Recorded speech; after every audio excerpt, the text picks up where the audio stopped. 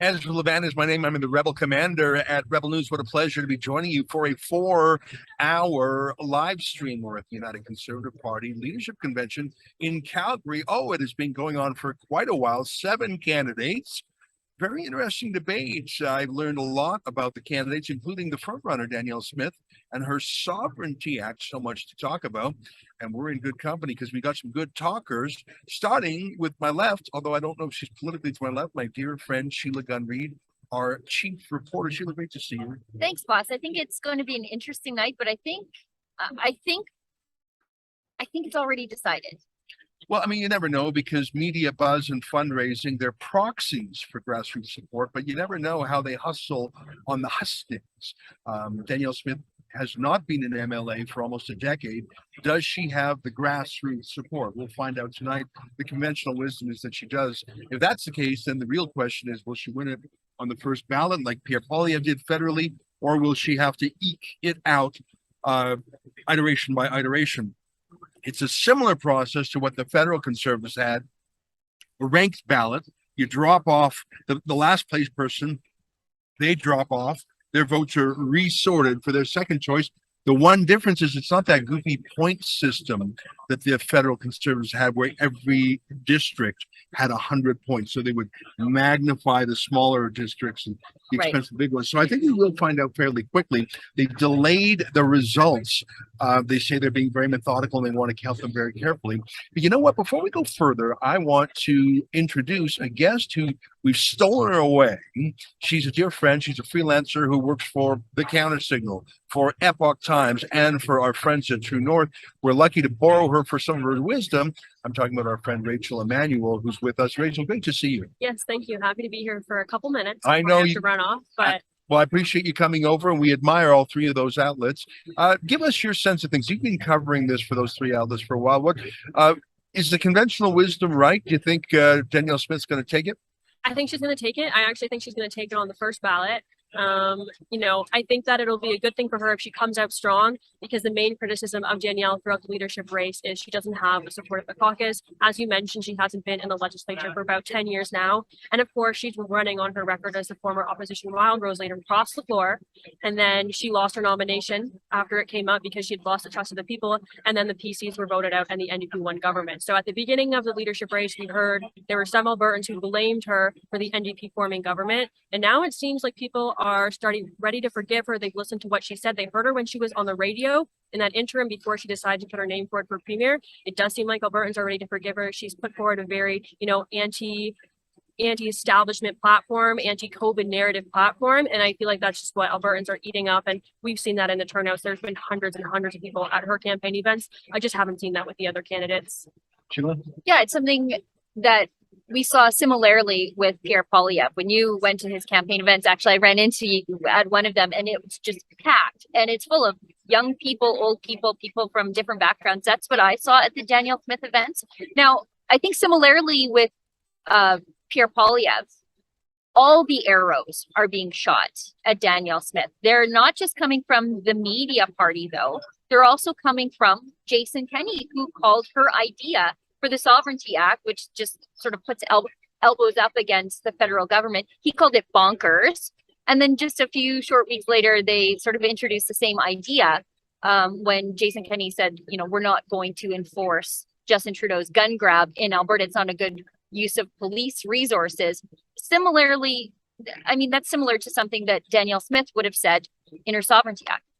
Absolutely. And I just think it's pretty crazy that we've seen Premier Jason Kenney wade into this UCP leadership race as much as he has. Of course, as you mentioned, he commented on the Alberta Sovereignty Act. He called it a laughing stock. I just don't think it's appropriate for a sitting premier, for an acting interim premier. He should just be sit quietly there, Instead, we've seen him out commenting on the race. Even just this week, he's been promising millions of governments and investments. He's certainly not sitting back and let things take their natural course as well. You might have seen his third-party advertiser, Shaping Alberta's Future, which on its website says that it was created to promote Alberta Premier Jason Kenney, and the UCP has been advertising against Danielle Smith in the leadership race. So it's been a little bit disappointing. That being said, I don't think it's benefited them. I think it's actually had the opposite effect where it's pushed people towards Danielle. Yeah, I think that Danielle is the outsider for the Kenney Conservatives. She has not been inside it. She wasn't one of the ones who was the strategists, the authors, the architects of the lockdown. I think that she's got the two big issues, a freedom approach as opposed to the lockdown approach, and a tough anti-Ottawa approach. To me, I think that was actually what really did Kenney in. It was like every decision he was making, he was second-guessing himself, thinking, when I return to Ottawa in 5 years to seek the leadership of the Conservative Party of Canada, what will CTV think of this decision I'm making here in Alberta today? So he wasn't really governing as an Albertan ought to do, which is blocking and defending against Ottawa, because he was always looking, well, how's that going to, I have to woo these people around the corner. Let me ask you this. I think it was unseemly that Jason Kenney would resign, but then snipe at his likely successor. Do you think that will stop if Danielle Smith wins today? What I mean by that, I'm thinking back, I'm an old man now, Rachel, and I remember when Stockwell Day succeeded Preston Manning in the Reform Party's successor called the Canadian Alliance. Preston Manning, who lost to Stockwell Day, I mean, Preston has some amazing qualities, but he did not take that loss happily. And his most loyalist MPs, Chuck Straw, Malty Solberg, Deborah Gray, Jay Hill, they drip, criticize Stockwell Day, and then quit. 1 week, then the next week, then the next week. So it was a constant narrative of there was disloyalty and a civil war in the ranks. They started their own little caucus called the Democratic Representative Caucus. This is all before your time, Rachel. But my point is, Preston Manning did not accept that he lost to Stockwell Day, and he fomented a civil war. Do you think that Jason Kenney and his loyalists, and I already see there's a pack of lobbyists in that room, like the oleaginous set that is worried they're going to lose power. They are not happy with this. Do you think that Kenney and his tribe, if Danielle Smith wins, are going to undermine her the same way Chuck and Monty and those undermine Stock Day? Yeah, I absolutely think the knives will still be out for Danielle if she wins, even if she wins on the first ballot. I think we're going to see people, as I mentioned, she is attacking the Alberta establishment. The Alberta establishment isn't just Liberals. It's a wide variety of people, lobbyists, as you mentioned. Those people are all going to be looking to protect their pocketbooks, and they're going to be looking to do anything they can to undermine Danielle Smith. And I think it's sad to say, I think there's going to be a number of Conservatives who might be happy to see Danielle Smith lose a general election, because that means she'll probably have to resign. You know, Conservatives turn people pretty quickly when they're not happy with them. We're not very forgiving. Unlike the Liberals, when someone messes up, you know, we're pretty quick to throw them to the wolves. We don't stand by our people endlessly. But, you know, that's why I think a first ballot victory could just be that much more important for her, because it shows she really has the support of the party members. And you can hope that, you know, maybe the caucus will rally around her so that we're not back here doing this again, just in a matter of months or years. As you mentioned, it seems like we've been doing so many of these. Certainly, we've done so many of these at the federal level. But I expect there are people that will never really accept Danielle Smith's leadership and will be looking to get rid of her from the get-go. I know you've got to run. Last question to you, Sheila, and then we'll set you free, Rachel. Do you think that there's a place for somebody like Travis Taves in a Danielle Smith caucus? Absolutely do. And I think that we're going to see Danielle Smith try to fold in those Kenney guard. I don't think she's going to want to create disunity. I think she's going to try to bring people in from all different areas of the government. She's going to try to build that portfolio. She knows she has a unity issue, and she's going to be addressing that. Just things that I've heard from her campaign in terms of people that they're bringing in. It's not people that you would necessarily expect. And I think we'll see. I wouldn't be surprised to see, you know, Travis Taves get a ministerial role. I wouldn't be super surprised to see that with some of her contenders. So I think she's aware of the challenges that she's up against, and she's going to be working hard to try to unify the caucus.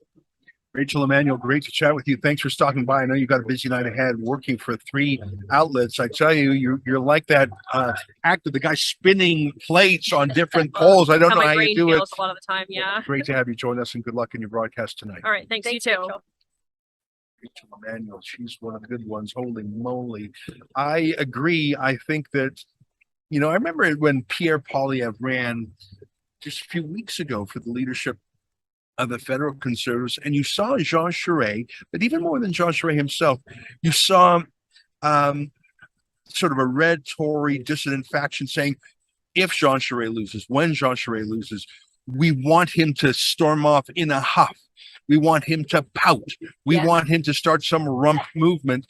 And by winning 68% of the points on the first ballot, actually, I think it was even more votes, winning almost every single riding district in the country, including Quebec. Yeah, like I think he won 330 out of 338, if my math is right. Yes. That just ended that right there. Now, when you've got 7 candidates don't know if you're going to win it on the first ballot. Rachel thinks so. You know, I think that Danielle Smith, I'm only going to speculate, but I think she has probably looked at what happened within the Conservative Party of Canada when Andrew Scheer didn't reach out to those Bernier voters and say, you know what, I won. You might disagree with the outcome, but there is a place for you here. I think if Danielle Smith is smart, and I think she is, she will do some of that reaching across the table and saying, look, I won. The people have spoken, but there's still a place for all of you in this party if you're willing to work together to go forward. And I think, just if she does win on the first ballot, it will be a complete repudiation of, Travis Taves is the hand-selected Jason Kenney choice for premier. And I think if she wins on the first ballot, it will be an absolute rejection of anything that has to do with Kenney. I want to build on that because it's shocking when you pull the camera back a bit. Jason Kenney was really Canada's most well-known, most successful, most prominent Conservative politician when Stephen Harper stepped down. And he chose not to run again, which I think surprised people because he had senior cabinet posts. He had pretty good French. He was known for his inroads in different ethnic communities. Although he was from Calgary, he was just as well known in Ontario and BC, for example. So when he didn't run again, and when he chose to come to Alberta, there were reasons for that. Again, I think it's pretty clear he didn't want to be the one to bash himself against the rock of Justin Trudeau. He didn't want to. I think he assessed accurately that Trudeau had at least a couple of wins in him before he was vulnerable. And, right. and Kenney didn't want to have the thankless job of being a national opposition leader for 5-10 years. So he thought, I'll go to Alberta. This is pretty easy. Hero. Yeah, be the hero and win. And when he won, he united the two nominally right of center parties, which didn't even need to be done, by the way. And he became premier with a significant majority. Okay, you would thought, well, this guy's going to be premier as long as he wants. Alberta has a habit of that. The Social Credit Party was in office from 1935 to 1972, if I recall. One fella alone was premier. Ernest Manning, Preston's dad, was premier from 43 to 68, 25 years. Ralph Klein was premier for a long time. Jason Kenney could have and maybe should have been a 20-year premier. Yep. But instead, he flamed out and didn't even finish his first term. That is shocking. And it's the two reasons I alluded to. Number one, a brutal approach to the lockdown. There was there was almost a thrill in his eyes and a thrill to the cops throwing pastors in jail, cracking down on businesses like Chris Scott's, diner in the Whistle Stop Diner. There was a glee to it. There was the denunciation of contrarians and skeptics in Trudeauvian language. Oh, these are yahoos. These are conspiracy theorists. These are extremists. To hell with you. You used to champion these people. Yeah. So I think he bungled the lockdown. And of course, he bent the knee to Trudeau 10 times out of 10. Here's my point with this, Sheila. That is why the world was shocked when Jason Kenney, despite pulling every string he could, only got 51% at his leadership review. 51% may as well be 0%. If he would have stayed on, it would be in constant bleeding and civil war till the end.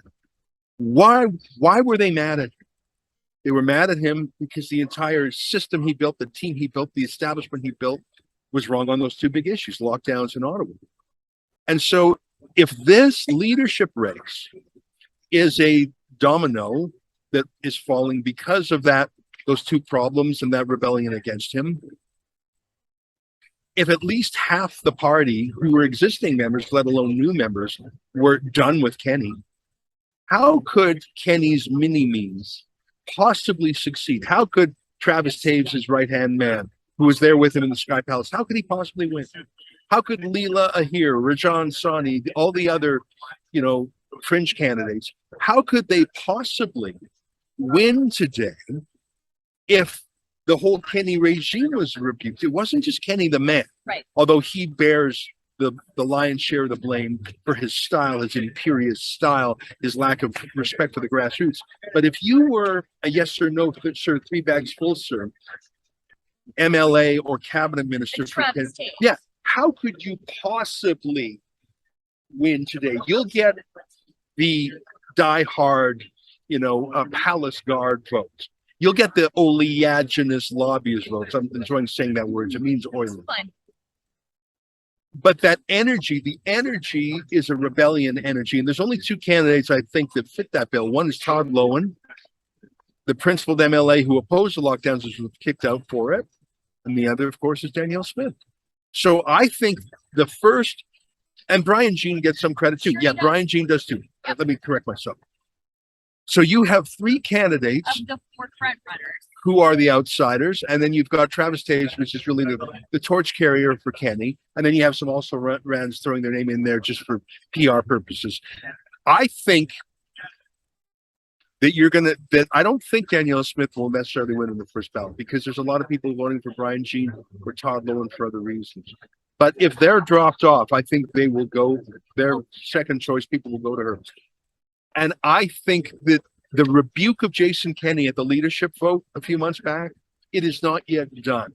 Tonight is the final button up of that rebuke. That's what I think. Sorry for that long and windy explanation, but that's my theory, that the party and the people of Alberta are not yet done throwing out Jason Kenney. They're going to throw out his minions tonight too. You and I were talking to Rick Bell from Calgary Sun on our way over, and we were talking about what an incredible story of redemption that Danielle Smith is. In 2014, she and several Wild Rose MLAs unnecessarily crossed the floor to the PC. Wild Rose existed as a rejection of the PCs at the time, and the corruption and the entrenchment of the PCs.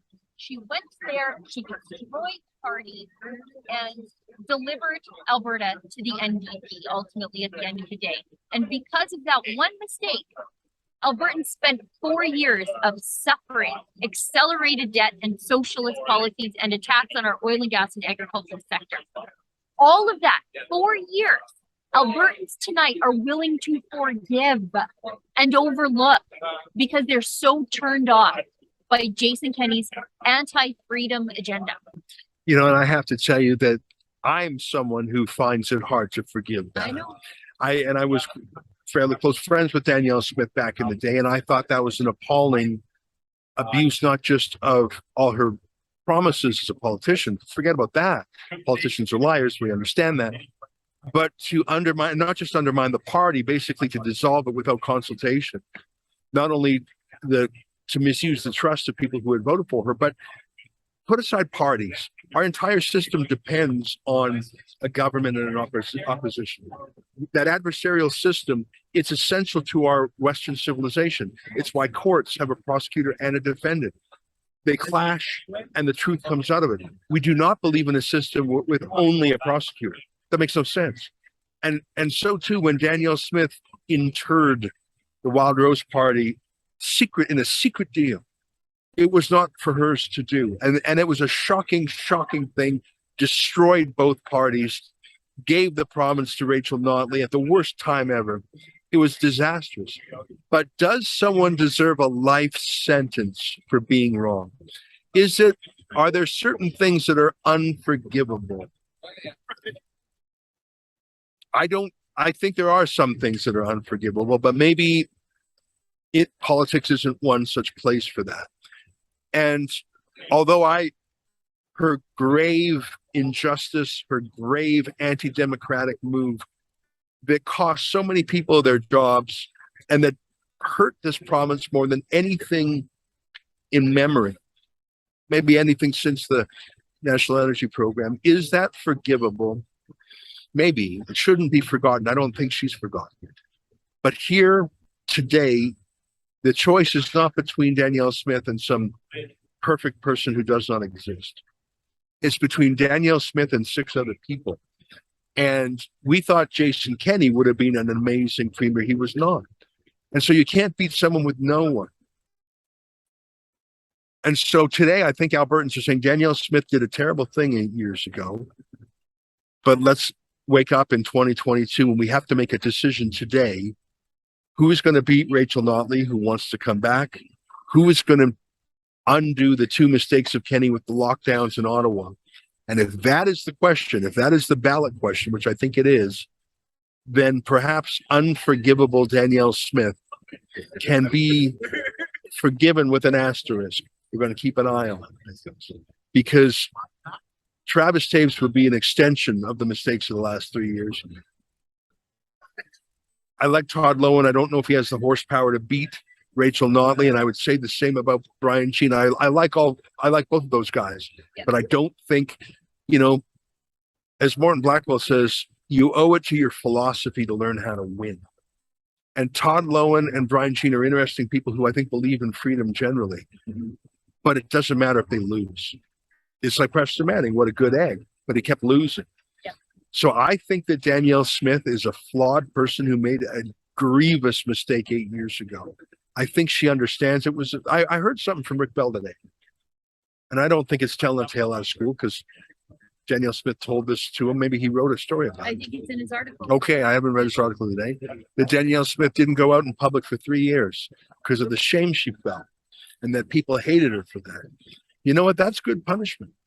Yeah. That's moral, social punishment. That's not legal punishment. It's not financial punishment. It is the judgment of your community. It reminds me of that amazing movie called The Mission with Jeremy Irons and who was the guy who played the Godfather, the older guy, De Niro. De Niro, Jeremy Irons, beautiful movie set in the conquistador age in Brazil. It was about a conquistador who killed his own brother in a love triangle. He killed his brother and instantly regretted it. And for years, hauled a big net full of his shields and swords up a waterfall and dropped it down, up a waterfall, dropped it down as physical punishment, like Sisyphus rolling that stone up the mountain. And he punished himself and punished himself and punished himself until one day a local Aboriginal boy saw this man who had punished himself for years for killing his brother and just cut the net and set him free. And it was a beautiful moment. And if you haven't seen the movie, you're saying, Ezra, why are you talking about the movie? Because if you do true penance, if you truly understand what you did wrong, and if you punish yourself, not just accept the punishments of others, but if you punish yourself, maybe you can come through on the other side.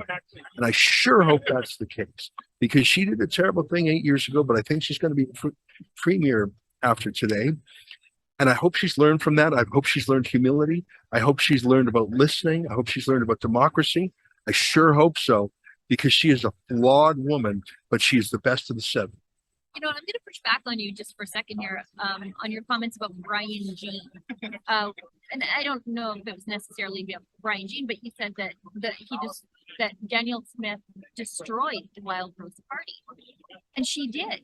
But Brian Jean snatched that party out of the fire And saved it. and saved it. Not only saved it, by the time, I think it was like 40 days between her destructing the party getting a new leader, and then going to a general election. By the time that he became leader, I think it was 40 days. Yeah. Thank you for that correction, Sheila. And his son died in the middle of it Oh my all. God. And the Wild Rose actually formed a stronger opposition. He got more MLAs than were previously sitting as Wild Rosers because people still believed in the Wild Rose. They just didn't believe in Danielle Smith anymore. And I think Brian Jean held the NDP to a pretty strong opposition for 4 Including years. during the wildfires. Including during the wildfires. When he lost his own house, he went up there and still, he was begging for the province to send water bombers that they didn't have on contract. And they mocked him. So there are a lot of people out there who chose Jason Kenney over Brian Jean to lead the United Party. They probably have buyer's remorse. Buyer's remorse. Sheila, thank you for all of that, and thank you for the reminder of that Brian Jean actually stepped in to fill into the gap when it counted at great personal. I mean, imagine if your son, God forbid, were to die. Well, listen, we're going to play a very quick ad because we're going to have a quick change, and when we come back from the ad, we're going to be joined by another journalistic talent. We had Rachel Emmanuel on. you should be excited because we got Tariq Fildebrandt of Western Standard Online. We're going to throw to an ad now. Don't you go away. When we come back, Tariq Fildebrandt is going to be with us. Stay with us for that. Tell people the world's on fire. Identify the problem. Attack it. Non-stop. Wait for a friend. Maybe. Definitely not. Yep. Chocolate chip. That's him. Kill the pipelines. The world's still on fire. Blame Alberta. Blame some more. Now the world's in need. Don't give him this. Or this. Take these. Screw that. Are we done? No.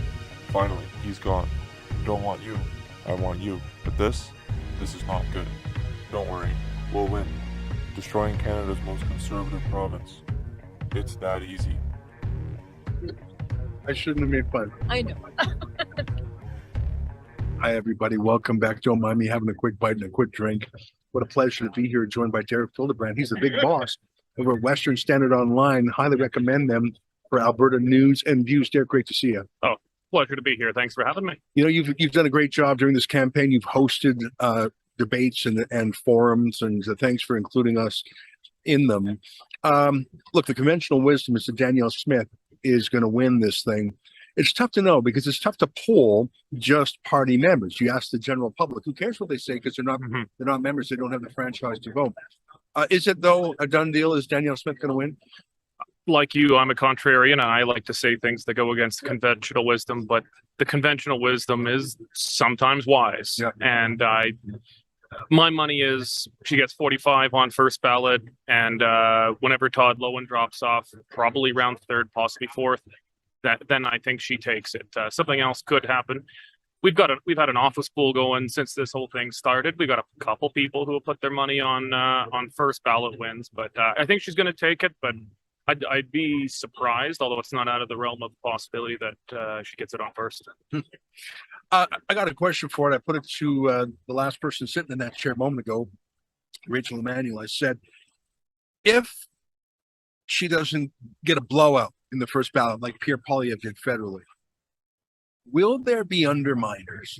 Like, I think the media was setting up, contrarians, Jean Charest, red Tories, to sort of say this isn't the real heart of the Conservative Party. Pierre Poilievre's 68% win blew that out of the water. And I don't think a lot of people are predicting a 68% win out of the gates for Danielle Smith.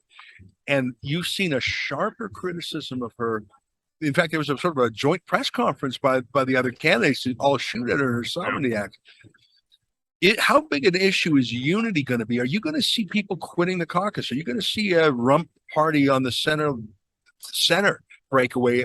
What's going to happen if she doesn't get a home run in her first ballot? I don't see it in the cards getting a 68% nuclear majority like that. Poilievre, I think, benefited from lower expectations. I think the legacy media, the punditry, they thought, well, there's just no way Jean Charest can get in the teens and just be an also-ran candidate. There's no way that all these others are going to be nothing. So I think Poilievre was actually a beneficiary of lower expectations. Everyone kind of thought he was going to win, but not like that. Now everybody seems to think Smith is going to win, but Poilievre set the bar at a ridiculous level that's going to be held up to. That nuclear win that Poilievre had makes it really tough for anyone to carpet him saying that he's an interloper. Smith is going to have unity problems on a number of fronts. There's a number of conservatives are I say, the United Conservative Party is neither united nor conservative nor a party, like the Holy Roman Empire, and neither Holy nor Roman nor an empire. Yeah. And so they're a loose amalgam at the best of times. Sometimes I wonder if it really is possible to hold wild rose or species together in the long term in one party. There's going to be a number of things. Some of it is ideologically motivated. Some of it's personal. I think you probably will see some leaving, but for other reasons. I think Leela here. That's my guess. What do you think? We've got another office pool going. She's not going to run as a UCP MLA in the next election. I think she's going to run as a Trudeau Liberal candidate. What do you think? Or it could be for the NDP, could be Alberta Party or Liberal. Liberals They need a leader. They need a leader, but everybody knows that's not going anywhere. Maybe Alberta Party. You could see, she could end up moving in somewhere into the city of Calgary because she would not win Chestermere Strathmore. but she's never had a open nomination in her life, Right. and she will face one. She will lose it if it's an open nomination. Yeah. So, yeah, she might cloak this in language of Sovereignty Act and Conservatives are all racist, but it'll be Right. more about the nomination. Others, I'd be surprised if Travis Taves went rogue. I think he's a bit more of I a think he's a company good man. soldier. Yeah. Yeah, I expect Smith is going to probably be magnanimous with folk, even though he's been tough in the campaign. Campaigns are campaigns. There's always blood on the floor. I don't think it was so bad that she can't make peace with him. I think you'll see guys like him stick around. Brian Jean, I got a feeling he wants to be leader or nothing. So I'd expect there's a good chance he just serves out a term and that's the end of that. Then there's some other Todd Lowen. That won't be a problem, but she's going to have problems. I think less with the membership of the party than with the caucus. Right. And remember, Jason Kenney said he wants to stick around until the next election. He's out today trying to hog the media spotlight today. I've never seen anything like it. I think he's going to make it. Maybe I'm being uncharitable here, but I think some part of him at least wouldn't mind if Smith or who his successor is lost the next election, because then he could say, "The ungrateful wretches should have stuck with me. I don't want." If I can't have it, no one can. Sheila, so I got a bunch more questions, I but I want to know. let you in here. Go Mine ahead. will be short and You sweet. go I ahead. know. I can't promise my answers. I know. So I guess I have two questions. My first is, so what does Danielle Smith do to foster unity within the caucus? And my second question, which is unrelated, but I'm just going to say it so that you don't jump in. What happens to Jason Kenney after this? On the first, some of it is just a lot of it's personalities and egos. She should keep probably some of the ministers there. I don't think Tapes has been this rock rib fiscal conservative like No, portray himself as. I feel like he benefited a little bit from a war. Yeah.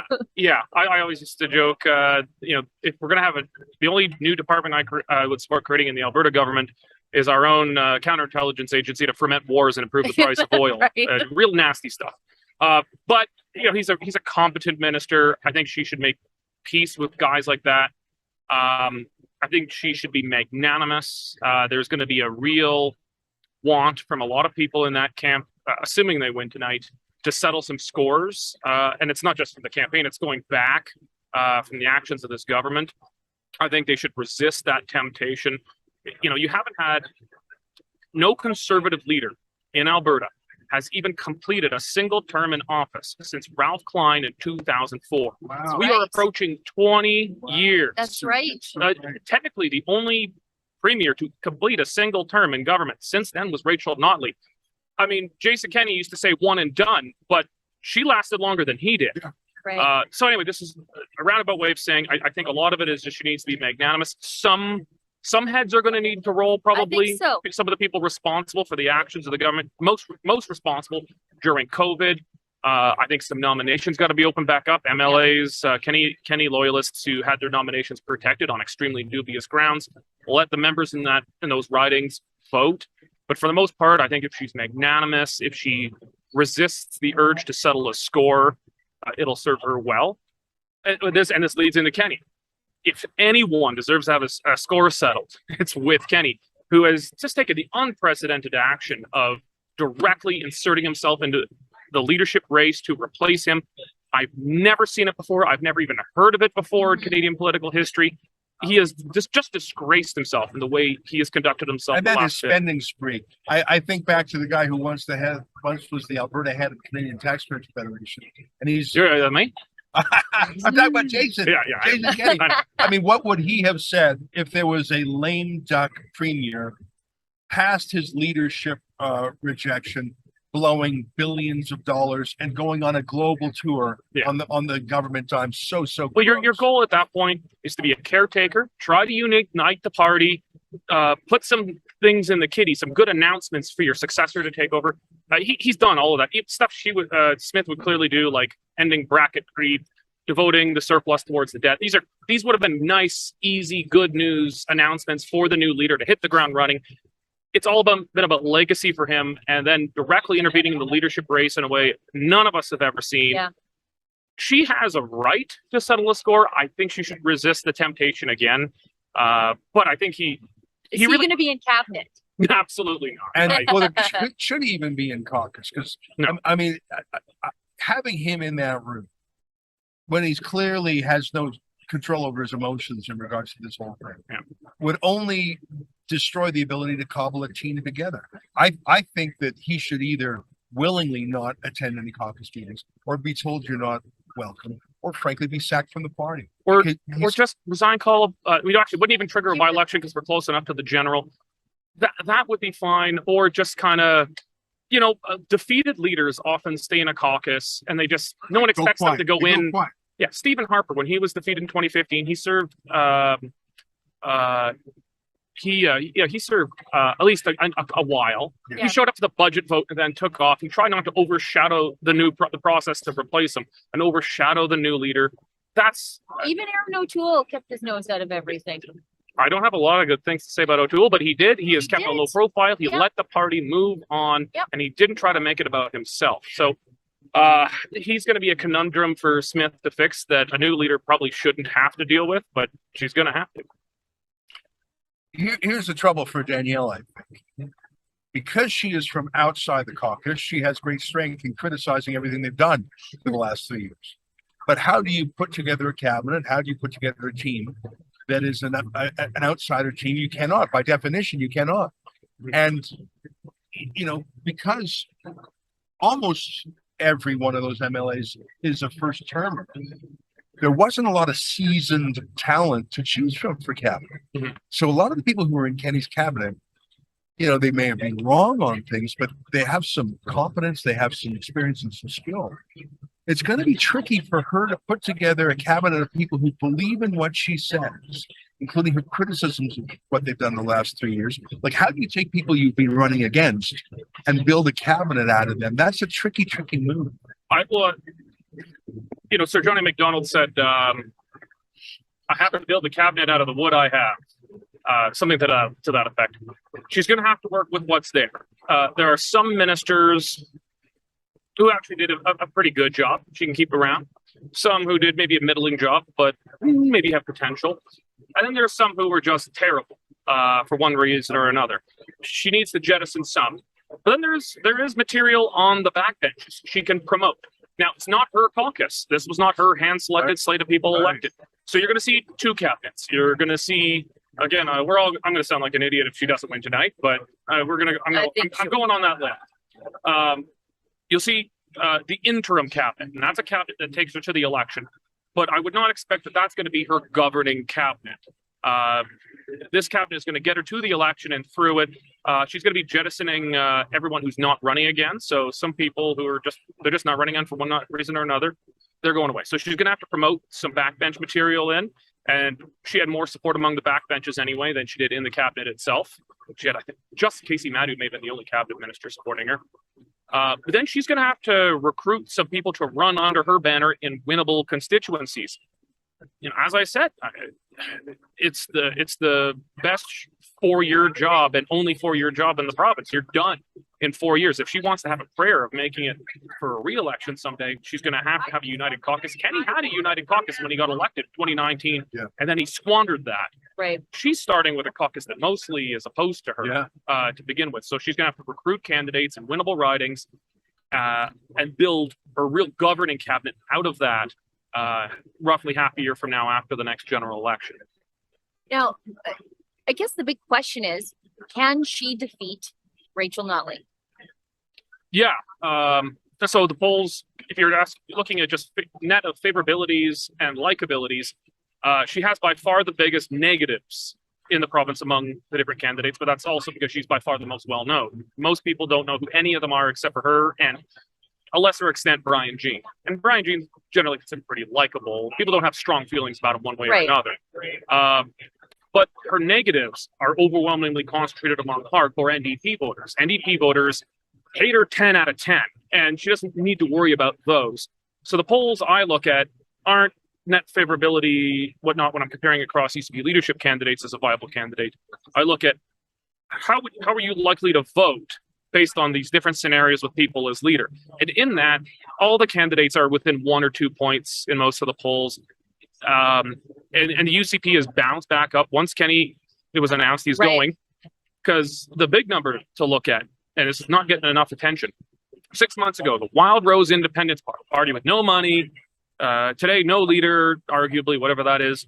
No profile, no MLAs. That was at 15 to 17% 6 months ago. Today, it's about 4%. And I would gander some of that is kind of their internal collapse, but also the expectation Smith is likely to win, bringing those people in. So it's not just fighting over the so-called center, which I don't believe is a real thing. People are more complicated than that. But bringing in populist, Alberta first, sometimes full sovereigntist voters back into the Conservative coalition. So this is a roundabout way of saying I think whoever the leader is stands a better than not chance of winning the next election. I'm just not going to put my money on any of them breaking the record of the last 18 years and ever having a chance at a re-election. That's a great factoid. Thank you for that. I know you're busy and you got your own team to run here, so we're really grateful you popping by. It's nice to see you. I just want to ask one more question. It actually goes to the media. And one of the reasons I like Western Standard. Other than that, you founded the original one. Well, that's one reason, but I like the fact that you guys are Western first. You're in the heart of the West. So there's no bananas. There's no shenanigans going on. I just heard that there are 200 journalists registered here. I'm not sure if that could possibly be true. I guess that includes camera people and also because there's a lot of camera crews here, and we're on a riser. I think that's CTV over here, and I was too cheap for it. I saw the price and I was like, they charged me $500 for internet. I'm not buying the riser. I know. But I choked on it. You know what? I guess my point was the opposite. Is that a lot of journalists are here, and here's my theory. For the last little while, people, until the trucker convoy took all the political air out of the room. And then the end of the mandates, and then Pierre Poilievre, his leadership, and you had an election in Ontario. You had an election just a few days ago in Quebec. These were really big things in the mind of national journalists. By national, I mean, the Toronto Star, the Globe and Mail, CTV, CBC, Global News. But that's sort of done now, and the summer's done now, and there's not a lot cooking right now. And I don't think that the media party, as I call them, has been paying a lot of attention to this Alberta race. I just don't think they've been, because these other things are more interesting to them. Mm-hmm. But if Danielle Smith wins tonight with her Alberta Sovereignty Act and with her normalization of Quebec-style rhetoric about independence or sovereignty, or at least not separation, but we're going to take our share. Mm-hmm. That's going to terrify the Andrew Coynes of the world, the Rosemary Bartons of the world. It's going to shock them. And they, I think, my prediction, are going to declare war against Danielle Smith in a way we have not seen since the war that was declared against Stockwell Day some 25 years ago. I think that they have largely ignored this Alberta leadership race because they didn't understand it and they're bored by them. But if Danielle Smith wins, I think you are going to see the entire political class have a motto: kill Danielle Smith. What do you think? I'd agree with 90% of what you said. Where I think where we part is that they have been paying a bit of attention only so far as involves the Smith and the Sovereignty Act. Okay, right. That is it. And all of a sudden, they like what Jason Kenney has to say. Yeah, all of a sudden, it's weird. Jason Kenney goes from right-wing, reactionary, racist to reasonable, middle-of-the-road statesman. He's criticizing it's incredible Danielle how Smith. Conservatives become reasonable people once they're no longer running for office. Yeah, they have a strange new respect. Yeah. I think that there has been some attention because it's perfectly reasonable for, say, Francois Legault, who is, I think, in a similar vein. He's a sovereigntist for Quebec, but he's not a independentiste, or however you pronounce that. Right. He's a sovereigntist, which is get maximum control you can while the maple leaf still flies, and putting Quebec first, not Canada first. And that's just par for the course. And in fact, Quebec can enact the most racist legislation in North America. It's not Alabama anymore, people. It's Quebec. And this is just kind of perfectly par for the course. A couple little columns here and there, but move on. Whatever. It's Quebec. It's different. Someone in Alberta says vaguely the same thing, and they've lost their mind. So they have paid a little bit of attention to it. They have been uniformly negative about it. But I think you're right that it is going to get to a whole new level where even many conservatives in the East might quietly even prefer the NDP here because it is seen as rock-ribbed federalist. So just as, you would have conservatives in English Canada once upon a time who hoped that the liberals in Quebec would win. Well, geez, they might be liberals, but they're federalist. It's the federalist team.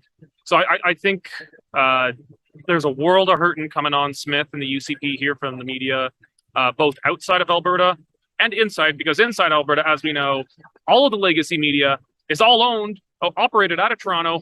All four major daily papers in Alberta operated Post Media out of Toronto, And they're all in owned the out of New bailout. Jersey. They're all on the bailout, and they're owned in New Jersey. That's right. So it's not Right. there is no Alberta legacy media other than like maybe the Medicine Hat News, the Red Deer Advocate or something. There is no Alberta legacy media. And we saw that, and I know I promised I'd set you free, but we saw that when the Alberta Prosperity Project, which is a semi-sovereigntist lobby I group. think they're independence minded. That's right. But whatever. I think that's fair. And okay, I accept what you say. I accept that. So they invited the panelists to come. And by the way, if you disagree with them, what a great chance to go and say, hey guys, I go with you this far of the way, but this last mile I won't go, and here's why. And I hope you can accept that. I respect you. Which is what Brian Jean did. That's right. There. So by the way, if you're invited to speak at a panel by a group that you don't totally agree with, I think the grown-up thing is, well, I want to represent all Albertans. I'm going to go there and I'm going to just speak very plainly and friendly, tell them why I disagree. Well, so Travis Taves, who canceled on that one, he did show up for a debate where he did disagree with them. The Alberta Teachers Association, a militant, hard left union, had their own little debate or forum kind of thing. And I think Travis Taves, he might not be as conservative as maybe some of us, but he's way more conservative than they are. And he is not an ATA guy, but he went and showed up to their debate and politely disagreed with their views, because that's what you do in a democracy. And good for him for that. But he didn't do it with Alberta Prosperity Fund and you guys. Here's why. Right. Because Jason Markusoff of the CBC, formerly of Maclean's, called them up, not with a journalistic question, but with I'm writing a story that you're going to hang out with these separatists, and I need to know in 2 hours by my deadline if you're going or not. And this is journalism, by the way. You've got 2 hours to let me know if you're going.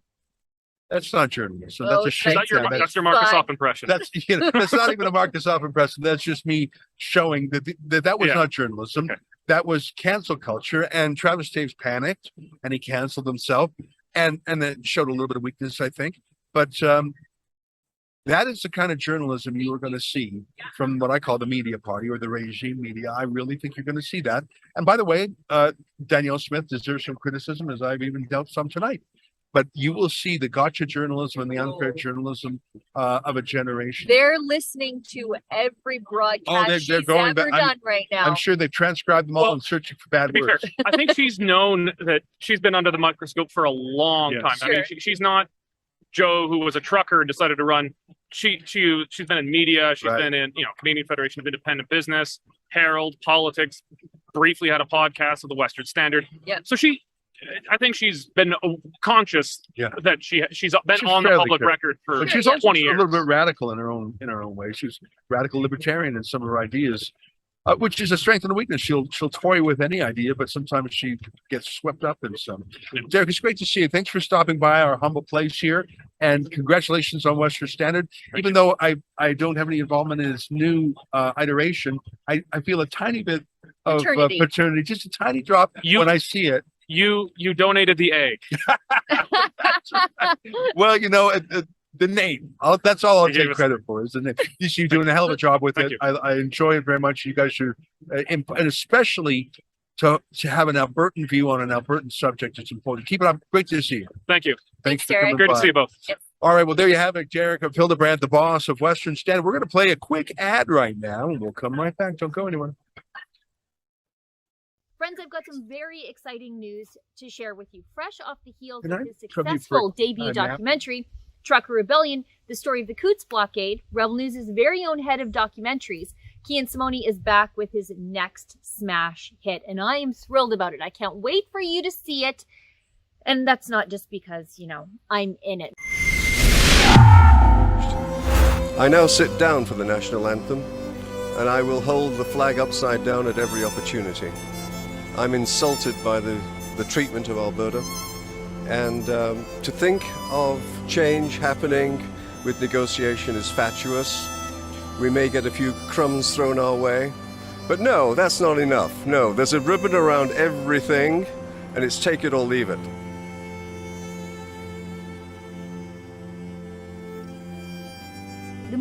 called Ungovernable, Alberta's Quest for Independence. Now, Kian's got a unique perspective because he's a born-again Albertan, recently relocated from Ontario, and his film explores the inequitable treatment of Alberta within Confederation, the long history of liberal attacks on our oil and gas and agricultural sectors and our way of life.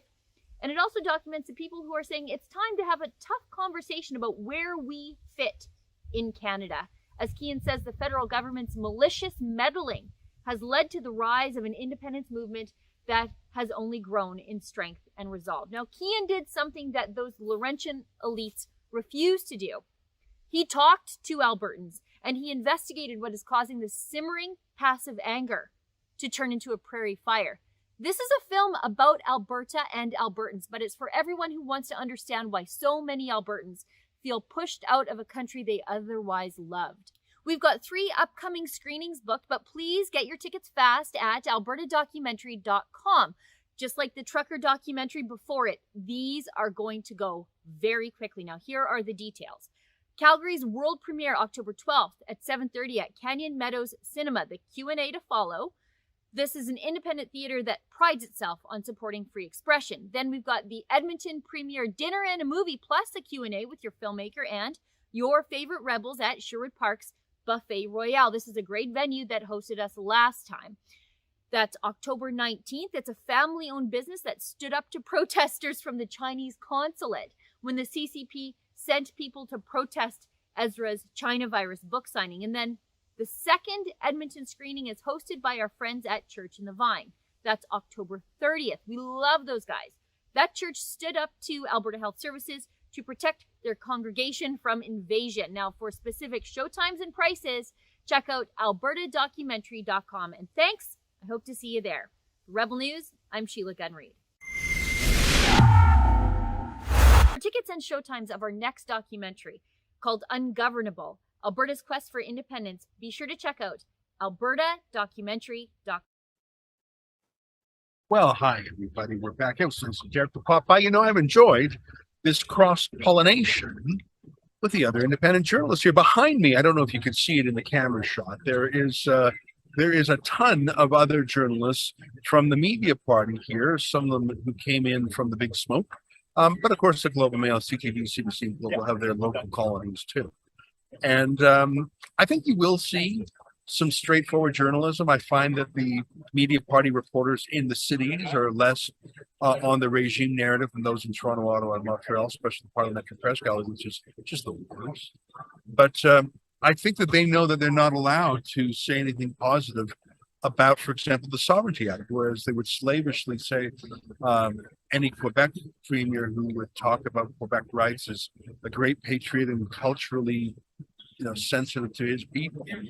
So I don't expect that Danielle Smith will get any fair coverage from the media party, but from Rachel Emmanuel, who's with 3 different outlets, and Derek Fildebrandt, I think between them and Rebel News, we've got you covered.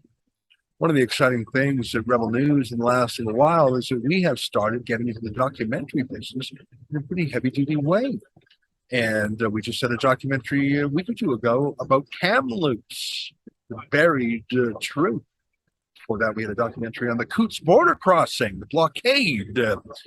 Our next documentary is just days away. It is about Western independence, Western rights, Western sovereignty, and it's by, as Sheila called it, a born-again Albertan, a new refugee here from Ontario who sees this place with fresh eyes. He's our chief documentarian. His name is Kian Simone. He joins us now. Hey, Kian, or K2 as we lovingly call him around the office. How you doing? Good. How are you guys? Thanks for having me on. Come on. Thanks for help setting things up. Tell us a little bit. We played a trailer about your movie. Actually, we played an ad for it. And I might ask our team at the HQ Efron to tee up. I know that Kian has a new trailer he put on Twitter just today. Why don't you set the scene for a minute, and then we'll throw to that trailer if our HQ's ready to do it. Yeah, sure thing. I like how you started. You couldn't put the right words on what it's actually about. It's Western rights, Western independence, and it's perfect that we can't actually pin it down because it's such a broad subject that I didn't really understand when I got here. So when Jason Kenney actually brought me here, he was my Trump, and believe it or not, it's funny that we're here tonight. But he was my Trump, and wasn't going to discriminate me, or so is what I heard. So when my local Walmart in Ontario got taped up for non-essential items, the next day I packed my car up and I went to Calgary. I told my mom that night, I said, I'm leaving. This is the only place that I can go where I can feel free. And then when the vaccine passports came in, I didn't know where else to go, didn't know what else to do. I didn't know where else to go to Canada. Someone said, well, let's just leave. I said, well, that's Quebec talk. What are you talking about? And I had no idea that Alberta had a whole movement of different people with different perspectives of what we can do in Alberta to become more independent. And that's something that I explore in the documentary, is that independence isn't about separation, it's about making our own decisions. Well, let's see. Are we ready in the HQ in the control room with Kian's new trailer? I saw it on his Twitter feed. Are we able to play that now, Mocha and Efron? Okay, here we go. This is the newest. It's going to be a flavor of things. I like this. I just saw it today for the first time. Take a look. Tell people the world's on fire. Identify the problem. Attack it. Non-stop. Wait for a friend. Maybe. Definitely not. Yep. Chocolate chip. That's him. Kill the pipelines. The world's still on fire. Blame Alberta. Blame. Blame some more. Now the world's in need. Don't give them this. Or this. Take these. Screw that. Are we done? No. Finally, he's gone. Don't want you. I want you. But this is not good. Don't worry. We'll win. Destroying Canada's most conservative province. It's that easy.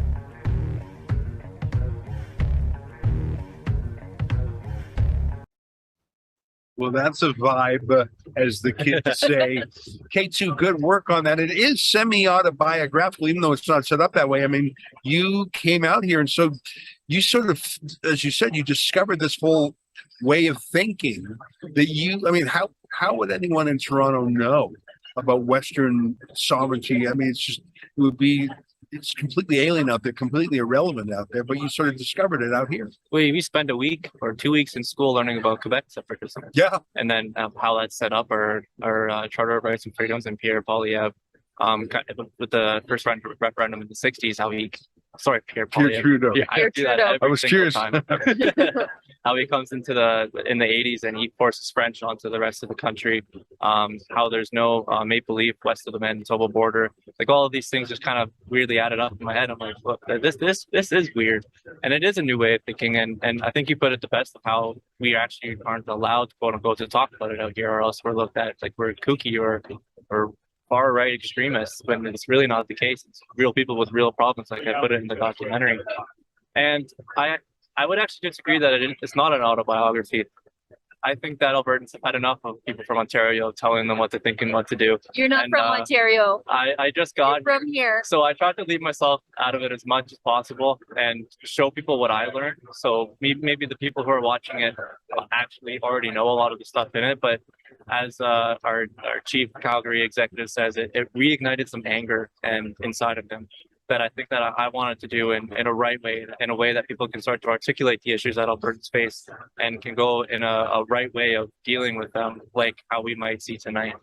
So how much of this disgruntled nature of Albertans, how much were you aware of that before you got here? I'm always curious, because for me, it's just my state of being.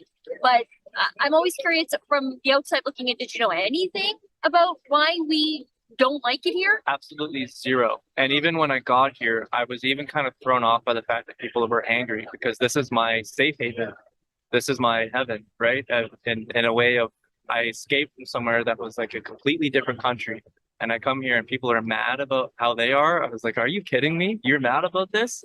Like, you should go over there and see what it's like. So it's just a funny perspective. And now I totally understand and I agree with a lot of it, to be honest. I just really had to settle in and become an Albertan first. Oh, sorry. No, go ahead. I was just going to say, why'd you choose the name Ungovernable? I think it's catchy for one. And two, well, look at where we are tonight. We are at Jason Kenney's release, if that's the good way to put it. Yep. And it's because, and it's understandable, when you go through a shotgun marriage or when two companies merge, the leader that comes out of that never going to last for a long time. So it's going to be the same with political parties because of not agreeing on things. And COVID was the perfect time to not agree on something. But I think Albertans are obviously the ones who pushed him out with that 51% vote. And that just shows to prove that if you are not going to appeal to someone's wants and needs and honestly desires and their rights, freedoms, then you're gone. And I think that that's what ungovernable means. It doesn't mean anarchy. It just means if you're not going to listen to me, I'm not going to follow you. You know, I'm a little bit older than you, just a teeny bit. And when I grew up, there was a feeling of Western alienation because of Pierre Trudeau's national energy program. And in fact, Alberta elected a separatist MLA. But then the Conservative Premier, Peter Lougheed, said, okay, I see a lot of energy there. I don't want to be outflanked there. I'm going to try and be the defender of Alberta. And, you know, with some pluses and minuses, that's what he did. And then Brian Mulroney was elected to end Trudeau. And Alberta said, okay, good, we can relax now. We don't have to run away now. But he let people down again, too. And so the rise of separatism again. And then Preston Manning said, no, we don't want out. And his slogan for the Reform Party was, the West wants in. Again, he took all that energy and redirected it towards reform, which, spoiler alert, it didn't work. He never won. I really don't know what the strategy was, because how could you possibly win if you don't have a majority of the seats you're even contending? Like, how could Western Canada ever have a regional party that would beat Ontario and Quebec? Like, I don't even know what the strategy was. And I was, you know, I was Preston Manning's assistant for 2 years. How could that possibly have worked other than to split the vote? And Jacques Pritchett, again, you're too young to even know that. He won 3 majorities back to back in the 30-something percentages, because Alberta's reform vote split it. And so here we are, it's 2022, and you have another Trudeau, and you have more energy. You know, they feel beat up in more ways by Justin Trudeau than even his dad. Pipelines destroyed, blocked. I mean, just not just through tax. I mean, Pierre Trudeau was a kind of communist. He wanted to nationalize the means of production, but he still wanted the means of production. He just wanted to steal it. Justin Trudeau doesn't want to steal the oil. He wants to lock it in the ground. He doesn't want anyone to get it. You know, a true communist says, let the workers have the means of production. Justin Trudeau is worse than that. He says no one will use oil. We'll just have green solar panels. Hydrogen. Yeah. And is the energy? I'm not sure if there's a question here. I'm just enjoying rambling. But K2, here's my question. Pierre Poilievre is giving some Westerners hope. Danielle Smith, if she wins tonight, is going to have some tough talk about sovereignty. But isn't it true every time there's a wave of Alberta's sovereignty, someone comes in and says, no, I got a better idea. Don't leave. I'm Stephen Harper. I'm Brian Mulroney. I'm Pierre Poilievre. I'm Danielle Smith. I'm Preston Manning. No, don't leave. I got a better idea. And none of those better ideas have really been much better. I wouldn't say that there's any malice towards that. I actually don't think Albertans want to leave at all. At least the majority of the ones even call themselves separatists or independence minded. And that's because of that pattern that you were talking about, how it goes up and down with different people coming out saying, this is what Albertans want and need. So we have to give that to them. And right now, what we see today is with Danielle Smith and Pierre Poilievre, they're going to kill that independence movement again. And that's a good thing. I think that's a good thing. I think that Alberta needs to find its place in this confederation, or else it's going to get ugly. And yeah, just like Harper did. But I think that, and Derek Fildebrandt put this actually in a really good way in the documentary. He said, Alberta wants to stay in Canada, wants to leave Canada, but leave the Canadian flag up. Quebec wants to stay in Canada, but take the flag down. And I think that sums up pretty well that pattern when the separatist or independence movement goes ups and down. And I think that Danielle Smith, if she wins tonight, and Pierre Poilievre, I think it'll kill the independence movement for another 10 years. Well, we'll see. I mean, something called the Sovereignty Act. It's using some powerful words, and it's using Quebec as a powerful precedent. Boy, a lot of forces to be against it. I was thinking, it's not any one thing.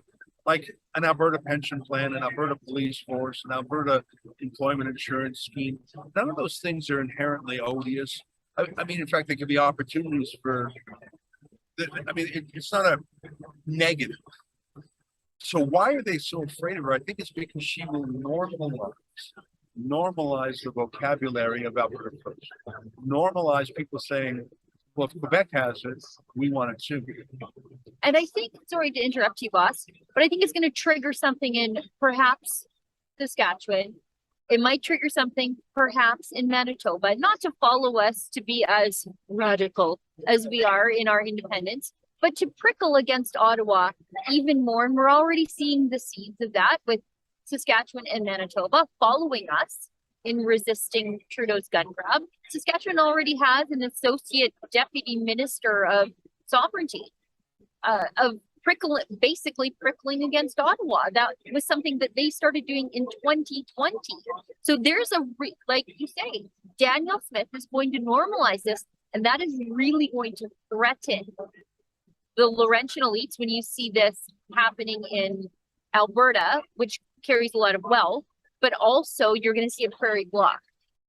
You know, I was talking to Derek Fildebrandt a minute ago about how the CBC's Jason Markusoff called up Travis Taylors, not for real journalism, but to basically threaten and say, if you go to this semi-separatist panel, we're going to write a hell of a story about you. So I need to know right now, are you going or not? That's not journalism. You need to do it with a better voice. And I don't even know what voice I was doing. Derek thought I was mimicking Markusoff. I don't even remember how Markusoff sounded. But that wasn't journalism. That was a threat. And why did the CBC, why did the regime media, why did they want him not to go there? Because they want it to be a third rail. They want it to be a taboo. They want it to be that you're not even allowed to talk about these things. Because if people started to talk about them and said, yeah, if Quebec has it, we want it too. If that normalized, more than any one thing, more than a pension plan or a police force or employment insurance, or more than any of those little things, equalization, just the mindset of, like, I mean, in Quebec, K2, I don't know if you know this, but sovereignty or Quebec first, because it's also cultural and linguistic. So much of the cultural industries, their songwriters, their artists, their comedians are naturally sovereigntist, because it's not just about a geography and an economy. It's about a history and a people. Culture. And, yeah, culture, French New Canada. And so it's actually cool to be a sovereigntist there. And every party tries to outdo each other, even if their technical solution is different. And if that ever happened in Alberta or the West, that's what they're scared about. They're not scared about this policy or that policy. They're scared about the national consciousness. The thing, you know, it's like Taiwan versus mainland China. Over the last 20 years, more and more Taiwanese regard themselves as a distinct ethnic nation, as opposed to people who fled the mainland, fled Chairman Mao. They think of themselves as a coherent people, not just a hotel. And if Albertans, and by the way, Newfoundland's the same way. It's a very coherent, culture strong. If Albertans a distinct society, one might say. Exactly. Yeah. If Alberta ever had that consciousness, that would be the threat to the Eastern Laurentian elites. Were we forced into Canada in 1905 when? I don't think it was a forced. There was a great province plan called Buffalo. It would have been Alberta and Saskatchewan. Yeah. And it was cut in half. The last minute was cut in two to keep it small, to keep them divided. September 1st, 1905. I was going to tell it. I won a poetry contest with a limerick about. Let's hear it. You know what? I don't even remember it. And the thing about limericks is you got to get it right. But Alberta was born unequal. It didn't have the same constitutional rights as the other provinces. It didn't have the same natural resource rights as the other provinces. It certainly didn't have the same Senate privileges as the other provinces. Here's a quick example. Alberta, 4.5 million people, has 6 seats in the Senate. Nova Scotia, about 1 million people, has 10 seats in the Senate. It's just one small example. Quebec is guaranteed 3/9 of the Supreme Court. There's so many little institutional systemic biases there. Alberta is not free, it is not equal. And if Alberta ever woke up to that, then the establishment would tumble. Do you think it would have been different if we came into the Confederation with oil? We didn't get oil for another 40 years, 42 years. Maybe. Now there were land. I mean, there were other things Alberta had of value. Food. Yeah. I don't know. It's a tough one. And the problem now is that so many ideas are shaped by such a small handful. And just like you can't say anything against the COVID narrative, just like you can't say anything against, let's say, the anti-Trump narrative, there's certain things you cannot say, or the transgender narrative. You literally will be silenced and censored or throttled. I fear that they will use big tech to cancel any discussions of this. They will say it's foreign funded. They will say it's disinformation. They'll say it's disloyal. I worry that with the concentration of not only the official media, but now the social media, I wonder if these conversations can even be held in Alberta in the way they were a generation ago. I think we're about to find out, though. I think it's exciting. I think I don't think it matters who wins tonight with the top two runners, Todd Lowen and Danielle Smith. I think those conversations will still be had. It's interesting. You think Todd Lowen is number two? Oh, sorry, Travis Davis. We'll see. In my heart. Yeah. Well, listen, KT, you're doing great work with the documentary. Now, Sheila, you know these stats offhand. Ungovernable will be unspooled, as they say in Variety. Where are we unspooling that? I'll actually throw this to K2 because this is his baby. I had to guess what unspooled means. That means the premiere. When's the release of the movie? That's just Hollywood Inside talk. Oh yeah, you're a big Hollywood insider. I'm a really big Hollywood insider. I don't know why I said that word unspooled. It's the first time in my life I've been able to use it. When are we unspooling the documentary? Hopefully it's the last time too. It's October 12th at Kenya Meadows Cinemas. It's a local theater in Calgary. The best movie theater in Alberta. They've hosted us many times. Many times now, family run. And they don't care what we put in there. I mean, they care, but they believe in free expression. Yeah. And they got great snacks. I should tell you, they have 9 different varieties of corn dog. Some frightened you. Yes, I'm frightened. There was a pistachio version. I thought that just ain't right. I might try that next time. Pistachio. Yeah, you like to live dangerously. And you can get your tickets at albertadocumentary.com. Albertadocumentary.com. No, but we have other experiences. So maybe you're not into the theater experience. You want a more intimate experience. Dinner and a movie. We have that too. Yeah, that's October 19th at Buffet Royale. Another free speech. In Edmonton. In Edmonton. I think I'm going to that. I mean, you just say Buffet Royale, and I'm pretty much guaranteed to be there. No, I'm kidding around. I've been to the Buffet Royale a few times for events. It's super friendly folks. So that's all at albertadocumentary.com. And then one more viewing, October 30th at my favorite church in the Vine. Freedom Fighter Church. Exactly. And that one is like a very close experience. So if you don't want to do a dinner or you don't want to be in a movie theater, you want to be in a church with 500 other people, I think that's the place to go. And that one's very family friendly.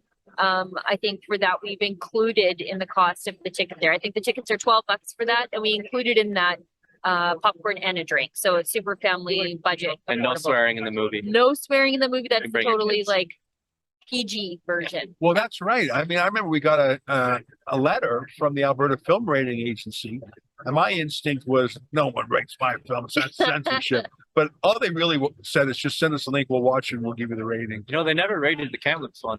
They never did. I sent it. Isn't that interesting? You know what? On the one hand, I thought, who the hell are you to tell us anything? But you know, on the other hand, they weren't cancel culture. They're just covering their butts. Yeah, they just said, look, this is our job. We got to do it. Just let us rate the film for you. And don't fight with us. Yeah, don't sue us. Yeah. So I was ready for some fight, and my friend said, "This is not going to happen." Like there's no charge to it. They just watch it, right? Give it PG-13 or M, whatever. I don't even know the ratings anymore. But you know what I liked about it is that feels like a real movie. Yeah, like a real movie, a real rating agency. That's sort of cool. Great feeling. Yeah. So have you submitted the ungovernable one yet? I had to tomorrow. The final just came out today. Oh, nice. The final cut. Yeah. Well, you know, that's great. I mean, how many documentaries have you done with us now? You've done the Coots one. You've done Coots, Boer, the Netherlands documentary. Yeah. got this one, Ungovernable. We got the Expose and Reset docuseries. And then the Kamloops, Your appointment on Kamloops. yeah, the buried. So that was all Matt. Oh, that was That Matt was Brevner's work. Yeah, I that was- just kind of did the rejigging around. oh, yeah. You're in charge of documentaries. Well, we've got some great documentaries. That's super duper. Well, Kian Simone, great to see you. Thanks for popping by. We call him K2. And Number one in our hearts. Though. yeah, that's right. Now, just hear in my ear from Efrain Oswaldo Flores Monsanto that we have another trailer for this that we'll play right now. So here's, if you want one more taste of Ungovernable, here's another trailer for you. It's the values. You look at Western values in Western society, and these are values we could all relate to, but they're old world values of grit and community and perseverance. It's a place where you can make a living with your back and your hands and a little bit of hard work. And it's a place of opportunity. And I think as Albertans, we're fiercely protective of that. The world's energy crisis has been grabbing newspaper headlines. In a nutshell, we're running short of petroleum resources and the prices are zooming upwards. My colleagues in the government and I have come reluctantly to believe that the price of oil in Canada must go up. This was Alberta. Origin of the Alberta separatist movement begins with the election of Pierre Trudeau as Prime Minister. It was a deliberate and malicious targeting of the West, which suited Pierre Trudeau just fine, just like it suits Justin Trudeau just fine. Sunny ways, my friends. Blackface. There is an actual hostile government towards Alberta. Why did your dad give everyone in Western Canada the middle finger? Really, in politics, you do have to make big decisions, and whenever you make big decisions, there's going to be people who agree with it and people who don't disagree with it. Plenty of people want to leave this country. It's not the kind of idea you'd expect to hear from someone who wants to win power and hold power. It is a radical idea. And you would normalize the discussion. And so maybe Alberta wouldn't have to go, because maybe the rest of the country and the rest of the world would say, whoa, don't go. Will you accept these changes instead? That's what happened for Quebec. There's no maple leafs west of the Manitoba border. Why do we have a maple leaf by unilateral decision on Canadian flags? Think of how the American colonists were in 1775. That's how a lot of Albertans are today.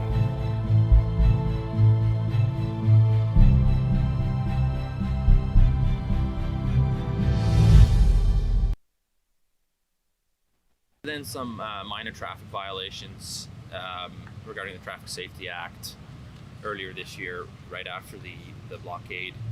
I have now been charged with mischief over 5,000. October 4th, we're supposed to go to court in Lethbridge at 10 a.m. I guess to just basically see what the charges are all about. It's very new to me as well. I've never done anything like this before, so this is my first time being charged for something. I mean, we're good citizens, non-violent, and we hope that we get the support from all Albertans when on October 4th to show the Crown and the judge and the media that yes, we are good citizens. New charges have been laid in relation to the Coutts blockade, a peaceful protest against vaccination mandates that took place between January 29th and February 15th this year. It saw restrictions ease and acted as a catalyst for Premier Jason Kenney's stepping down as UCP leader. On September 16th, the RCMP put out an update on the blockade. This release came with 3 new charges of mischief over $5,000. Sydney Fizzard with Rebel News, and today we're going to share with you our interviews with Alex, Marco, and George. RCMP say these new charges stem from the 3 individuals allegedly being key participants in the blockade. All 3 will appear at the Lethbridge Courthouse on October 4th, at which point we will find out more about the case made against them. Previously, Alex was held at a Fort Macleod RCMP detachment, where he informed us that the Crown sought a no communication condition with Marco, another of the individuals now charged with mischief over 5,000. We spoke with their legal counsel, Williamson Law, who have been assisting with bail considerations and will be assisting them further in court. Crowdfunded donations through truckerlawyer.ca are financing their legal defense. For now, here's what Alex, Marco, and George had to say about these new charges of mischief.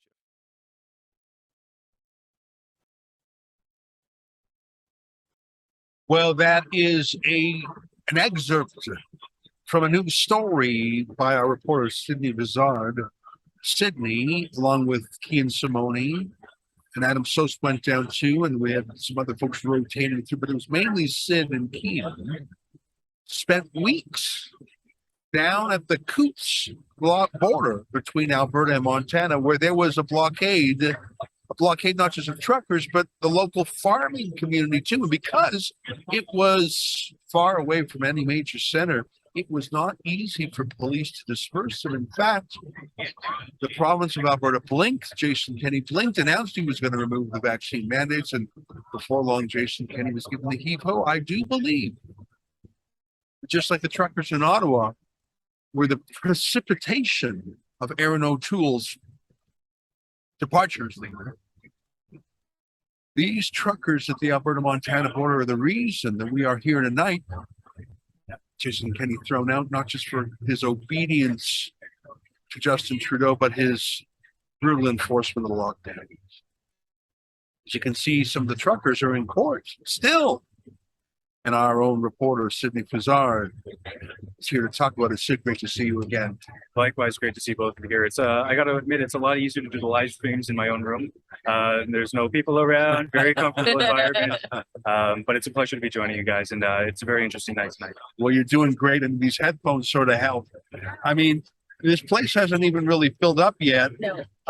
There's still hundreds and hundreds of seats. I think most of the media behind me are just sort of killing time and kibitzing. We've been talking about a number of things, Sid, including Western separatism. We talked to Kian Simone about that.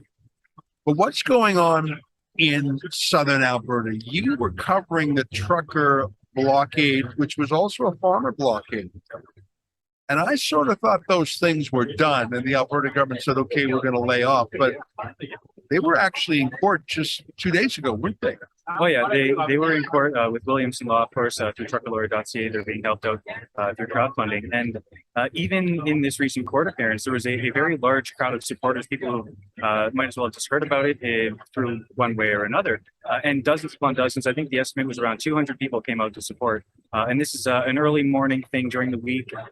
This is in Lethbridge, was it? Yes, correct. Sorry. This is Lethbridge. The Lethbridge courthouse is where Alex, George, and Marco, the three individuals in question, were to appear. Now they're going to be back in court on November 4th, at which point we're going to find out a little bit more, and the case will start to unravel from that point. And I'm very looking forward to it. So these are charges that emanated from the blockade. Do you recall what the name of the charges is? These are criminal code offenses, are they? Well, the three charges are mischief over $5,000. And for some of the individuals, not all of them, there was some traffic violations, some minor stuff that came beforehand. But these three new charges, they came with a press release or a news statement by the RCP that alleged that these three individuals were, quote, key participants of the blockade. Which is kind of where these charges stem from. But of course, that's a bit in question at the moment. Right. Now, you were embedded in, I think it was a saloon really, at the border. And so those faces, I recognize at least two of those faces. Were these guys sort of the leaders of the trucker movement? No, I would not say that. Well, that's sort of, and maybe one reason not to say that is because that's what the Crown alleges here, and they're trying to hang that around their neck. Yeah. I'm not looking to, I'm not looking to make you a witness. I'm not looking to put you in a pickle. But it's very interesting. Well, I can add one thing, and that is when I was at the blockade, I said, and I believe we published this, where it was kind of like a council of truckers that came together. I didn't ever see an organization, a leader. It was kind of like guys were just, in a sense, raising their hands and being like, problem. Yeah, we saw some of the council of truckers. That sounds great. I got to tell you, Sid, I would trust a council of truckers more than I would trust any given school board, city council, provincial legislature, or our own parliament. A council of truckers probably has more common sense in their little pinky than any professional politician in the country. Council of truckers, I like the sound of that. Yeah, it's a very fascinating group of people. And one thing that I think is kind of on the back burner, the Coots blockade, people, they familiarize themselves with that term. They might think it's a small group of people that were there and they saw the footage, just a couple of trucks on the road. But when Jason Kenney made that announcement to minimize what the blockade was, he was ignoring the thousands of people that were showing up in Milk River, where the Couldn't get police there. exactly because of the police barriers. It was actually a police blockade. The truckers were letting vehicles pass, but the police didn't seal the whole thing off. It was this vast area in the country. But the last town before you get to this border, Coots is just a really small, I'd almost call it a village. It's not even. It's not just even a border stop. Yeah, whereas Milk River is actually a town, but that's where they block people. It was the RC same thing in Ottawa, by the way. When I went to Ottawa, it wasn't the truckers that were blocking all the streets. It was the cops that were. And I think the same thing happened in Milk River. This is very interesting. You mentioned that Chad Williamson is the lawyer, and I remember we dispatched him down there. In fact, I think I think I wouldn't be surprised if Chad comes here tonight to this event. Rebel News decided, I remember, I think it was you and Kian called me from down there. You were with the men, and things were going sideways. You know, the RCMP was being a little slippery. Exactly. They were negotiating in bad faith. And I thought, and you thought, and Kian and Simone thought, things could go sideways here. Let's send a lawyer down to calm things down, tell people their rights, to be sort of a kind of lubricant between the truckers and the cops. That's exactly it. And I still remember that conversation because it was a very tense night, right? A lot of those 16 days are still very vivid. But it was just the truckers were there. They weren't, it didn't feel like they were asking for much at the time. It was just a matter of, we feel like the RCMP, the negotiators that were being sent, they're not treating us fairly. They're not having an honest conversation with us. And how do we, a bunch of random guys, have a serious, a formal conversation with the officers to have that dialogue built? Because if it's just a bunch of random guys who show up, of course, it is a little chaotic at first. And that I remember is like, you know, they wanted somebody to kind of mitigate or to be between them and the officers. And I think it was a very great thing that we sent Chad down there. I think we also saved them from entrapment. Yeah, I think so too. Well, Sid, we're going to talk more about this, and we played a snippet of your latest report. We'll definitely be there on November 4th. And then we look straight in the camera and say, folks, Rebel News is going to crowdfund Chad Williamson's legal bills. Go to truckerlawyer.ca if you want to help. Sid, we're going to say goodbye to you. We're going to roll an ad, and when we come back, we're going to have Danielle Smith's campaign manager, Matt Altheim, in the seat. Thanks for popping by the show. That'd be very exciting. I look forward to that one. All right, there you have it. Sidney Fizzard. He was down there on the scene in Coops. He's still on the scene. Stay with us. We'll be right back after this short commercial break. So I absolutely love having the opportunity to chat with you, to chat with our ever-growing audience. But I'd actually love for you to have that opportunity as well. We actually have advertising opportunities available with rebelnews.com. We don't get handouts from the government. We trust on supporters, viewers, and advertisers like you. So instead of folks listening to me in this spot, they could actually be checking out your company, getting information about your business. For more information or to advertise with us, send an email to ads@rebelnews.com.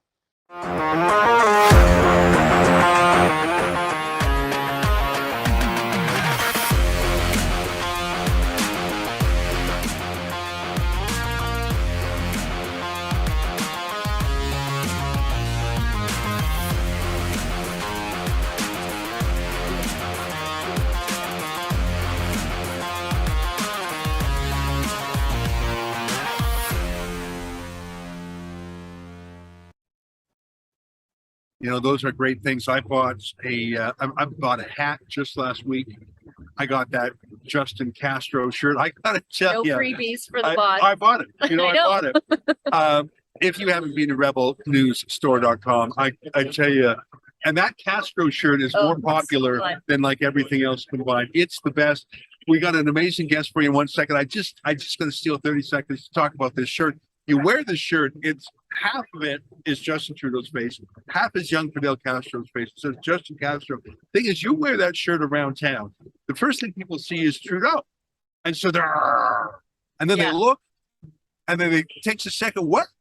And then they get it, and then they go, yeah. It's if you want a conversation piece, then you got to be ready to talk to strangers, and you got to be ready for that roller coaster of emotions. I tell you, my friends, if you wear, I bought two Justin Castro shirts. If you want to make friends and talk to strangers, wear that shirt. Okay, thanks. I just had to say that because I just saw that. Okay, enough selling T-shirts.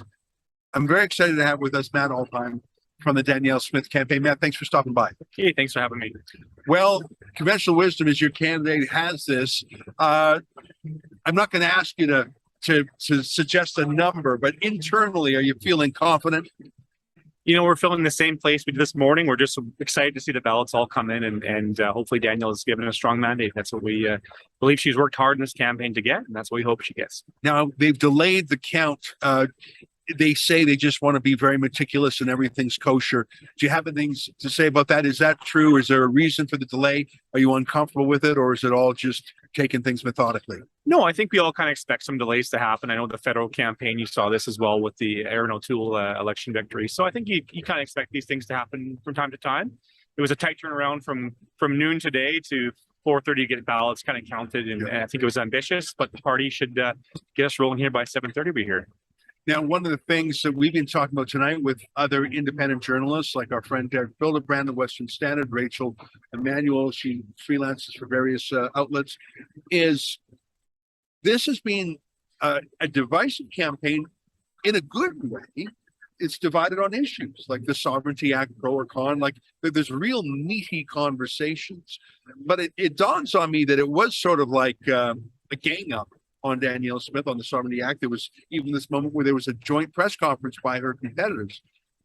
How are you, and how is your candidate, if she's successful tonight, how are you going to stop the splitism that has plagued the right? Pierre Poilievre got a huge result on his first ballot. That sort of ended the talk of splitism. But there was that talk, Jean Charest would balk or something. It didn't happen. Can you tell us, are you at liberty to tell us what your strategy is for pulling the team together to beat Rachel Notley? Because boy, Rachel Notley would love infighting if Danielle Smith won. Yeah, she sure would. And I have to say, over the course of the campaign, I've seen my candidate reach out to MLAs, get a lot of endorsements, get two candidates to switch their endorsement.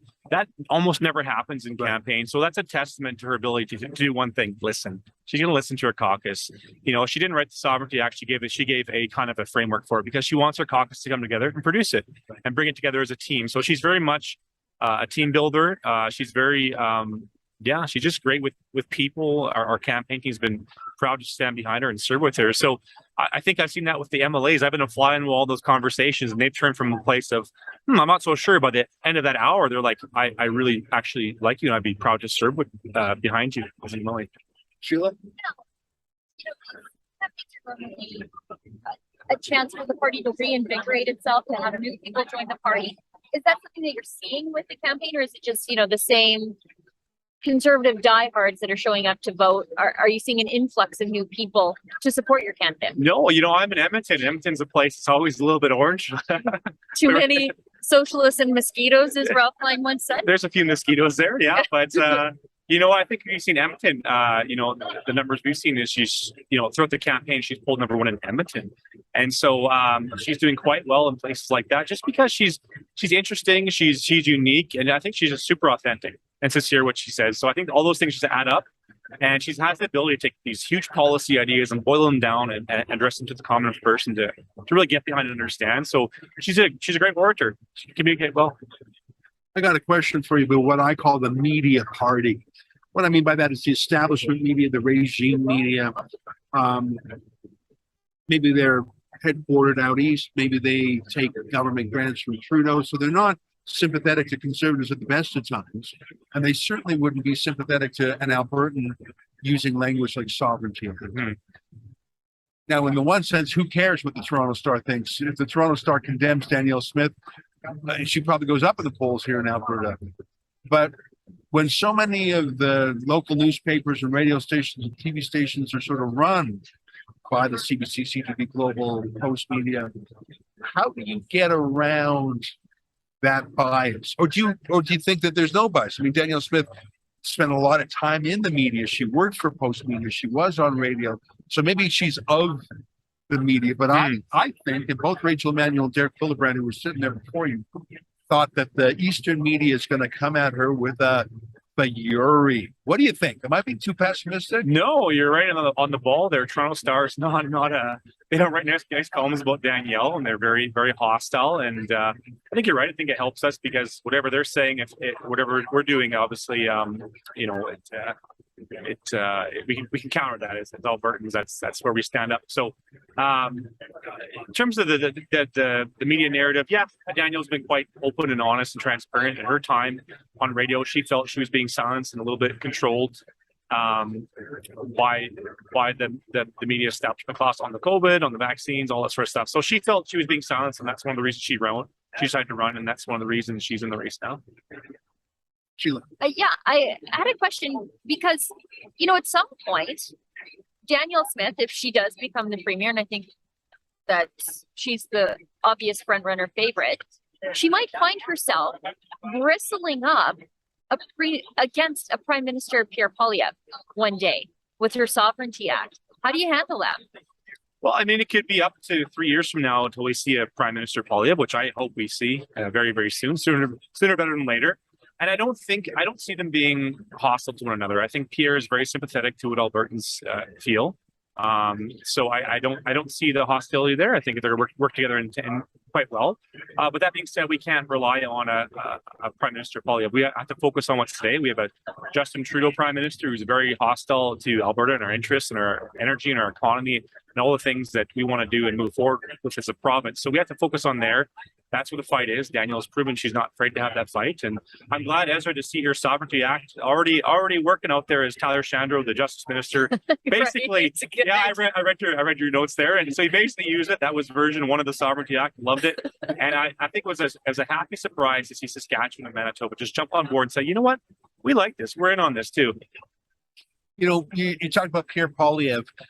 One thing that I'm impressed with his style is he's using his own social media. He's recording his own videos on Twitter, on YouTube, on Facebook, going straight to the people. In fact, he's being quite sparing. He doesn't sit down and do a heart-to-heart with Rosemary Barton and the CBC. Are there lessons from Pierre Poilievre? Are there lessons from Ron DeSantis and how he pushes back on the media? Is there a role model out there, or is there a new way that Danielle Smith is going to approach this hyper-partisan media world if she becomes premier? Well, yeah, in the age of new media, you can flip your cell phone around and get to the public pretty quickly. And we've done that in the campaign quite a few times, and have videos and hundreds of thousands of views just by doing that. Just because it's an honest, sincere, off-the-cuff message, just from the heart. Usually, it's a breaking news story, so we don't have time to film a video. We're going to camera crew down there. So I think she has the ability to do that. I think she wants to have a good relationship with all media, including yourself. I know she's a fan of The Rebel and True North and all these independents. So I think it's not to be hostile to anybody, to be open right now, to really communicate what she has to communicate and see if it can come across. I know you're really pressed for time. Last question to you, Sheila. Sure. I want to talk to you about the one thing that seems to be taking over the world right now, and that is the OPEC plus production cut. Mm-hmm. And I didn't see a lot of Jason Kenney doing anything about it. What's Danielle Smith going to do to, I don't know if you can repair a relationship in Washington, but sell Alberta in Washington in a very effective way, because that OPEC plus production cut, that 2 million barrels per day, Keystone XL was 830,000 a day. You know what? It'd be interesting to see if the Keystone XL pipeline can be brought back. Obviously, I just feel for Europe. Look at Europe right now; they're going through a real tough winter here, and they're having to make new trade deals. And we saw Olaf Scholz come to Canada, basically saying, please, please, please sell us some of your great Canadian oil and natural gas, right? And he was told no, and there's no business case. And then literally a week later, Olaf Scholz is in the UAE and getting a business deal done. So we're losing that's pensions, that's jobs, that's livelihoods, that's hospitals, that's schools, that's all the things we want to build, and that's money to do it. And I think it's really disturbing to see a prime minister lead our country in that fashion. So we need to have a strong Premier Smith here in Alberta to lead our province and also Western Canada in a different fashion. I think she's shown herself to be quite a Western Canadian leader so far. Well, Justin Trudeau doesn't do well with women he can't control. Think of Jody Wilson-Raybould or Jane Fildebrandt, Simone Cesar-Chauvin. Doesn't know really how to handle a woman who doesn't obey him. So that'll be interesting. Listen, Matt, thanks for stopping by. Congratulations on your campaign, which looks like it's on the precipice of success. And thanks for stopping by our humble studio on the riser here. Well, just make sure I get one of those shirts, okay? All right. Cheers. There you have it. Matt Altheim from the Danielle Smith campaign, who, if the conventional wisdom is right, he is an hour away from installing the next premier of Alberta. Now, I understand that we have another guest in the wings from the Maverick Party, Tariq Elnaga. Come on in, young man. Thank you. Sit there in the chair. I love that cowboy hat. Thank you, sir. Yeah, you can put those headphones on under the cowboy hat. Great to see you, Tariq. I thank you. It's nice to see you again. Last we talked, you were running as a candidate. You're an Alberta Pride fellow. Are you a member of the UCP? I sure am. I sure am. So I did vote. I did vote for this today. So let's see how it goes. And have you been on a particular leadership campaign team? So not quite, in the sense that I've got a vested interest to make sure that the NDP never see the light of day in Alberta again. I think a lot of people feel that way. Right. They're voting that way tonight. Exactly. Yeah. So that's kind of where I'm at. And what I am interested to see is, regardless of which leadership campaign wins today, how they bring in the other 8. Because we cannot afford, with 6 months to go to the general, to splinter the party. So that's kind of what I'm really interested to see, depending on who wins today, how that goes. Now, there's some candidates who I think have gone so hard against Danielle Smith. If she wins, I don't know how they can, even if Danielle Smith is magnanimous and says, oh, no worries, it was all just, we all said things. They can't have that Trump-Ted Cruz relationship. I agree. I'm really interested, and that's why, depending on the results today, will it be a Danielle Smith blowout, or will it be close? What do you think? I think it, and I might be wrong here, but I think it's going to be a blowout. Now, that's what I think. But if it isn't, and there's 2 different strategies. If it's a blowout, she could say, well, the entire vast majority of the membership voted for me. I could do what I want. But if it isn't a blowout, you're going to have to engage. If it was really, really close, then you're going to have to engage the members of the other campaigns, of Taves' campaign, of Brian Jean's campaign, etc. And the interesting thing is, she's the only one without a seat in this leadership election. So the thing becomes, then, do you need all these other seats? Do you need cabinet positions for those other leadership contenders? So I'm really interested to see where that will go. I came in here, and at first, this area of the room was open just to journalists setting up on the little stage. You can see behind me lots of lights from this. I think that's the CBC over there in front of me, the CTV. So there was just sort of media insiders, but I also saw lobbyists. Right. I'm not going to say their name. And I thought, oh, brother, the deep state of Alberta. And they'll move from this leader to the next leader. And the trouble is, they don't want any change. Yep. They don't, they're about monetizing and commercializing politics, not about ideas. And my heart sank a bit. On the one hand, Danielle Smith has to reach out to incumbents because, she comes from outside the caucus. She has to work with some people on the inside. How does she, full of new ideas, challenging ideas, if she becomes premier, how does she engage with the old party, some of which dates back decades? Right. And they don't care. And that she was never really a part of. Yeah. And that look down on her as an outsider. And how does she engage with them without keeping all the gross parts of it? Parts of it, the oleaginous lobbyists. Yeah, it's a great question, Ezra. And what I think is, again, if she's elected, and she's elected by a blowout, then that's a message saying the old guard doesn't work, and the old party doesn't work, and that we want something new, and we want something completely radical with her Alberta Sovereignty Act. At this point, and to use again the Trump reference, is this the time to drain the swamp then? Is this the time to clean house and say, let's do something differently? We have Alberta's future on the line in 6 months' time, a little bit more, but it feels like it. I mean, it's going to go by really quick. Is she at the point right now where she says, you know what, we're cleaning house, we're doing this differently, we're doing this for the constituents, not the lobbyists or the old guard? I'd love to see that from whoever wins. I'll go to you in 1 second, Sheila, but I just got to spit out. Please. There are some lobbyists who would rather see Danielle Smith lose, sure, and then take over the Conservative Party, yep, and be restored, than live in a Danielle Smith Conservative Party in which the swamp was cleaned. I mean, we saw that with Trump. He wanted to clean out the swamp, while the swamp cleaned him out, and they were happy to have Joe Biden win as long as Trump himself was out. I think that's a good analogy. Sheila, was about to say. No, I was going to ask you then, if Danielle Smith wins, what's the first thing that she does? I think she's got to deliver on the easier implemented, achievable aspects of the Alberta Sovereignty Act. So that's the central basis of her entire, and this is why I really appreciate where she's coming from. I'm going to guess you voted for her. You know what? I'm not going to say, but you could guess. You know, there's, I did rank, so I'll say this. On the 8 names, there were 3 names I ranked, and that was it. Okay. So I will say this. I think if she accomplishes something of her Alberta Sovereignty Act right away before the 6-month general election, and is really serious about it, whether it's the pension plan or Alberta's own police force or so on, then people are going to buy into it and say, okay, here's where the world didn't end also. Exactly. Yeah. Exactly. So the thing is, what I do appreciate about this general leadership election is that it's pushing for Alberta autonomy. Every candidate talked to some variation about Alberta's autonomy from Ottawa, and I love that, because you both know that's where I stand, right? So I'm very keen. I'm again keen to see a pro Alberta autonomy candidate win today, and really deliver on that platform today.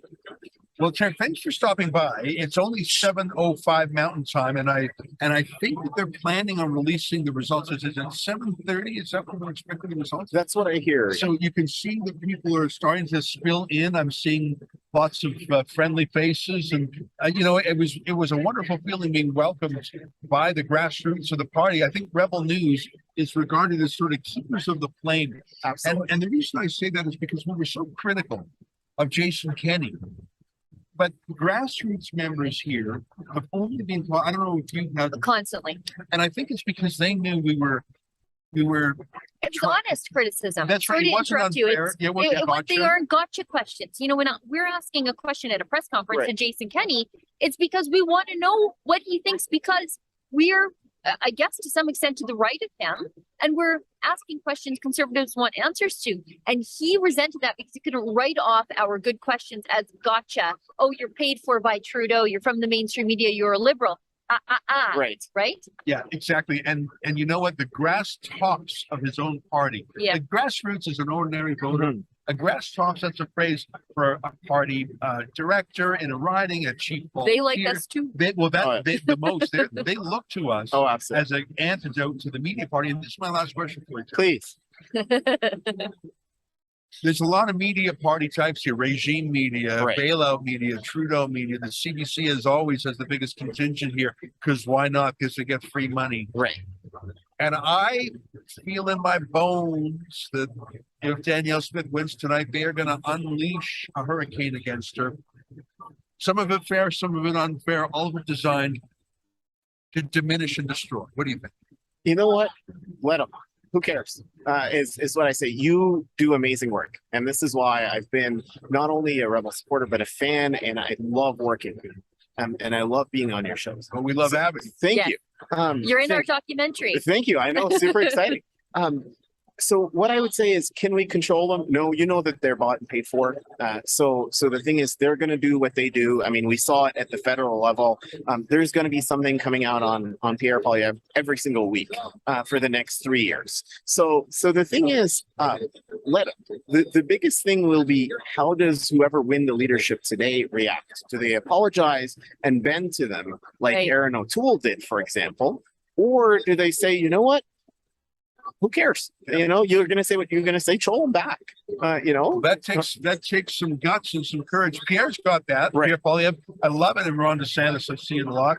we'll see how that. We just had Matt Altheim in that chair, right? Who says, and I think he's right, that Danielle Smith seeks to have communication with all media. I don't think she's as pugilistic as Holly Everett DeSantis, and maybe that suits her. She does have a friendly style. She does. Maybe kill them with kindness, but we'll see. Because I think her biggest battle is not with the NDP party; it's with the media party, and I think that'll start tonight. We'll see how this place is crawling with lobbyists and journalists. We'll see how that goes. No, absolutely. Well, listen, it's great to see you, my friend, and that's right. I'm glad you mentioned it. You are in our documentary, Ungovernable. Yes. And then we've got a premiere of that at the Canyon Meadows. Are you going to be there? I definitely will be there. Oh, good. Yeah. Well, that's going to be great. We've got a Calgary premiere at Canyon Meadows Cinemas, and we've got 2 events. You're in the welcome at our Edmonton one. Thank you. Yeah. And, if you want to learn more, just go to albertadocumentary.com. Very easy to remember. Jack, great to see you. Thank you so very much. Thank you for all that you do. I appreciate you both. Thank you. Thank you. There you have it, Tariq Elnaga. And I'm looking at my watch, and it is 7:09, and they did take an extra hour to do vote counting and checking, double checking. I asked Matt Altheim about that. I said, "Is there any monkey business?" He said, "No," and that's probably right. I mean, you're counting. I don't know how many votes there were. 100,000. I was talking to Rachel Emmanuel. She said a lot of it is hand counting. Well, you know what? Get away from those counting computers. Get away from the Dominion voting system. You know, you're gonna get us in trouble. We're not allowed to question election integrity on YouTube. You know, I was reading that Brazil, which is what, the 4th most populous country in the world, or the 5th or something. If they can count their elections results in one night, surely you don't need Dominion voting system computers to count it. And so I do believe in the integrity of the voting system. You know, I'm as we're chatting here, I'm seeing people walk by, people from different political campaigns, whether it's the Federal Reform Party, Stephen Harper's campaigns, Pierre Poilievre's campaigns, the last provincial election. You see different functions and different groups, because this is where the power. I saw Nenshi here. Did you see Nenshi? I saw him and I said hello. He's my old university debating partner. I said hi, walked right up, had a good handshake, and I have to say he was quite friendly. I mean, we didn't pick a fight with each other. It was actually really nice. It was the nicest interaction I've had with Nenshi in a decade. It's one of the only interactions I've had. You know, felt good. That's great. It looks like we've got our next guest. Wow! Sure, come on.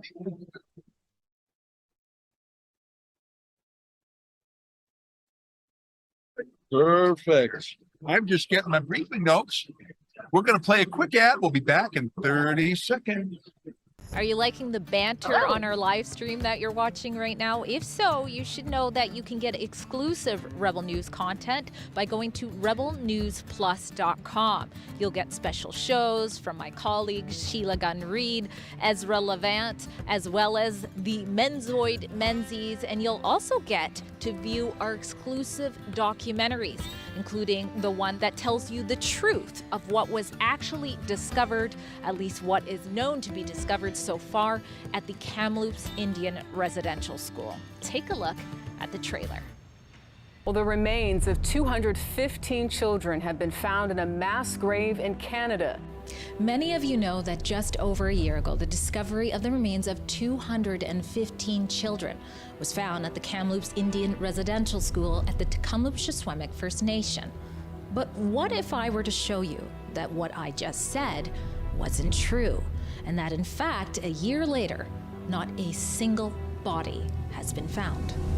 This mass grave is a painful reminder of the genocide. Canada's leaders aren't condemning the burning of churches. No, they're endorsing the burning of churches. A juvenile rib bone that surfaced in the same area. You'd be surprised the number of people who say, you know, I'm a doctor, I'm a paramedic, and this is definitely a human bone, and it's definitely not. Looks like the chief. It is. Getting out again this year, Yeah. Yeah, I got enough. Welcome back. We're live. Hey, welcome. We are minutes away from the results at the United Conservative Party leadership vote count evening. 7 candidates, only one will win. It's a ranked ballot system, but it doesn't have the points shenanigans of the federal party. Here, one vote is one vote, not 1% of a riding, etc. The conventional wisdom is that Danielle Smith will win. She is the only one who is not from the party caucus. Very interesting. But we have an MLA from inside that caucus. This is Machine Getson. He's from Lac La Biche, and he joined us. Great to see you. Well, Laxton and Parklands. Oh, you know what? I apologize. I No got worries. that wrong. No, You know what? We were just talking before the camera came on. Some of the best places on away. Calahoo. Gallagher, Did you say yeah, we have Whiteport? Walkman, well, no, just shy of Whiteport, so we're Okay. Greenport. You know, I used to work with Flip Brightbush. He was the MP in sort of Yellowhead, as it was called. So I guess there's some overlap there. Yeah, there is. It's a new redraw in the last electoral period, obviously, but I keep bragging it up, makes it easy for everybody. Just call it God's country. And it's so good that I actually had the Pope come up and bless our lake this year. So Well, there you That's go. right. And forgive me for not knowing my geography enough, but that is good country there. Bit of agriculture, bit of oil and gas up there too. yeah, we have oil, gas, we have agriculture, Mining, we I have think, mining forestry. assets going, forestry. We're also right on the edge of the city, so Atchison Industrial Park, like literally the Edmonton city limits are on my border. So we've got a really good demographic, good mix, and I would propose probably a good cut of what Albertans are all about. Not too far away from Grace Life Church. That's true. Just across the border, Grace Life is from my constituency. So that's Drayton Valley, Devon. It's Yeah. just literally right on the border. All right. Well, thanks for giving me a briefing and forgive me for getting that No wrong. problem. You know, Sheila Gunn Reid is from Northern Alberta, and so she knows the neck of the woods. Sheila, why don't you lead things off with talk about the lockdown? Because in my view, there were two really tough issues in the last few years. One was dealing with Ottawa. The other was lockdowns and pandemic. And I know you've got strong views on both of them. Sure, I do. You were actually one of the few that were quite outspoken against the lockdowns, but you dodged the bullet that Drew Barnes caught. How did you do that? Why were you allowed to stay in caucus? Well, I don't know if I've ever been called a bullet dodger before, because I haven't shied away. It's a compliment. Yeah, it is. no. So there's caucus competence. I mean, obviously, you Sure, folks of course. understand Yeah, that. I think it would be an oversimplification to say it was simply from being vocal that anyone dodged any bullets. yeah. Sure. Okay. Fair enough. You know, there's Yep. the point. So I proposed to a few folks. They've asked me the same thing, and why have someone who's as vocal as me that was against the restricted access program, who drove my own gravel truck in the convoy, who had a vaccine injury, who had been vocal against all of that, had commented on, quite frankly, the management of AHS. But why was I allowed to stay? Maybe it wasn't about what we were saying. Maybe it's about other actions behind it. And I guess I would put that back to you as good journalists to maybe go further than what the canned answer might have been.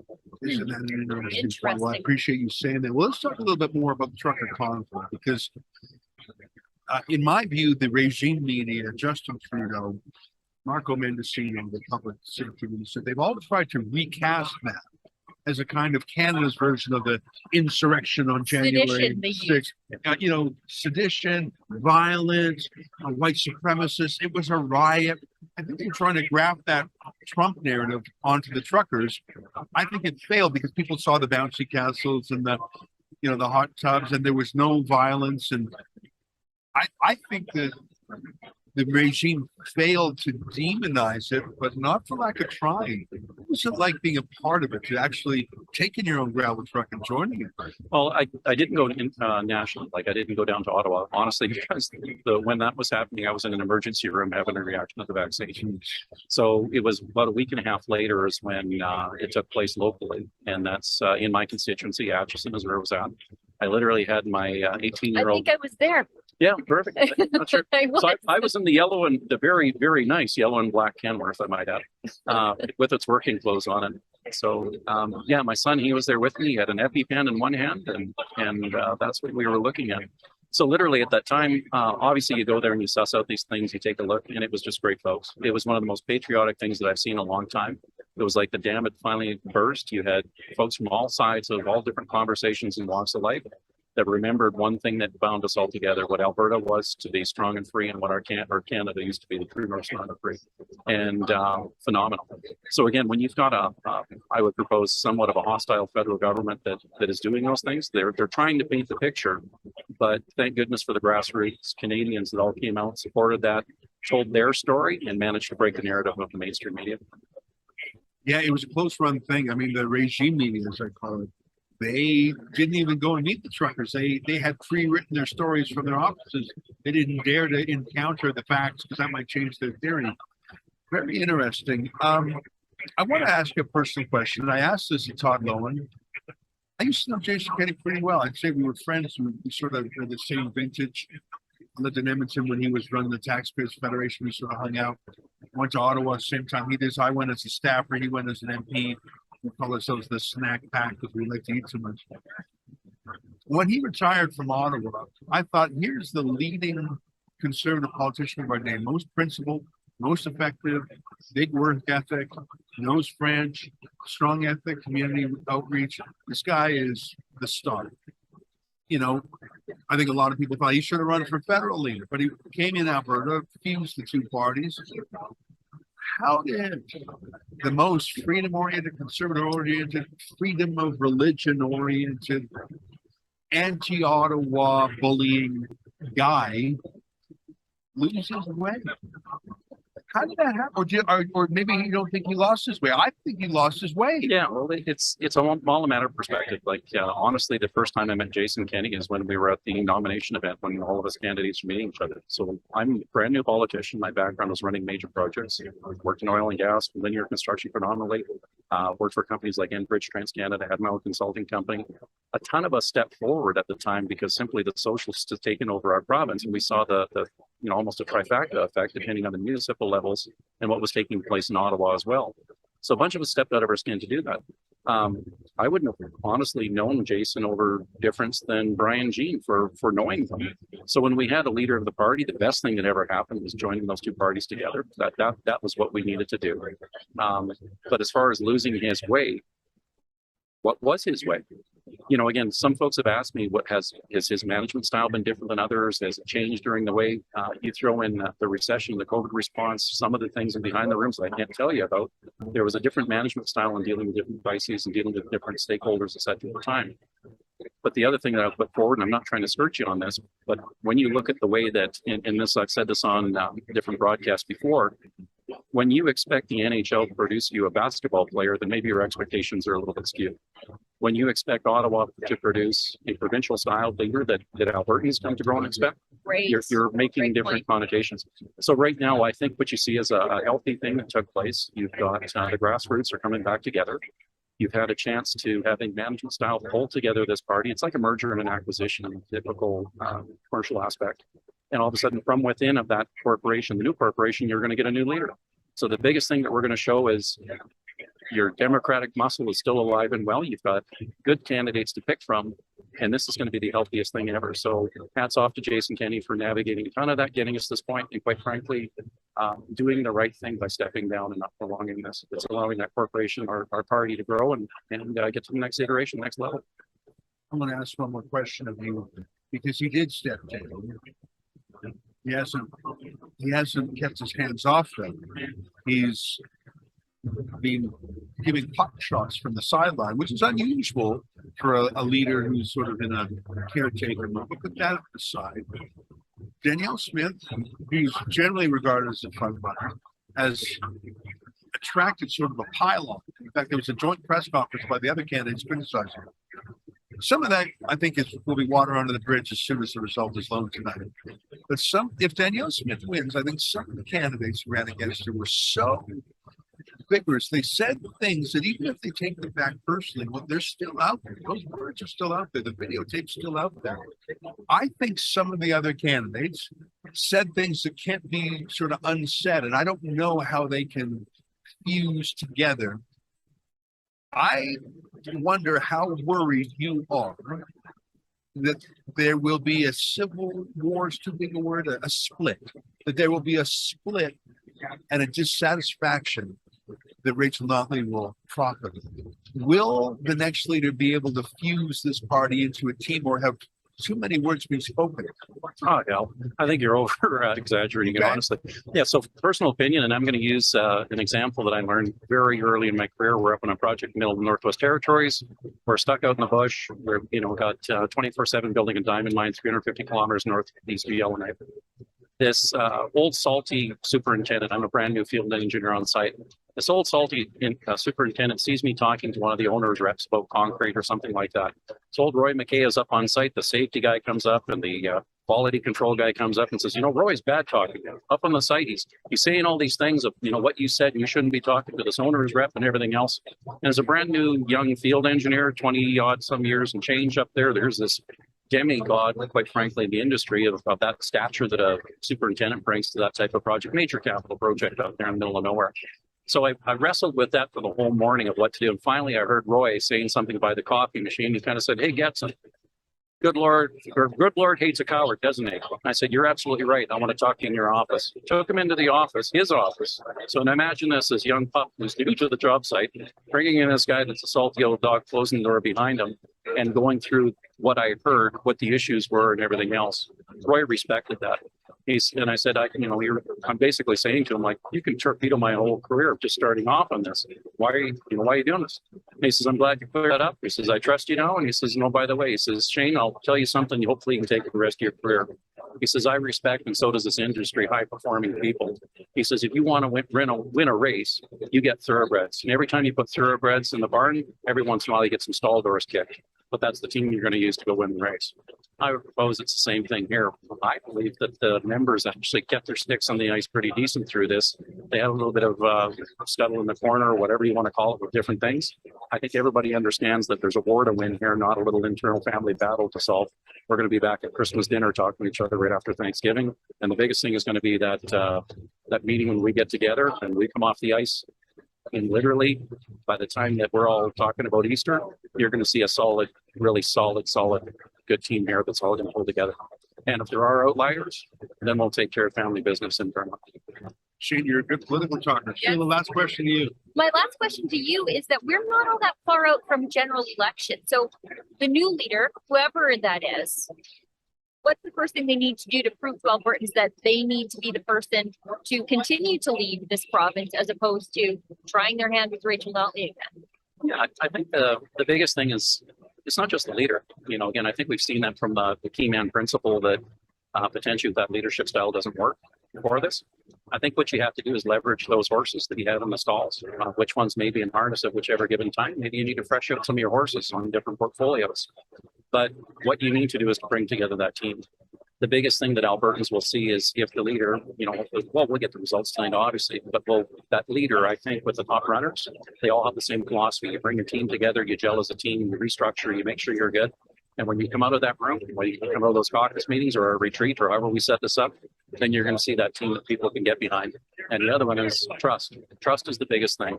Don't say something you're not going to do. Don't do something you're not going to say. Follow through with what you say. And we'll gain that trust back, and you'll see a settled down team pulling the same direction. And that's the biggest thing we can do for Albertans. Well, you seem ready to have the team spirit and just go giver, and I wish you good luck. And do you have a prediction for who's going to win and what the percent will be? I don't want to put you on the spot, but I am thinking about a few weeks back when Pierre Poilievre got 68% out of the gates, and that really helped on the unity side. Do you think this will go to a second ballot? Yeah, I don't know. Like, honestly, people have asked me this too. And so Danielle, we've spent some time together in different stages as well. We got to know her. Travis, I've endorsed him right out of the gate because I've worked with him the last 3 years and seen how he's operated behind closed doors, not just out in public.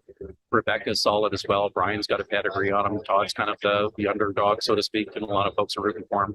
Layla brings her own to it, and so does Raj. But I think with the top three numbers, you're probably going to be two ladies and a guy. It's probably going to be top numbers.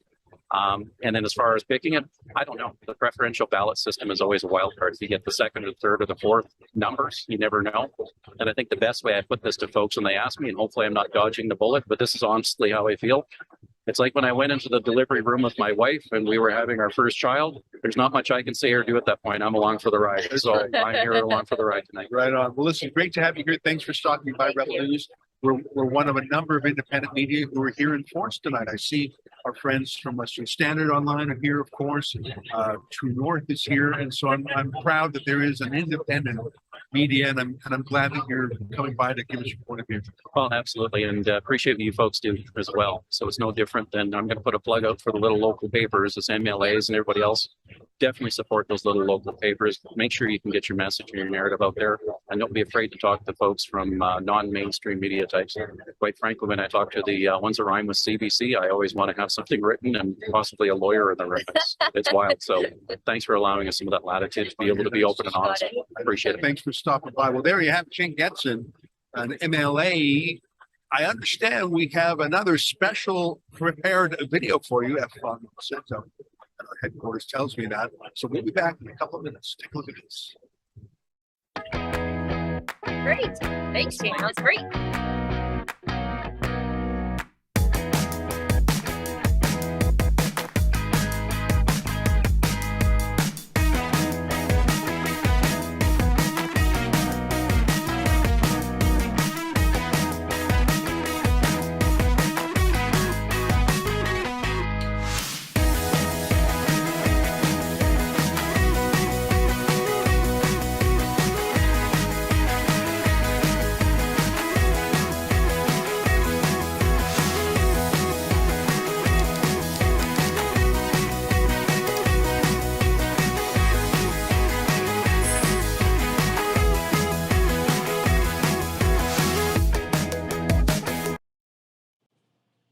We're here for all Albertans, Canadians.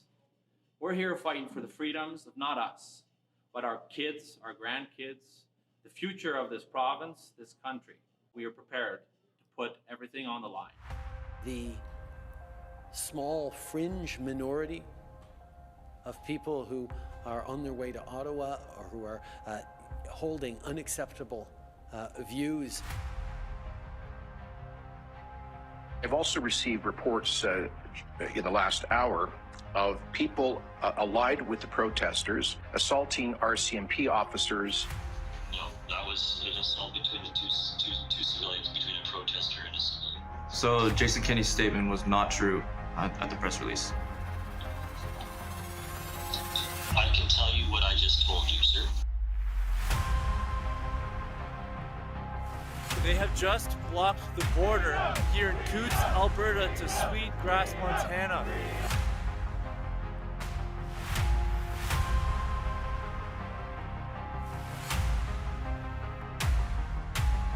We don't want to put anybody's livelihood in jeopardy. That is the very last resort. But this is something I've certainly never seen before. Freedom and peace and loving. That's the Canadian way. It's not like CBC or any of these other mainstream news channels are making it out to be. I am not a white supremacist. we're not backing down until mandates are lifted. Yeah. We're not backing down until mandates are lifted. Yeah. This is our only battle we have.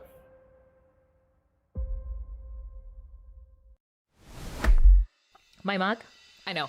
It's pretty cool. So is this hoodie I got on, and you could have it on too if you check out our special website at rebelnewsstore.com. That's where you can see Freedom Focus hoodies that we have for you, beanies, cell phone cases, you name it, all while supporting our journalism, where we fight to bring you the other side of the story, as opposed to, being forced by the Trudeau government to fund leftist media out of your taxes. The truth is, without you and your generosity, there is no Rebel News. So again, if you like the reports that we bring you and that we also fight for freedoms in Canada, please consider doing some shopping, picking up some swag at rebelnewsstore.com. We appreciate your support.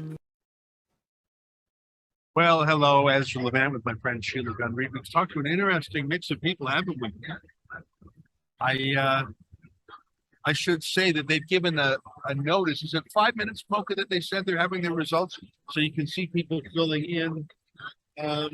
Not all the seats are full, but there's a lot. I'd say there's at least 150 people standing and sort of milling around. If they, it's about 500 people in here. Sheila estimates there's 500 people here.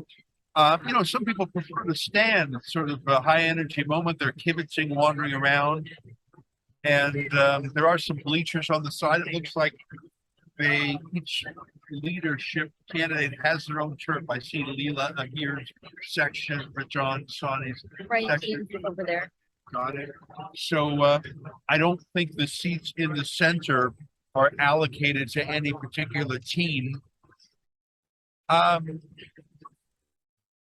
My clock says 7:33 Mountain Time. I think things are imminent. I mean, you never know. I remember, Sheila, when you and I did a live stream for not the latest Conservative Party leadership, but the one before that. And I think it went 7 hours. Oh, and then prior to that, we did the election, the American election, yeah, and that was like 9, 10, 12 hours. Yeah, well, My leg went asleep at one point. It was very bad. yeah, well, I don't think that will be the case here. Although when you have that transferable ballot, it's not just a first past the post, right? Which is you count them It's and a constant recounting. That's right, and a sorting, and like that, you're really touching every ballot as many times as there's another round.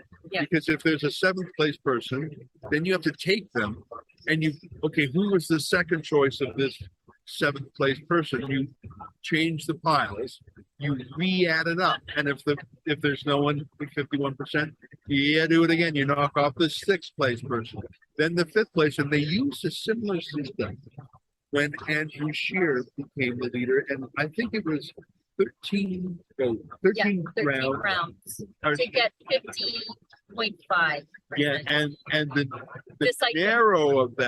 narrowness of that win, the closeness of it, I think was part of the bitterness that was between Maxime Bernier and Andrew Scheer, that they never overcame it. And there are some lessons there, and here's my point. And the effective lobbyists, that undid the will of the grassroots. Because, and it was our friend Hamish Marshall who ran Andrew Scheer's campaign.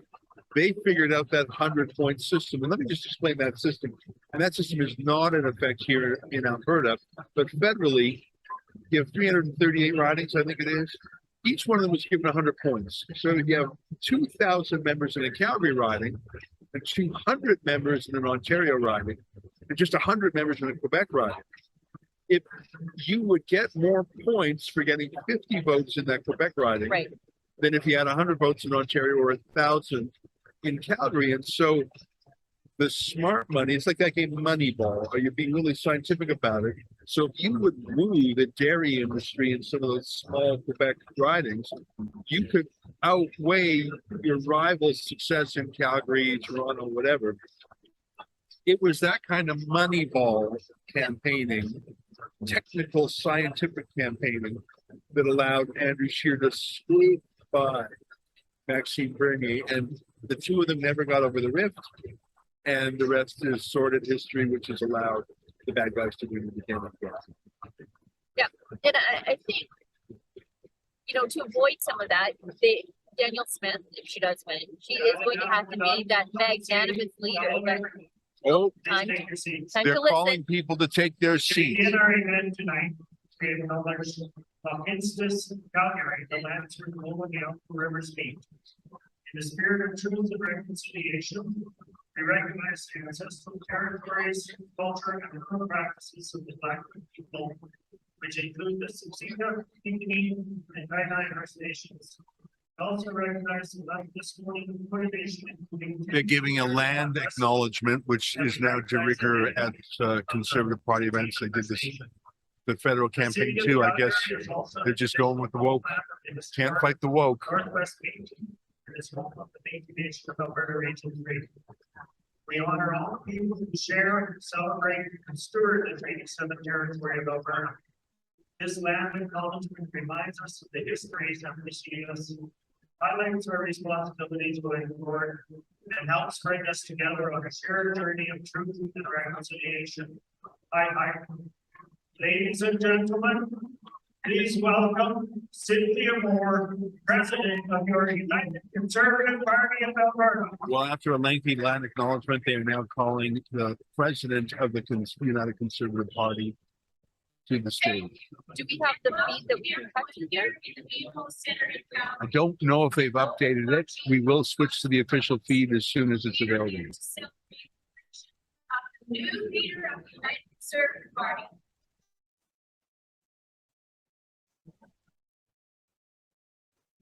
Before we commence the program, I would ask you to please please rise for the singing of our national anthem.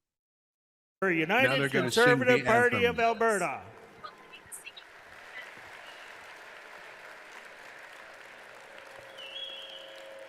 Thank you, and welcome to everyone here in the BMO Centre in Calgary, and those watching from across the province. We are here to celebrate the election of the new leader of the United Conservative Party.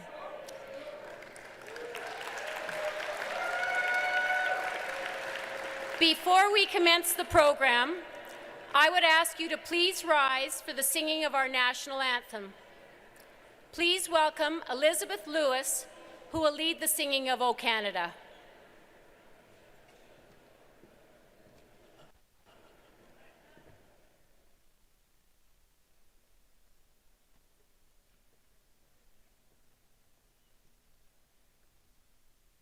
Right, so I'm going to do a little bit of a desk hunt. So all you guys need to do, you know the song. If you're singing along, just hold your line. O Canada, oh my native land, true patriot love in earth's command.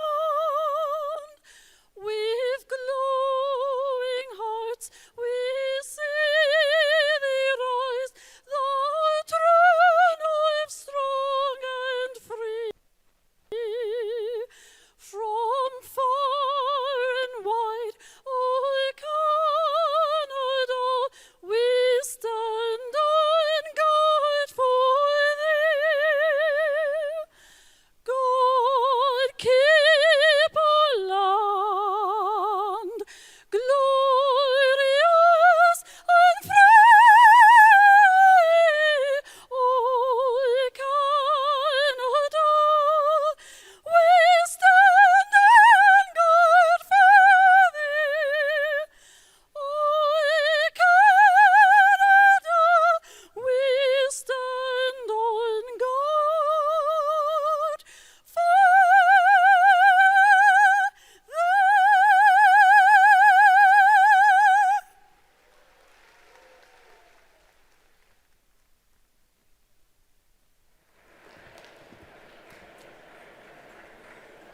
Please be seated.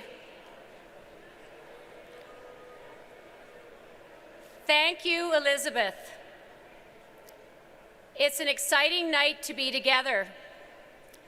The United Conservative Party is a coalition built on a strong set of principles: support for a robust civil society, free speech, economic freedom, limited government, fiscal responsibility, protecting public safety, and supporting the family.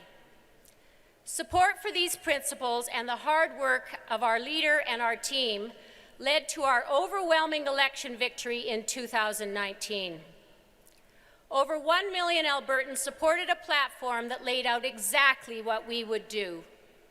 And the UCP government has now completed nearly 95% of those campaign promises.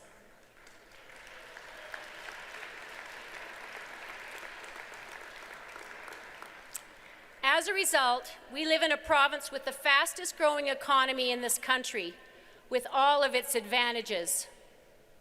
Our leader, Jason Kenney, has put his heart and soul into enhancing the livelihoods of Albertans. We intend to do a more fulsome tribute to him at our upcoming annual general meeting in Edmonton, but tonight, on behalf of the UCP Board of Directors and all of our members, I want to thank him for his service.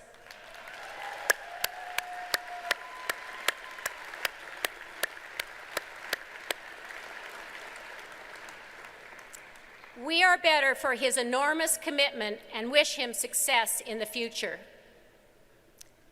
It's an extremely exciting time for our party. The leadership candidates have helped grow our membership to historical levels. They met tens of thousands of members at events, forums, and our 2 official debates. They have traveled from Lethbridge to Medicine Hat, Calgary to Lacombe, Edmonton to Grand Prairie and Fort McMurray, and everywhere in between. speaking with Albertans on issues that matter to them. This leaves our party in a great position to take on the NDP in the upcoming provincial election.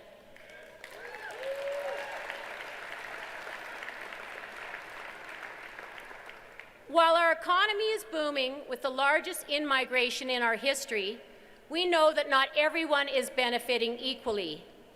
The challenges we face are well known. The discussions have been robust. Congratulations to our leadership candidates. Leila here, Brian Jean, Todd Lowen, Rajan Sani, Rebecca Schultz, Danielle Smith,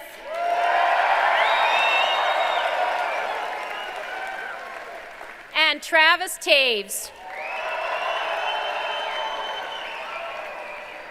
for their thoughtful and caring discussions of our future.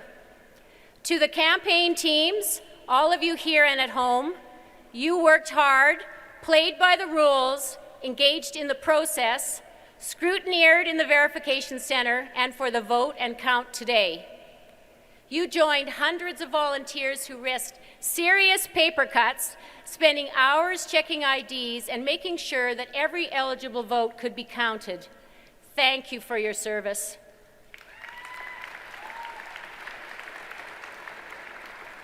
We are pleased to report that close to 85,000 of our eligible members have participated in electing our new leader, an incredible level of engagement.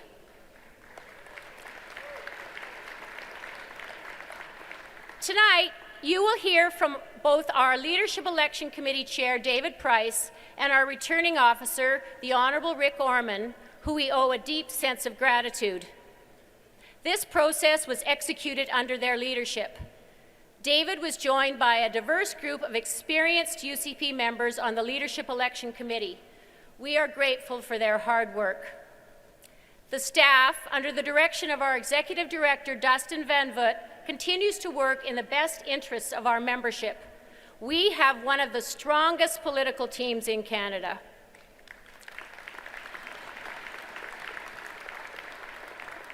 We are not quite ready for the results, so before I bring up David and Rick, let's talk about the days ahead. We know why we are all here: to ensure the re-election of a United Conservative government so that this province continues to move forward and we don't lose all of the gains that have been made. That's right. Albertans want to see this government re-elected, but in order to earn their support, we need to be a disciplined party that Albertans can trust. We need to be united. I've been listening to you, and I know you want to be united in fighting the next election. Now, let me remind you that there are just under 250 days before that election. I ask each and every one of you to think about how you can contribute to a successful campaign in 2023. Whether you're a party volunteer or a candidate, whether your contribution can be big or small, every part of our team is needed. One more thing. Please join us at our annual general meeting at the River Cree Resort at Enoch in Edmonton later this month. We'll be doing important party business, including board elections, policy and governance, and election readiness training. And perhaps most importantly, our new leader will be giving an address to our membership. You won't want to miss it. It's a huge milestone. We're choosing the next leader of our party and the next premier of the province.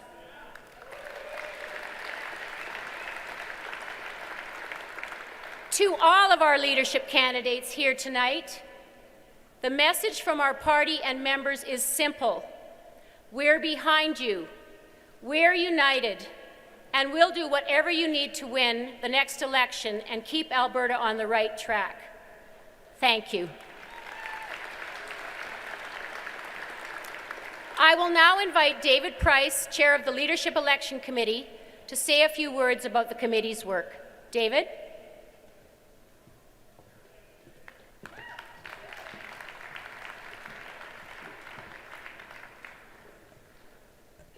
Well, thank you very much, Cynthia, and thank you all for coming here tonight.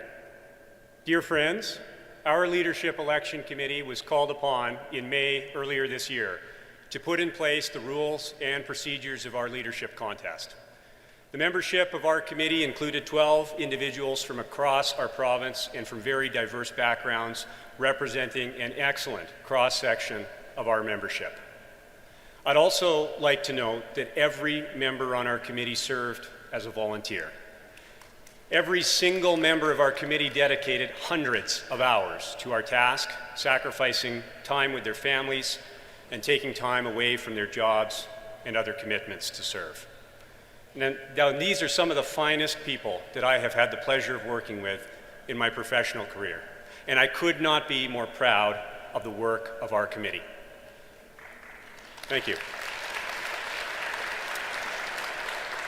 Together, our committee delivered robust rules for a fair, open, secure, and transparent leadership election. We did not promise we'd be running on time, though. But our overriding ethos during this whole process has been that of integrity, accountability, and fair play. Our every decision has been governed by one simple question: how do we do right by our members, by you? Our balloting process flexibly provided for both mail-in and in-person voting. The verification of ballots, the counting of ballots, and the calculation of results today has taken place under the supervision of our returning officer, our neutral returning officer, Rick Orman, and his team of deputy returning officers and an army of volunteers. In addition, all campaigns have been consulted throughout this process and have been invited to have their volunteer scrutineers observe both the verification and counting processes. Of course, I want to thank the candidates and their teams for all their hard work. Each candidate and all their volunteers should be proud of the energetic campaigns they've run, the vigorous ideas and platforms that they've put forward, and their significant efforts to recruit tens of thousands of new members to our party. Most importantly, though, I want to thank all the candidates for standing behind our process and respecting our rules. In addition, I want to thank the party staff and all of our volunteers who helped get us to this point this evening. It's been hard work, and they have not only processed all those new memberships, but they've ensured that we got over 120,000 ballots to our members in plenty of time to get them mailed back and counted, and all said we had approximately 85,000 ballots cast in this election. That is a huge turnout, folks, and we could not have had a smoother process, and we are very grateful to the hard work and the dedication of our staff and volunteers. And finally, I do want to thank the party board, especially Cynthia, for their resolute support of our committee and the trust that they placed in us to independently shepherd this process. It has been an absolute pleasure to have participated in this endeavor as we close out this long process tonight. Thank you so much. Thank you.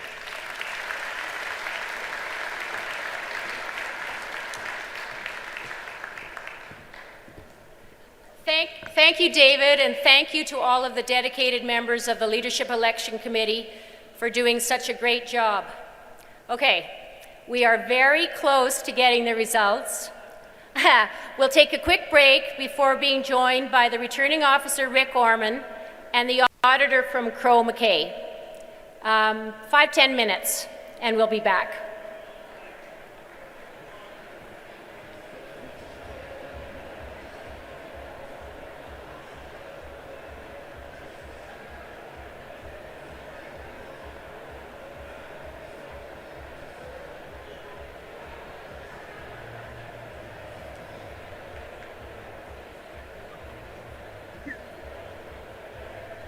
Hello, everybody. It looks like they have stopped with their live streaming.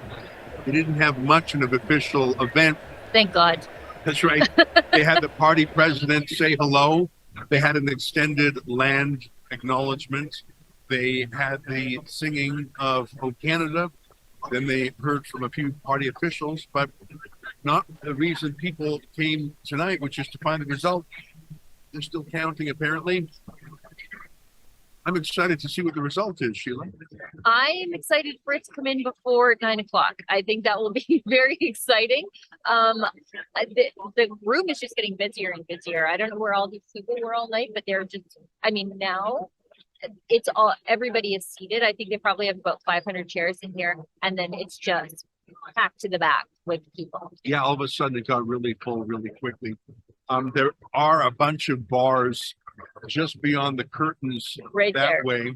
There's a bunch of bars, and there's some absolutely terrible junk food, which I overindulged. I just wolfed down a hot dog before this started. Bad mistake on my part. But most people here aren't making that mistake. They're just drinking. Yes. So there may be some exuberance when the results are announced. There may be some tears. Oh, I think the 200 or so journalists behind us are going to be drowning their sorrows. I see some Bud Light cans on some of the tables behind us. Yeah, well, I mean, it'll be interesting. Quite often a leader has a honeymoon period after they're elected. I don't know if Danielle Smith is going to get that either from her own caucus or from the media. But I don't know. I'm having fun to be here. There's a lot of people coming by to say hello. Rebel I see some of the truckers from the trucker documentary are here tonight. They were taking pictures with our team, Mocha, Sid, and K2. Interesting that they're here because Danielle Smith had promised amnesty to the COVID scofflaws, the people who ran afoul of Jason Kenney's oppression. And that was one of her very first announcements when she said that she was going to run for the leadership officially, was that not only was she going to do something to drop the tickets, stop the prosecution, stop the persecution, stop the exorbitant fines, but she also said that she would be willing to go on an apology tour to the four corners of this province to make amends for what the previous leader had done to civil liberties. Well, you know what? You have been championing a petition. I just checked on my phone. It's live at lockdownamnesty.com. Lockdownamnesty.com. And it's very simple. If Danielle Smith wins, frankly, if any of them win, because really none of them. That's why we're here. That's right. That's why we're here tonight. That's why Jason Kenney didn't get 2/3 of the party support to be able to continue forward. He got 51%, which is 1 in 2 people saying we're a little bit too close to an election to change leaders. He didn't get that because even though we are in an economic uptick in this province, even though the oil patch is booming again, if you want a booming oil patch with no civil liberties, great. Go to Saudi Arabia, go to Kazakhstan. We are here to be free, strong and free. That's a great point. So here is the message to whoever succeeds Kenny today, whether that is, as is suspected, Danielle Smith or Todd Lowen or Brian Jean or even Travis Taves, who was part of the Sky Palace cadre. Lockdown cabinet, by the way. And he claims that he's seen the light. I don't know about that. But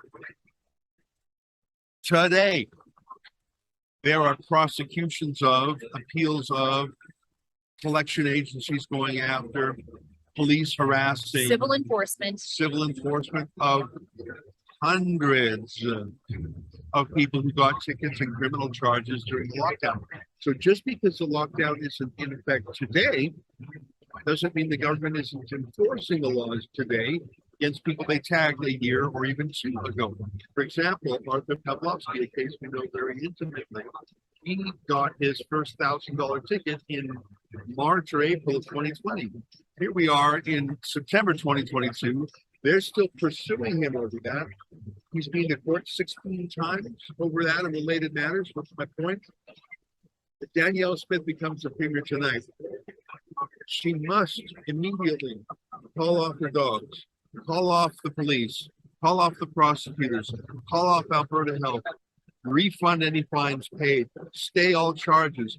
This is not a radical idea. It's exactly what Texas and Florida did early on, because you had rogue local prosecutors being tough guy, and the government said, no, we simply will not prosecute and police people. And if Danielle Smith becomes premier tonight, technically she won't become premier until there's a until she is granted that status by the lieutenant governor, but she'll become a de facto premier tonight, the premier designate. I think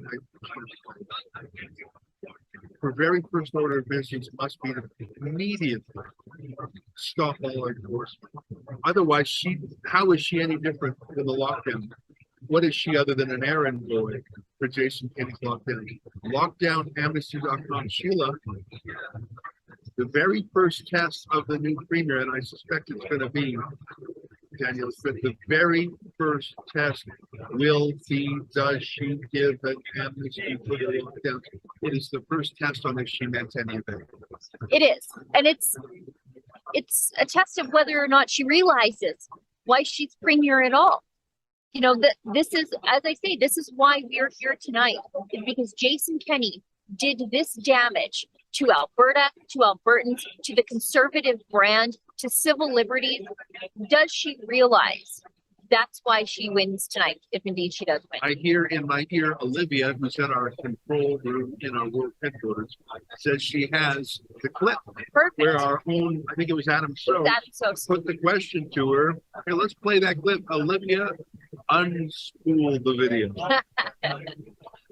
Supporting freedom, the truckers, ending mandates. Alberta has also launched a challenge against the Emergencies Act, which we are, meanwhile, though, we're still seeing targeted charges against pastors and small business owners.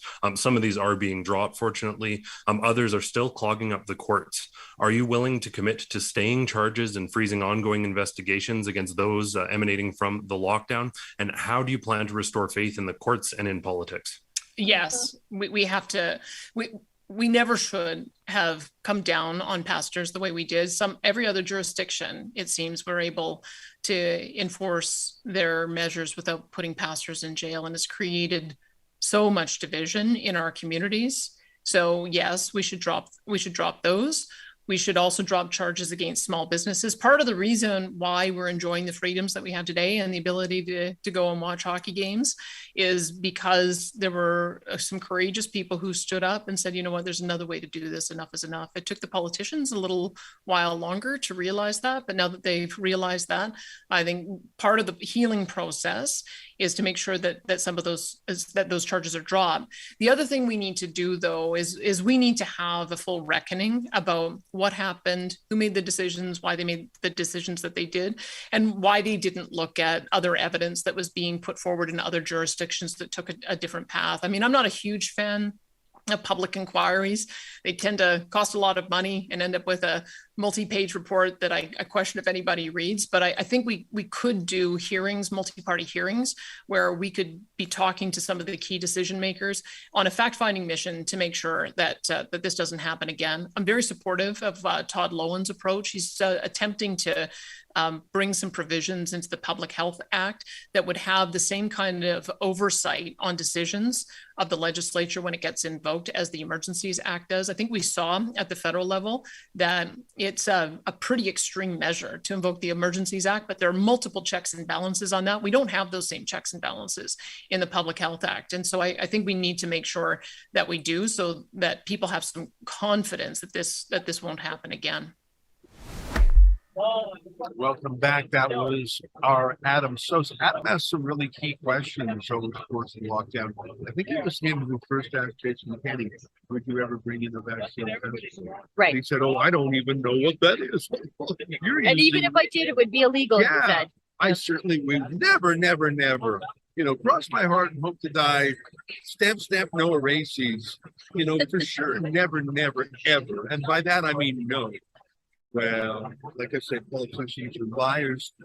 So there's Danielle Smith with the clear. And you know what? When I co-hosted the leadership debate with the Alberta Prosperity Project, I asked her, I said, kind of truth and reconciliation do you need? For people to tell their stories and these roots and division. And I think that's the, for people have to say, here's what you did to me, here's what these lockdowns did, and I want you to acknowledge the pain. And not all of these things, by the way, can be solved with litigation. No. Not all of these things can be solved with financial payments. I think some of them can, but much of it, I think people just need to be heard And if someone said sorry, I mean, Justin Trudeau's the king of saying sorry for other people, the king of saying sorry for Or themselves. apologizing on behalf of us for things that he did. That's right. But to have a politician say, you know what, we did some very wrong things. And I would like to say to everyone who lost their job, was marginalized, to everyone who was treated like a second-class citizen, I'm sorry.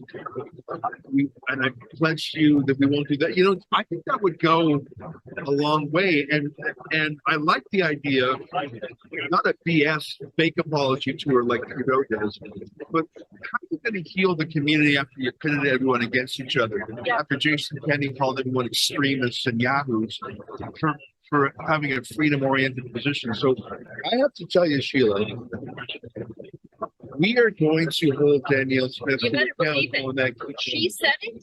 She's going to do it. Yeah. Lockdownamnesty.com. Put your name on that petition. Last I checked, it had about 15,000 names or so. I'd like to get that up to 25,000, 30,000. And then we I'll should stick it right on her desk. Yeah. And I've heard one too many stories, Ezra. Like you said, but this is stuff that cannot be fixed by lawsuits and legal battles. That can help, but it cannot undo the damage it did in those communities where people were divided, right apart from each other. Where these small towns, half of them are scared because they're on too much CBC. And the other half, they just don't want a ticket. They can't afford a ticket. For example, some of our Fight the Fines people, we have been able to help them, but it didn't matter because the lockdown destroyed their business anyway. Yeah. For example, the Tipsy Cow in Canada, Alberta, she decided to stay open. She didn't have a choice.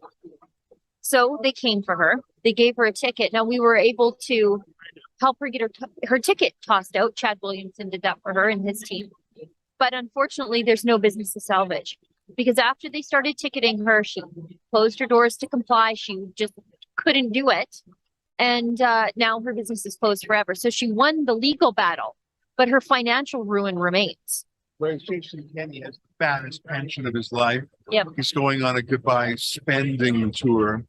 He'll land some sweet gigs somewhere. It wouldn't surprise me if he hooks up with Gerald Butts at the Eurasia think tank in New York City. They all land there with their sole source contracts. Yeah, I mean, the amount of carnage that these lockdowns left.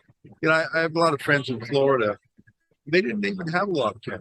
I think masks were suggested, but not mandatory. Yeah, of course they made the jab available to everybody. They also made actual remedies available other than the vaccine. There were no mandates.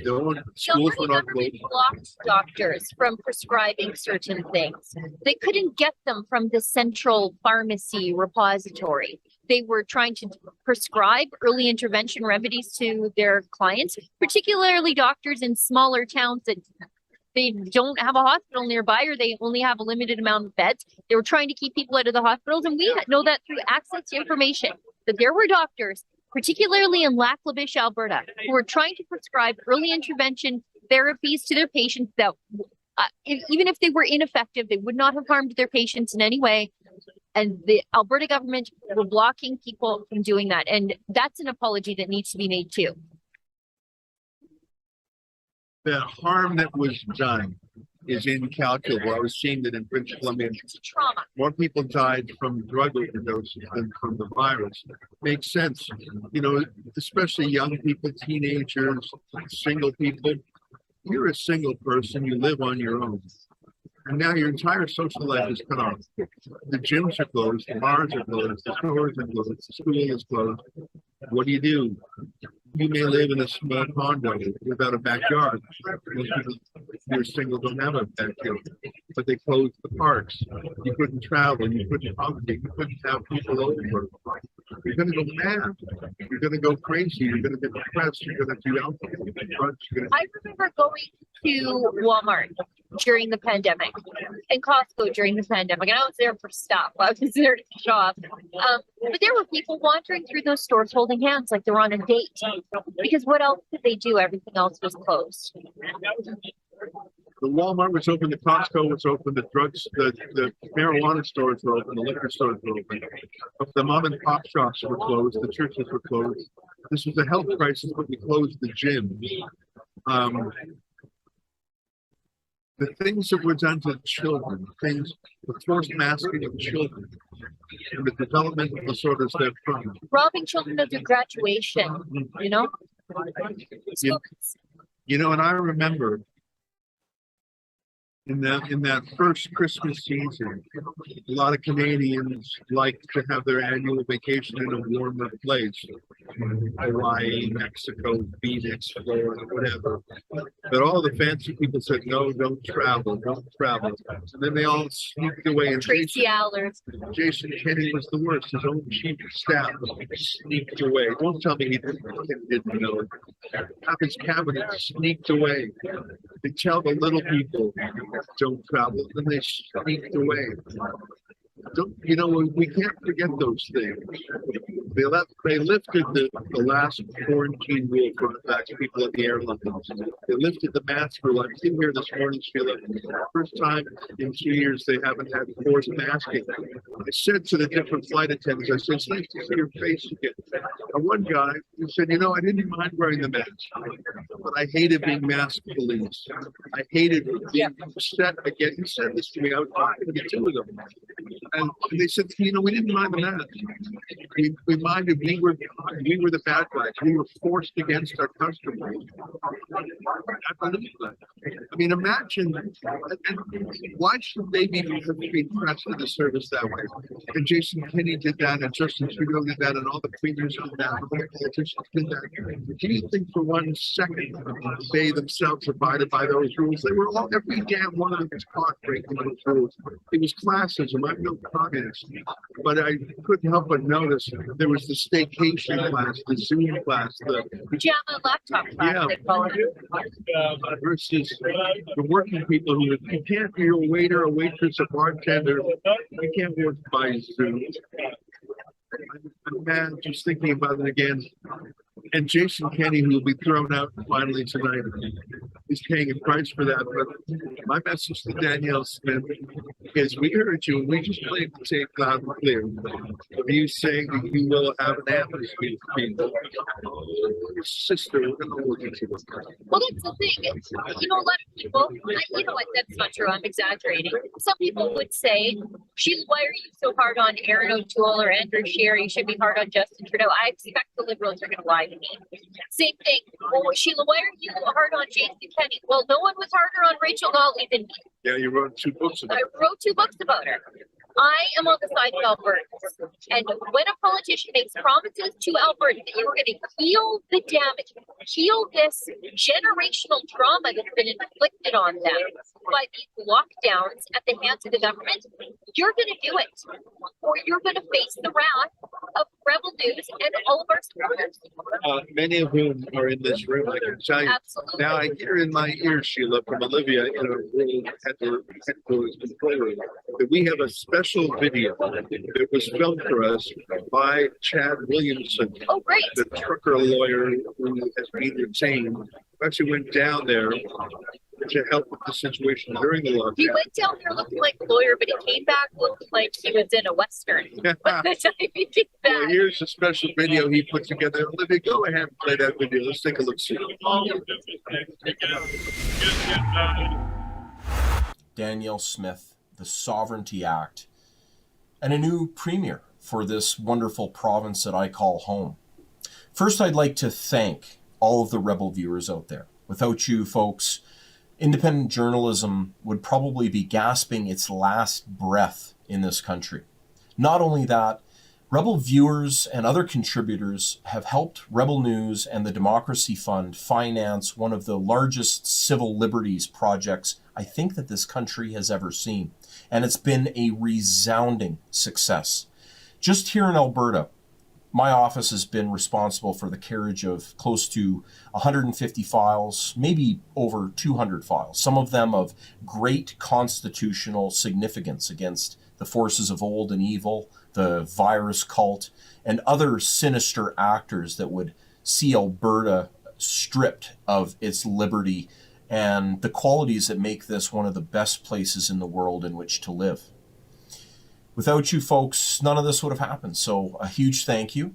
And I come to you tonight with a little bit of optimism. I know that we've had some dark storm clouds brewing overhead, but I really do see light on the horizon. Is the new premier going to bring that light? I don't know. But I know that we can, through our deeds, through our actions, and through essentially where we spend our money. Vote with your wallet. It's a great way to make a change, and people have been doing that. It's amazing. So a huge thank you to Rebel viewers worldwide, to Rebel News, to the Democracy Fund. God bless Alberta. We still have a ton of work to do with new serious charges coming down against individuals that were allegedly involved in the Coutts blockade. We have some big things ahead, and we have had resounding successes. I don't think that we've even had a conviction at trial yet in well over 150 cases. That's serious. We've had some other big files overturned on appeal through our office and with the illustrious and amazing Sarah Miller from JSS Barristers. So a big thank you, and put out a little bit of hope tonight. Maybe things are about to change, and hopefully they're about to change for the better. Good night. Part lawyer, part rock and roller, part cowboy. That is Chad Williamson. He is helping the truckers down in Lethbridge. We talked to Sydney Fizzard a bit about that. They had a hearing earlier this week. They'll be back in court November 4th, sounds like.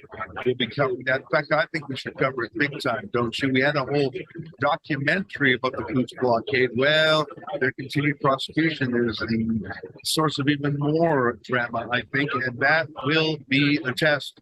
Danielle Smith, I say again, she has to grant a lockdown amnesty, and it starts with those truckers. Sheila, here we are at the UCP convention. The truckers are the reason for this. Yeah. They were the most proximate and urgent cause for the defrocking or the defenestration of both Jason Kenney and Aaron O'Toole. Isn't that funny? The truckers got us two new conservative leaders. I really think they did. Yeah, that's the thing about conservatives. We can be splittist, and we will throw out a leader instead of following blindly after misstep after misstep, the way the Liberals do with Justin Trudeau. I was thinking about the truckers and going to Lethbridge to cover the trial of those truckers. We are seeing images taken by our team down there of tractor convoys blocking the streets in front of the courthouse. Are you seeing any of that in the mainstream media? That should be national news. But you're the only one down there, and even the local media is pretending like it doesn't happen. Well, it's going to be interesting. I mean, when you have an outsider like Trump come in, the president can select anyone in the world to be in his cabinet. In Canada, we have the parliamentary tradition of selecting the cabinet from the legislators, which is tough because you've got a limited number of people. Like you might only have 50 or 70 people to choose from. You don't have a province of 4.5 million people. You're choosing from 50, and you have to have some geographical. Sounds like they're going to say something. Let's take a listen for a second. We have some results. They have some results. But we have some formalities. So before results, I would like to invite Sam Kansas, Managing Director of ProLK LLP and auditor for this process to say. So they're calling the auditor up to talk about the integrity of the voting system. The verification center and during the count today. They have some results, people. I am more skeptical than you about a first ballot victory, Sheila. I don't know. Did you hear that cheering for Danielle Smith in the crowd here? These are party members. Yeah. And she had the loudest cheer.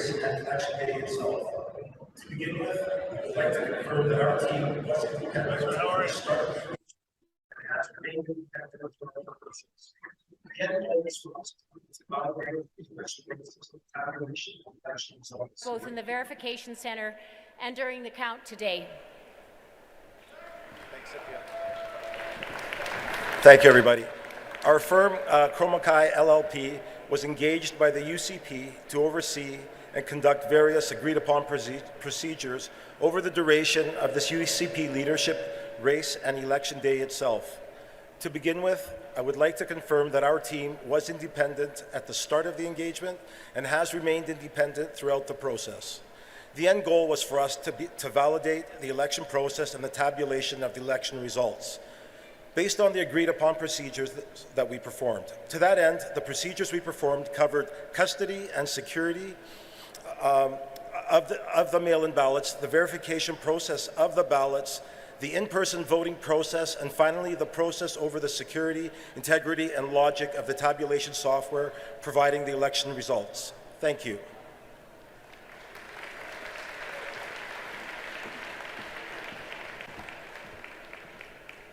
Thank you, Sam, and to the entire team at Chromakai for your support and professionalism.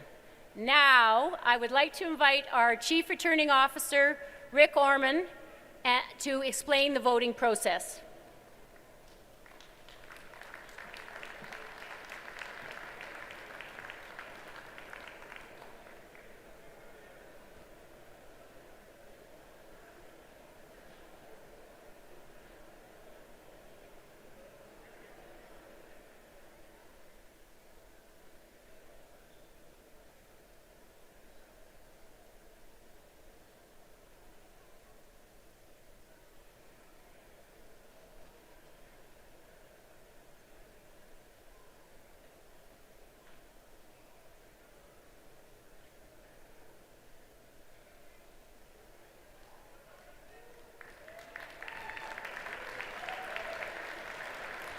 I assure you it is just technical talk about returning officers, deputy returning officers, and other internal minutiae.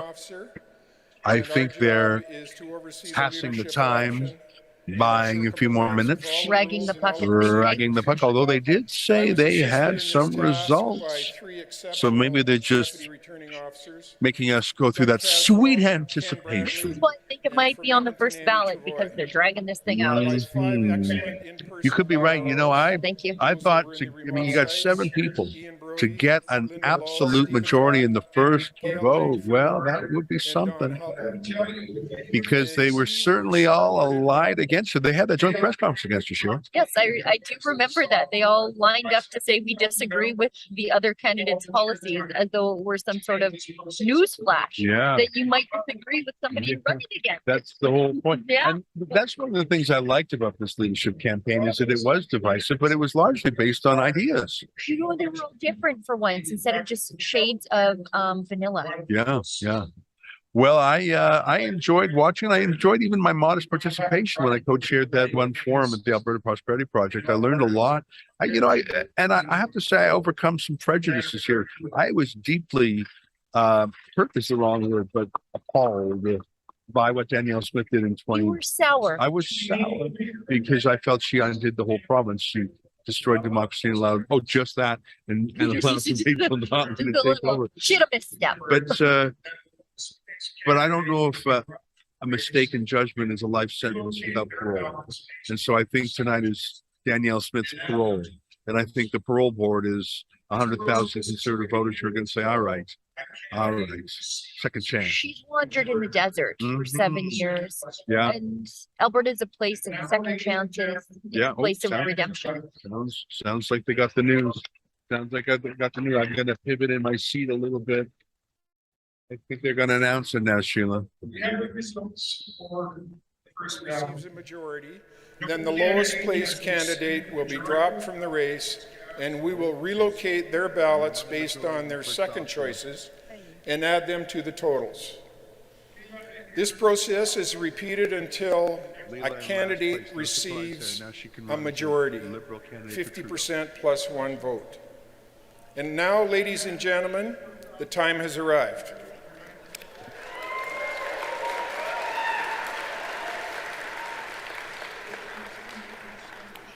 We have the results for the first ballot.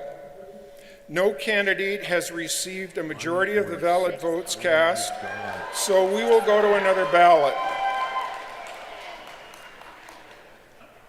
Leila Ahir has dropped off from the race, and the next choice on those ballots will be redistributed to the other candidates.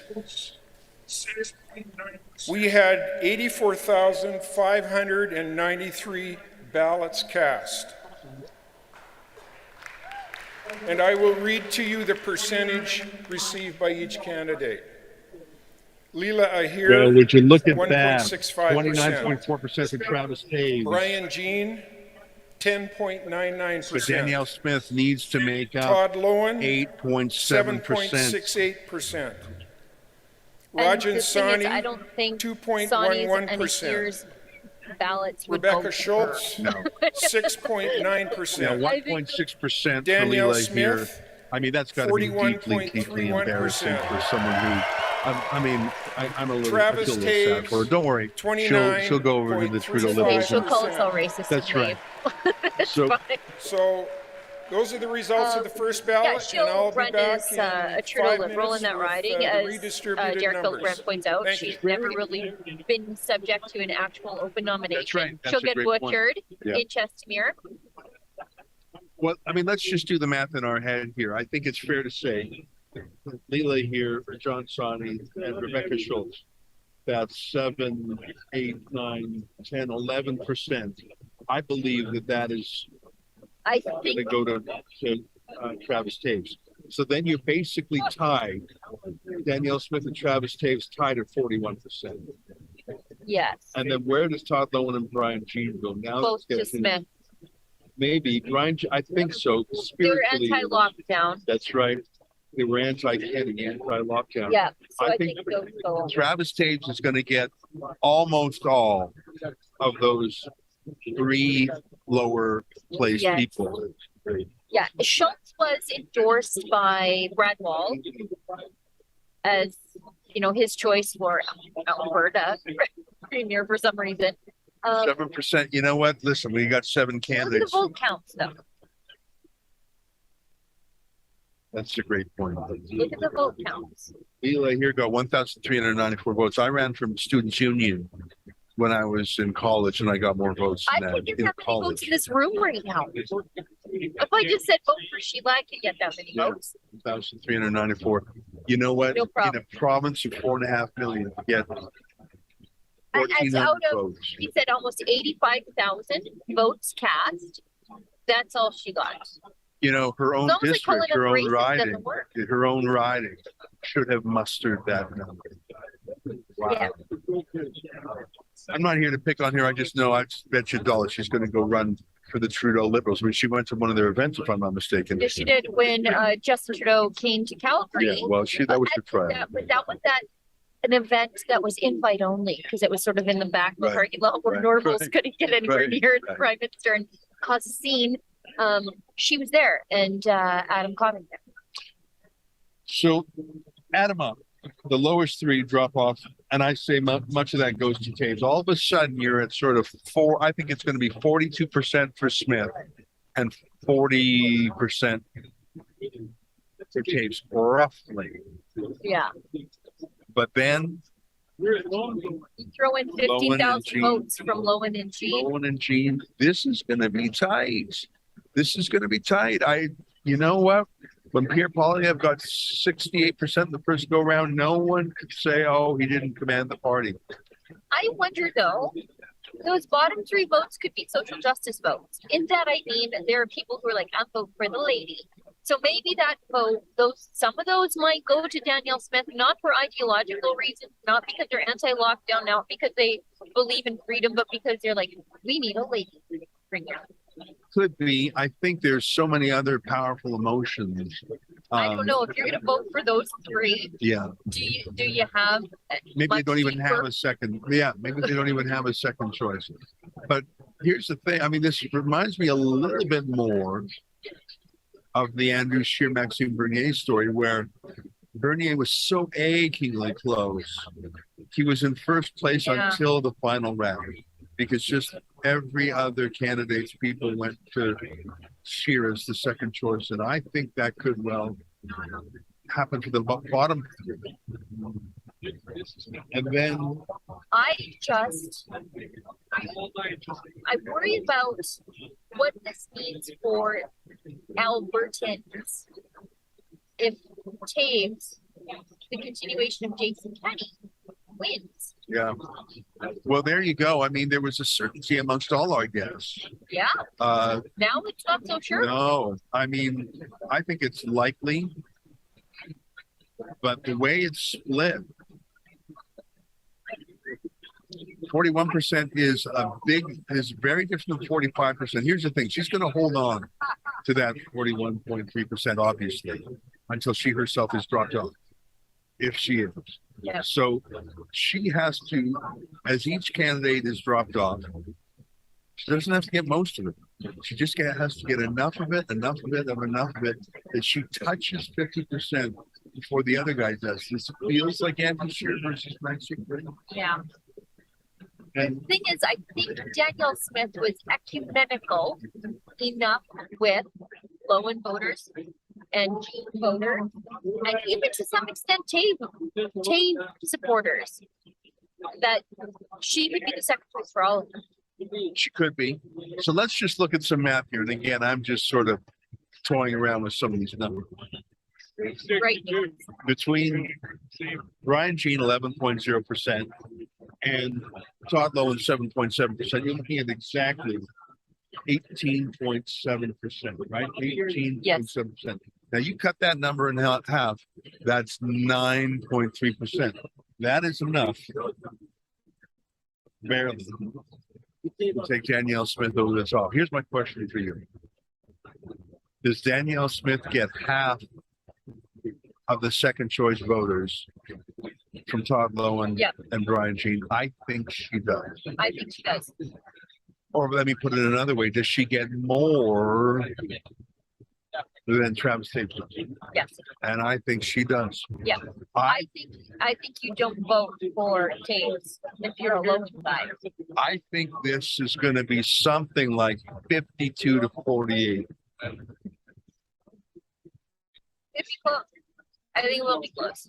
Now, when we were talking to our earlier guests, no one said it was going to be a Poilievre style blowout of 68%. I don't even think anyone was suggesting it would be 60%. No, I just thought it would be on the first ballot. Yeah. Kind of shocked. So 55%. So there's my prediction. I predict, based on the very rough math I just showed you, because remember, so let's assume that almost every vote for Lila here, for John Sawney, and Rebecca Stokes, let's say just 95% of those votes, second choices go to Travis Taves. That's obviously not going to be perfectly true, but that makes it almost a tie. Yeah. And then it comes down to those two others, Todd Lowen and Brian Jean, and I believe that she will squeak out a majority of those, and that will be enough to put her over top. This is a closer run thing than most thought. Do you know what though? I think Taves has the benefit of being the hand-selected guy of Jason Kenney, and so they have the access to the volunteers and the organizers in the ridings that she really doesn't have because she doesn't even have it. And I mean, remember, this party, 51% of people voted for Jason Kenney. So there was a Jason Kenney. Yeah. And how many? So Travis Taves is likely to get all of those type voters. Yeah. And there's other people who would say, well, I like Taves because I had a beef with Kenney personally. I didn't like his style. But I sort of like his, him generally, even if put aside his own personal flaws. Travis Taves is like Jason Kenney without some of the irritating baggage. Yeah. And Travis Taves also has the benefit of being endorsed by multiple Alberta federal MPs. Right. So, and some of the more popular in their riding conservative ones, like Arnold Pearson, he came out and endorsed Taves. So there's a lot of that too that he's benefiting from right now. People trust their local conservative MPs. Now, if there's 1,394 ballots that need to be recounted and reapportioned. Now, remember, there is no requirement to rank all 7. You No. could just put one name. Like Tariq said, he said, I only ranked 3 and that was it. Fair enough. So what they're doing, and I presume they're doing it now, is they're taking those 1,394. Oh, got an announcement. Yeah, first thing that I want to say is congratulations to all the candidates and all the. Rick Orman, the returning officer. I, if anybody knows the task of running into leadership, and I know the commitment and the time. He's giving some more generic thanks, but I presume he's at the mic because he has more news. And even though we dropped one candidate, we cannot forget the contribution they've made to this process. He's a former cabinet minister himself, former energy minister. Good egg. Yeah, I like we have in our party is to a large extent because of the hard work of the candidates and 84,000 votes. That's pretty good. I mean, give you 2 reasons to think it's good. Number one, of course, you don't have total voter turnout, so they probably have 100,000 party members running the move. running in a leadership, and I know the commitment. If you want to get the time, federal hard work that goes into it, those people are very important to our party. And even Here's though more stats right now. we will be dropping one candidate off at a time, we cannot forget the contribution that they've made to this process. Sonny drops off on this thing. The 124,000 memberships that we have in our party is to a large extent because of the hard work of the candidates and the people that supported them. Rebecca Schultz, 7.32%. They went to her. I now have the results for the second ballot. No candidate has received a majority of valid votes cast, so we will go to another ballot.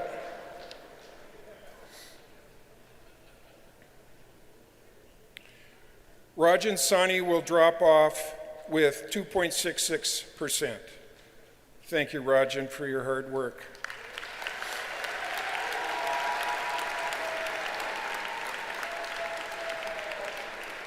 %1.6%, so it's Brian almost Jean, imperceptible. 11.25%. Caught Schultz up to low. Todd Lowen, Put her within 7.71%. less than half a percentage point. Rebecca Schultz, 7.32%. Danielle Smith, 41.41%. Travis Taves, 29.66%. So I will go back, we'll redistribute the second choice ballots of Rajan Sani's, and we will then be back with those results. So it was such a minor redistribution because there were so few, what was it, 1.6%? So few people supported her. Yeah, so sorry, it was about 1,394 votes, I remember saying. So if you've got 84,000 votes cast and you redistribute 1,394, not all of which had a second choice, it's going to be imperceptible. Right. So it looks like no candidate really hustled. Danielle Smith went up just 0.1%, I think. Yeah. Schultz went up a little. Yeah, but it's not going to make a meaningful difference. You're going to have to say goodbye to Rajan Sani, and you're going to have to say goodbye probably to Rebecca Hunt. Is that her name? Schultz. Schultz, pardon me. Again, there's so many names I'll put here. Since I'm a tiny bit sleepy. And then Todd Lowen. Yeah. So when you dispatch Schultz, yes, then the numbers are going to start to move because she's got what I took a snapshot so I could 7.4. Yeah. So she is now at 7.3. That's a meaningful amount.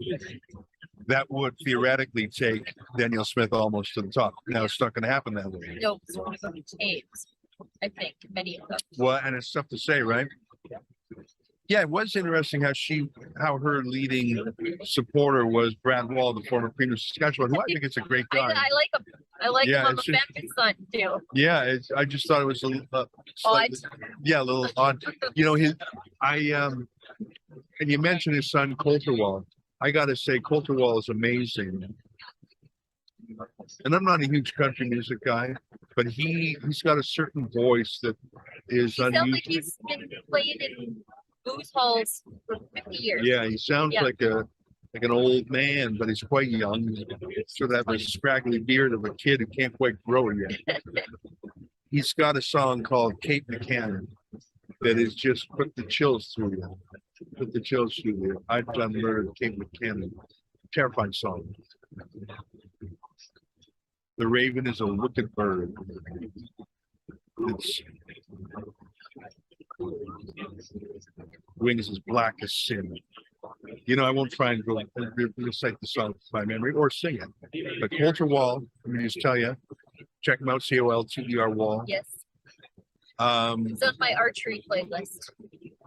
Big iron on his hip. That's a hell of a, he does a great job. Cover of that. You know, there's a few more. My memory's not giving me the titles right now, but let me tell you, I'm not a big country music guy, but I am a big aficionado of Brad Wall's son, Coulter Wall. Then you see, I'm killing a little bit of time, just like they are. Ragging them Yeah, up. oh yeah. I would say we should play some Coulter Wall vids, but that'll probably get us in some sort of YouTube trademark. Maybe we can get one of these kids sitting behind on the other side of the desk to go over there and grab maybe Drew Barnes. We can talk to him. Yeah, I see Drew Barnes just a stone's throw away from here. There's a lot of interesting characters and some not so interesting characters here. Well, they're all a little interesting. That's very true. Yeah, Drew Barnes is definitely an interesting character. Well, I'm gonna tell you where I think it's going. I think it's going 52% for Danielle Smith, 48% for Travis Taves, and I'm thinking that it will be a coalition of losers that then start to pout. I think that They're going to start sabotaging her from the very beginning. I really think so. Travis I Taves. wish they could all be like Shane Getson, who's just like, Yeah. we're going to work together for Albertans. Yeah. But I He think was there a are good people talker. He was a good so talker. petty. A Yeah. lot of metaphors in there. Oh, I think you're right. Yeah, she's got a tough go of it because she has not been in those caucus meetings. She does not know all who's who and who. She doesn't know the staff. She doesn't know how it goes. I think, though, on the flip side, that she might benefit from that because she doesn't know the clicks, she doesn't know the calls. I don't think she cares. You know, I was saying earlier about Trump when he came in as a complete outsider. Well, he made some atrocious personnel decisions, but at least he could choose from literally anyone in the world. And she enjoyed firing them, I think. Yeah, and just like on a hit show, The Apprentice, Yeah. he wasn't afraid to fire people, and I think he did so where needed. I mean, I think his personnel decisions, there were some awful ones there, but really, given that he was not a political animal, he was a business animal, a media animal, casino mogul, a real estate developer. Like how do you know hundreds and hundreds and hundreds of people to appoint? And some of them he did a great job on his judicial appointments, which he basically outsourced to the Federalist Society. I think were one of the high water marks of his accomplishment. I mean, the judges he put on that Supreme Court every week show you what good personnel can do. Right. But my point is that Trump could choose from the whole world. He could choose from 300 million Americans. Danielle Smith is coming into caucus and has to choose from her opponent's team. Yeah. Has to build her cabinet from Jason Kenney's team, from his cabinet, from his hand-picked candidates. And so that's going to be tougher for Danielle Smith to do. And so when you say she doesn't know these intrigues and the clicks, that's true, but she won't know who to trust and who not to. It's going to be a viper's nest. And some of them would rather have her have her lose to Rachel Notley than have her win and then not be the boss. Oh, we got some more news. They're coming quick. They're coming fast and furious. Go to a fourth ballot. Todd Lowen dropped off this.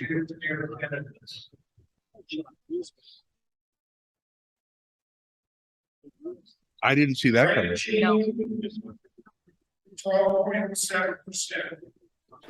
Ladies and gentlemen, I have the results of the third ballot. No candidate has received a majority of valid votes cast, so we will go to another ballot. Todd Lowen has dropped off from the race, and the next choices on those ballots will be redistributed to the other candidates.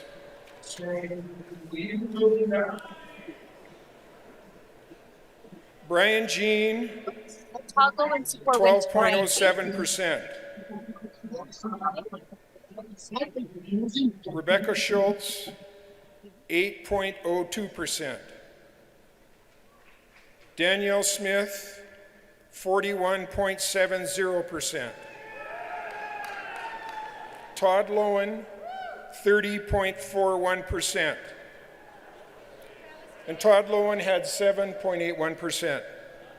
So we will be back. It's very, very interesting, Sheila. Rebecca Schultz eking out more support in the second place from, maybe you were right, the other women candidates, Leela Ahira, John Shawnee, perhaps their vote went to Rebecca Schultz. That's just enough to sneak ahead of Todd Lowen, who now will be dropped off. I look at the two front runners, Danielle Smith and Travis Taves, only inch forward an iota, a jot, a little teeny tiny step. Let me be more particular. Danielle Smith went from 41.4% to 41.7%, just a tiny jump. Travis Taves went from 29.7% to 30.4%, a little bit more. Right. And then, so this round, Todd Lowen will drop off and his votes will be reapportioned. This is going to be very interesting. Todd Lowen's about to be redistributed. His 7.8%, where will they go? Remember, Danielle Smith needs 8.3% to get over the top. Will Todd Lowen's people go to her? I'm going to say half of them will. Yes, I think so. We have a very, very special guest sitting not 5 feet away from me. Fildebrandt, what a pleasure to have you on the show.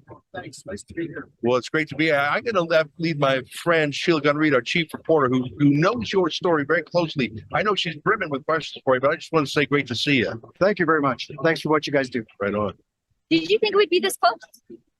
I'm a little surprised. I knew how divided the party was between Smith and Taves. In the South and in Medicine Hat and in Cypress Medicine Hat, it's Danielle Smith. She's ran the best campaign. The Sovereignty Act, although there are some flaws with it, it's created a lot of interest and a lot of, it's a step in a direction that Albertans want to go.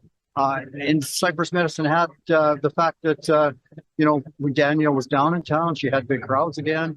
The fact that right at the start, the other candidates allowed her to set the direction by going on a debate about the Sovereignty Act. So to me, this is kind of indicative of the split in the party, the split in the conservative movement. Now, for people who don't know, you were shown the door. I was. For being anti-lockdown, but you're still wildly popular in your riding, and I think you know that. Well, thank you for that.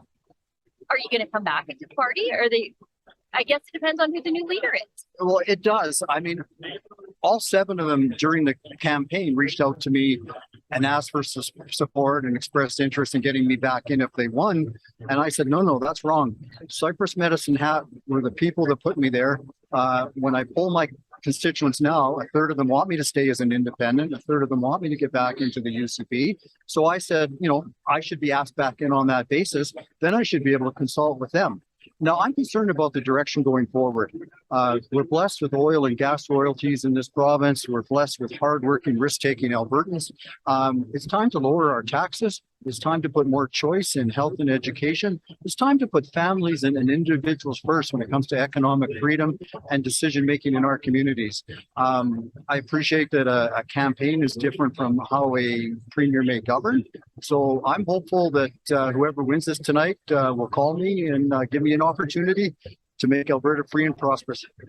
Now, what do you think the first thing the new leader should do? Because the party is more divided than I thought they were. Although I think Taves is probably benefiting from some of those federal endorsements and the fact that he's hand-selected by Jason Kenney to do this. So what's the first thing the new leaders should do? Well, the first thing the new leaders should do is reach out to me and Todd and all the MLAs and give us a real voice. You know, Jason Kenney not only did not meet expectations of Albertans, he could have been the Ron DeSantis of Canada and missed that opportunity. But the caucus communication, the caucus involvement, the caucus leadership, it just wasn't there. So with leadership skills and communication skills, that's an easy thing to repair. That is step number one. But I would say if it's Danielle, yeah, the Sovereignty Act should be right up there. If it turns out to be Taves or the other two still on the ballot, let's start to respect that Albertans are demanding a fair deal from Ottawa. That's resource movement, that's equity and ending equalization. Even when I was on the Fair Deal panel, Albertans want to open the Constitution. We want fairness in the Supreme Court. We want fairness in the House of Commons. We want elections that are decided as much here as they are there 2 hours before we're even done voting. And Albertans are willing to push for that. Nothing moves unless it's pushed. So that's the step number one. Of course, it's been talked about how the campaign missed some of the main concerns of inflation and the high cost of living. Let's reduce taxes. Let's use the oil and gas royalties we've been beneficial of and getting the last time, especially the tier 1 carbon tax that our big Alberta companies are paying. And let's use that to subsidize the transmission lines that Albertans, the PC government wrongly got us in over 10 years ago, and rates will not continue. Let's make it affordable so families and businesses can be competitive and live good lives here in Alberta again. And do we want a type of culture where we wait for more government handouts? No, not Albertans. We want a type of culture where taxes are lower, individual opportunity is there. I mean, I'm hearing Jason Kenney in the last 3 or 4 days running around giving this money out. Oh, he's making it rain. Most of my constituents are saying, stop it. Yeah. You know, give us economic freedom, give us lower taxes, give us choice. Listen to my MLA, some of them even say. And so that's number one. Like, listen and be conservative.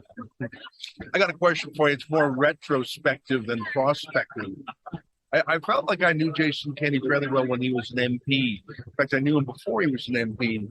And I would have called him one of Canada's most conservative politicians.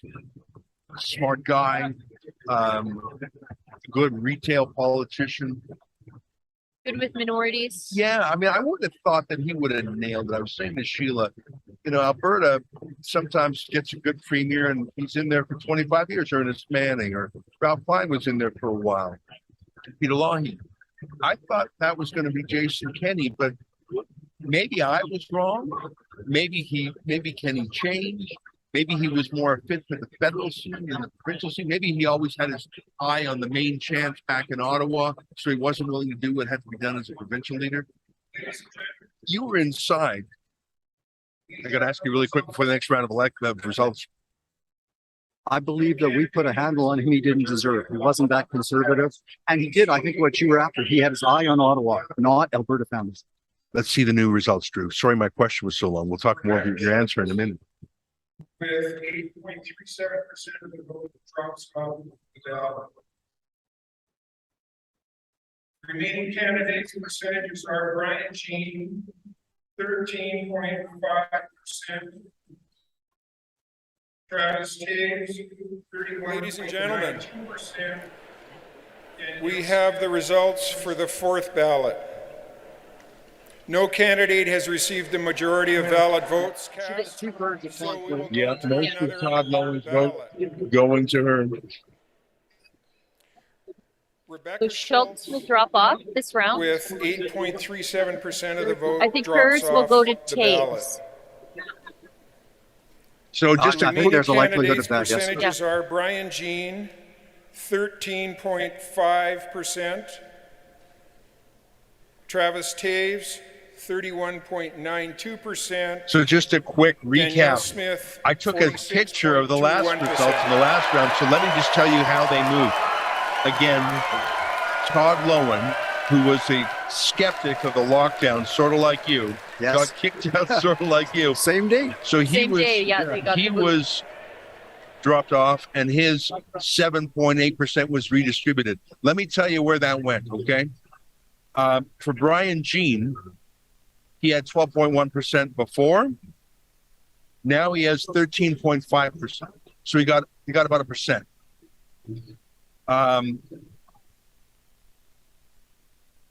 Travis Taves had 30.4%. He just went up a little bit, 31.9%. The biggest gainer, as you pointed out, was Danielle Smith. She went from 41.7% to 46.2%. So she's achingly close to that 50%. She needs 3.8% more. Can she get that from the next folks to drop off? Schultz is the next to drop off, 8.4% up for grabs. I don't think that she's going to get from that what she needs. I think those are going to go to Taves. I think the majority are going to go to Taves. But what you said earlier, Sheila, some support from gender, Yeah. There's that. I don't vote that way, but some people do. They want to see, they want to be able to sort of deflate that balloon of the mainstream media when they say, oh, Rachel Notley, we have to have a female premier again. A lot of people, well, not a lot of people, but some people do vote that way. That's how we got Justin Trudeau. I'm not sure it's the best idea. We don't want to talk about that. But Todd and Brian and Travis are the three Northerns. So it's indicative that Danielle just got 2/3 of Todd's vote, even though she's not a Northern Alberta. That's true. So people are voting with their values. They're voting for freedom. They're voting for economic prosperity, and they're voting for the message that Danielle talked about with the Sovereignty Act. People are so ready to tell Ottawa, it is so time to give us a fair deal resource movement. Treat us like an equal partner. Yeah. Forgive me. I want to throw some more stats at you, and I just because my prediction is 52% for Danielle Smith at the end. So let's say all 8.4% go from Schultz to Travis Taves. That puts him just a sniff over 40%, and Danielle Smith's at 46%.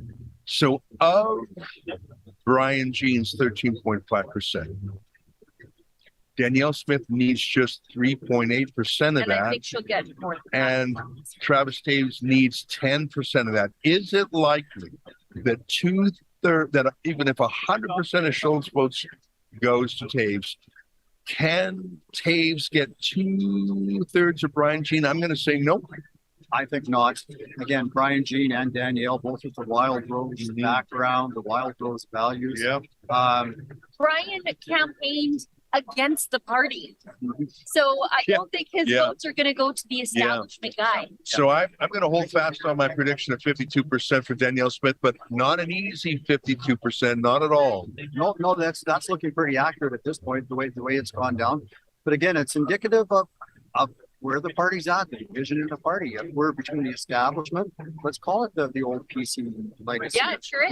Versus the Wild Rose. That's absolutely the division. Exactly, it is. So how do we give rural values and rural communities and all families in Alberta a louder voice? That will be the next leader, the next premier's challenge. Again, start by listening, start by creating a culture where we value economic freedom and individual opportunity and the chance to get ahead. And the corporate cronyism, the corporate welfare that we've seen the Kenney government put out has offended more conservative Albertans than it's helped. It's so contrary to how he earned his fame amongst conservatives, being Mr. Taxpayer Fighter. Yeah, it's and it's why a lot of people said to me, "What changed?" Yeah, but again, I guess we asked you that question. Yeah, and I didn't give you a lot of time to answer. I'm sorry it took so long to ask it. Give me a bigger answer now. Well, the bigger answer is at the time there was 21 Wild Rose MLAs and there was only 9 PC MLAs. We were the bigger, stronger party. But under Brian Jean's leadership, we weren't able to distance ourselves from the PCs to become that true conservative alternative. You may remember Brian then saying he put on his dancing shoes. Well, all of a sudden what happened is Jason Kenney appears from Ottawa, and slowly and surely, we kept hearing about how he was winning delegate support, leadership support at these early PC nomination meetings, but I kept hearing that there wasn't that big of crowds there. Yeah. Sounds like Rick Orman's back up there, the returning officer. And he said not at 50% yet. Brian Jean drops off the race, and distributed to the remaining two candidates. Here are the percentages per candidate. Brian Jean got 14.83%. Ladies and gentlemen, we have the results of the fifth ballot. Not yet. No candidate has received a majority of the valid votes cast, so we will go to another ballot. Brian Jean drops off from the race, and the next choices on those ballots will be distributed to the remaining two candidates. Danielle Smith is so close, 2.3% away. Here are the she only has to win 2.3% out of Brian Jean's 14.8%. I think it is statistically almost impossible. In fact, I think it's a fait accompli. Danielle Smith, but she did have to go to that last ballot. Very interesting, Drew Barnes. Very interesting. And hey, for me, there were 17 of us selected in 2012. I'm very, very grateful to the people of Cypress Medicine Act, but I'm also the last of the 17 of us selected. God bless, Pat Scare and Rick Sprankman and Heather Forsyth and Shane Saskew, but with me in 2014, kept things alive. And so it's an interesting turn. It's in a lot of ways, it's a political, incredible turnaround. And but it was the right idea at the right time. Again, I was grateful to be on the Fair Deal panel. Hundreds of Albertans went to the mic and said, yes, let's push Ottawa for a fair deal. And all the way from open up the Constitution, have an independence referendum, let's insist on fairness. I had a dissenting opinion. I went so far as to say within 3 years, we should have an independence referendum. Never mind all the talk and all those things. Let's just put Ottawa on notice. You've got 3 years to give us a fair deal. We'll let Albertans hold you accountable. Part of the reason I think I got kicked off.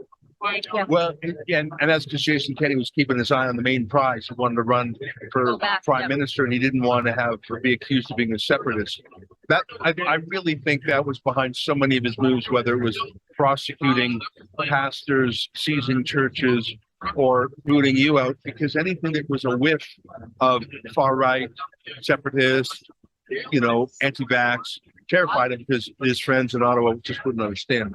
You know what? I'm readjusting my prediction. I'm going to say Danielle Smith 55%. 55. And 55 to 45. That's enough of a win. Like it's a lot better than 52-48. 55-45. It's a win. And if she doesn't bolt together, if she does, she's got a tough challenge. Challenge number one, question number one, does she even let Jason Kenney come into caucus? Because I think he is a hostile force to her. He's shown that during the campaign. And why would she let an underminer stick around in caucus? I think she's got to come to a friendly agreement with him if he does not attend, or she's got to boot him out. Yeah, that will be her decision, of course. But it's back to when he lost the support of the members, and the caucus at the time let him stay on as interim leader. That was a huge mistake. We needed an interim leader to set the direction. Just like the federal party did, they put in Candace Bergen and said goodbye to Aaron O'Toole.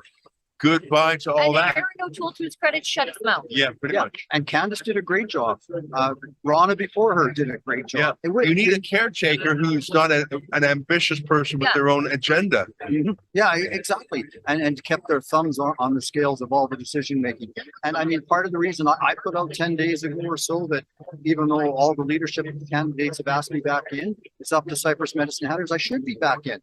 And at that point in time, I heard that there wasn't caucus meetings and Premier Kenney wasn't going to get it on the table. True or not, I don't know. But the fact that he was involved in me getting kicked out the first time and prevented, it was just not good for democracy. Well, I like your style, Drew Barnes. I'll tell you that. I got a question for you about Medicine Hat. Sure. Which is such a wonderful place. I enjoy it.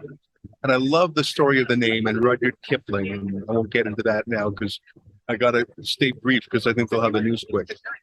One of your residents is named Tamara Leach, the spiritual leader of the truckers, patron saint of truckers. And she was arrested, not just the once in Ottawa, but in an atrocious miscarriage of justice. They issued a national warrant for her arrest. Police flew out. It was just awful. Homicide detective. Oh, just the worst. And even the judge in Ottawa said, "What are you doing?" And I think she's a political prisoner. She's served nearly 50 days in prison. I don't know if a single other Canadian has ever served a day in prison for alleged mischief. One person, and he brought down the entire Quebec electorate. Yeah. I did the research. A little more serious, yes.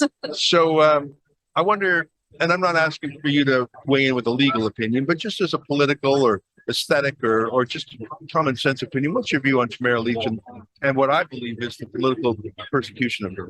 Well, Tamara Lich is a friend of mine. Tamara Lich is a hero. She, everyday grassroots Albertan who had that courage, that ability to organize, such a strong convoy. Look at how Canadians supported her. Look at how Albertans supported her. Yeah, and Trudeau calling the Emergency Act, and when it was clear that it was so clear it wasn't necessary, it was so clear it was illegal in a peaceful protest.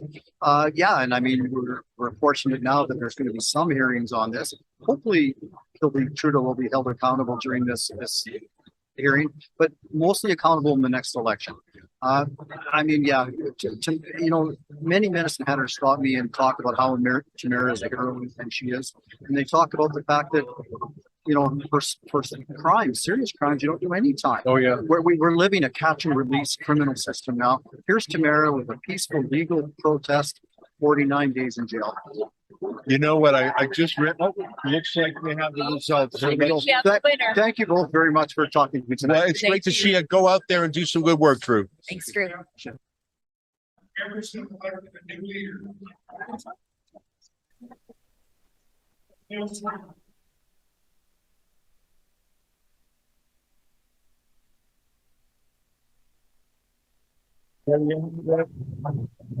$54% to 46%. Danielle Smith, the new leader of the United Conservative Party. How united it is, how conservative it is, yet to be determined. It was a close one thing. Ladies and gentlemen, we have the results of the 6th ballot. Our members have elected a new leader. Please welcome the next Premier of our province, Danielle Smith.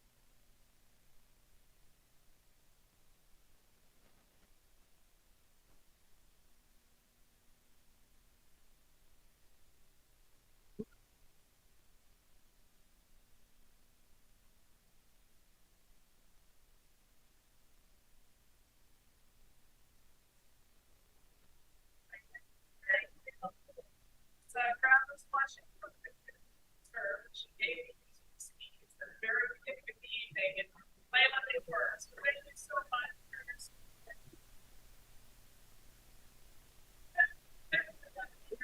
Our returning officer, Rick Morgan, was the very first campaign that I worked on in 1992 with you. I'm back.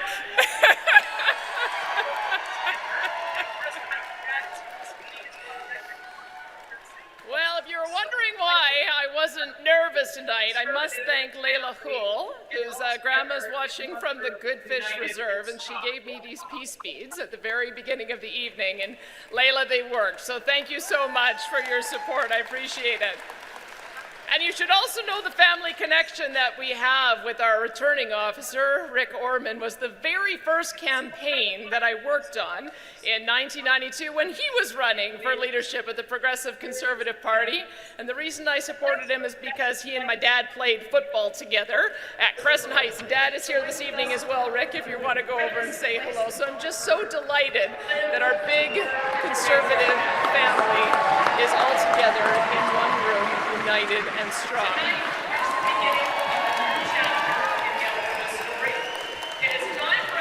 My fellow Albertans, over the last 117 years,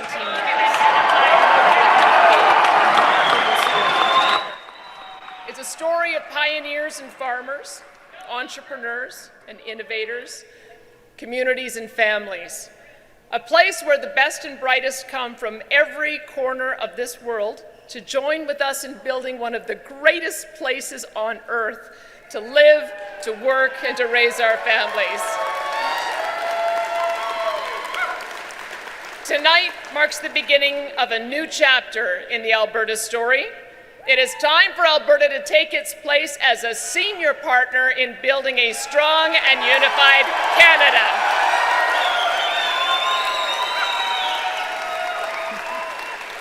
No longer will Alberta ask permission from Ottawa to be prosperous and free. We will not have our voices silenced and censored. We will not be told what we must put in our bodies in order to work or to travel.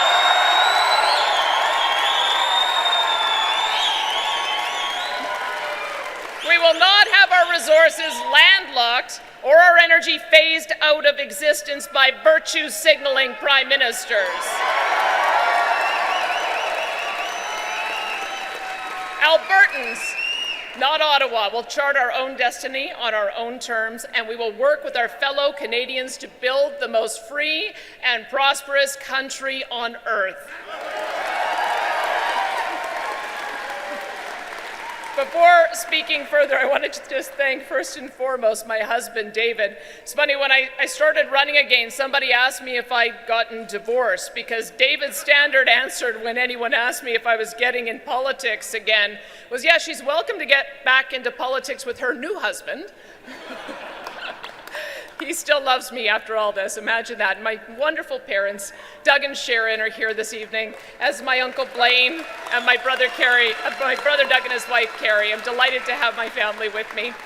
But I do also want to congratulate and thank my fellow leadership candidates, not only for their commitment to the party, but also to democracy. Over the last several months, these great men and women have placed their lives on hold and sacrificed greatly because they love this province with all their hearts. They want to see our province move forward with strength and prosperity as much as anyone in Alberta. I want to thank Travis Taves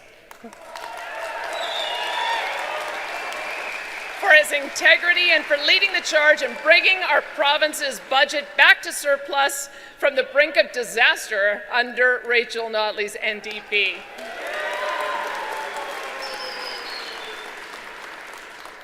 Alberta and our caucus are going to lean heavily on your strength and experience in the months and years ahead.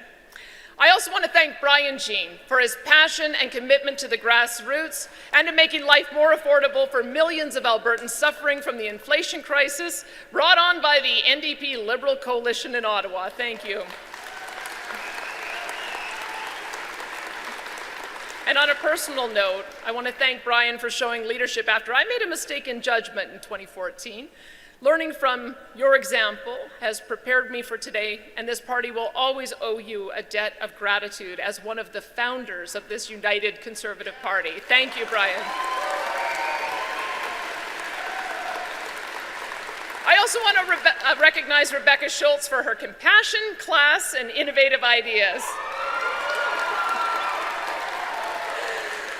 Rebecca, you are one of the brightest lights in our province, and I can't wait to work with you to ensure so many of those great ideas become a reality.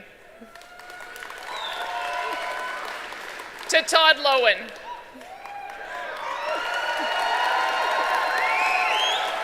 Thank you so much for reminding us that MLAs are the voice of the people in government, not the government's mouthpiece to the people. And I look forward to working with you to ensure caucus lives by that principle moving forward. And on that note, I understand that over this last week, Todd, your fellow UCP MLAs indicated overwhelmingly in favor of you to rejoin the UCP caucus. And I invite you to attend our caucus meeting tomorrow morning so we can get back to work. So thanks so much and welcome back, Todd. I also want to thank Rajan Sani for her class and commitment to vulnerable and senior Albertans, and I look forward to advancing those causes together, Rajan. And to Leela here, thank you for your passion and commitment to serving Albertans, even if that means fighting a cowboy who's fallen off a bull. Or fighting a bull is to save a fallen cowboy. Thanks, Leela. I want to thank each and every one of you who ran. You are all great Albertans, and I look forward to serving alongside you. I would be remiss as well if I did not thank my friend, Premier Jason Kenney.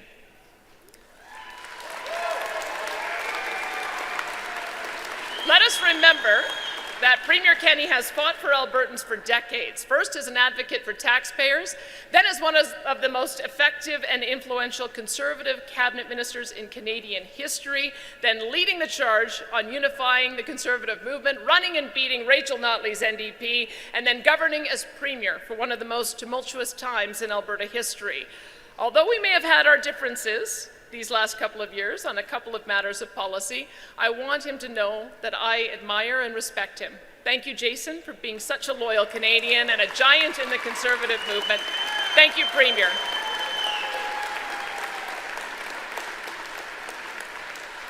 And a special thanks to my campaign team, who dedicated the last few months of their lives to helping us get to this moment. I simply wouldn't be here without you.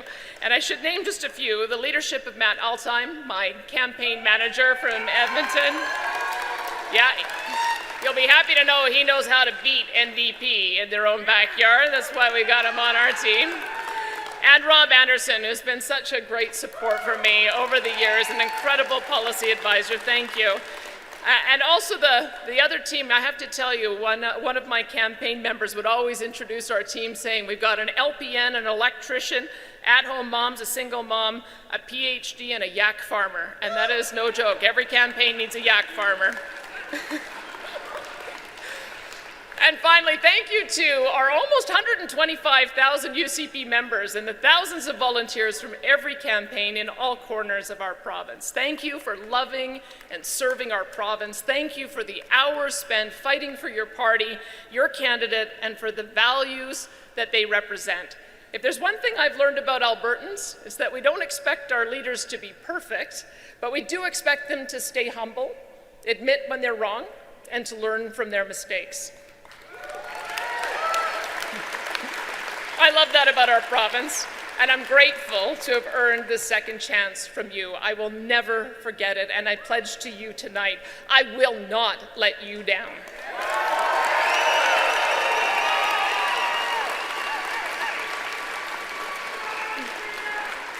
My friends, tonight I invite all United Conservative Party supporters, our party, our caucus, fellow leadership candidates, all of us, regardless of who we supported during this leadership race, to come together and unite for the good of our great province.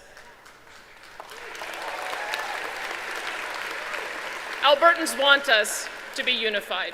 They want us to succeed. Albertans don't want to elect a socialist NDP government any more than they want to see the Toronto Maple Leafs win the Stanley Cup.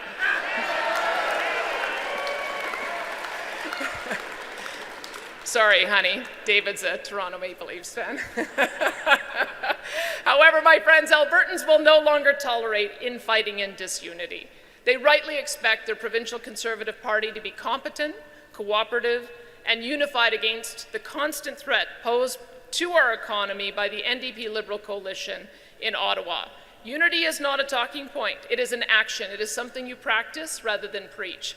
Now is not the time for settling old scores or rivalries. It's not the time to punish our fellow Conservatives for past mistakes. This is why, as Premier and leader of this party, I am wiping the slate clean. The membership has spoken.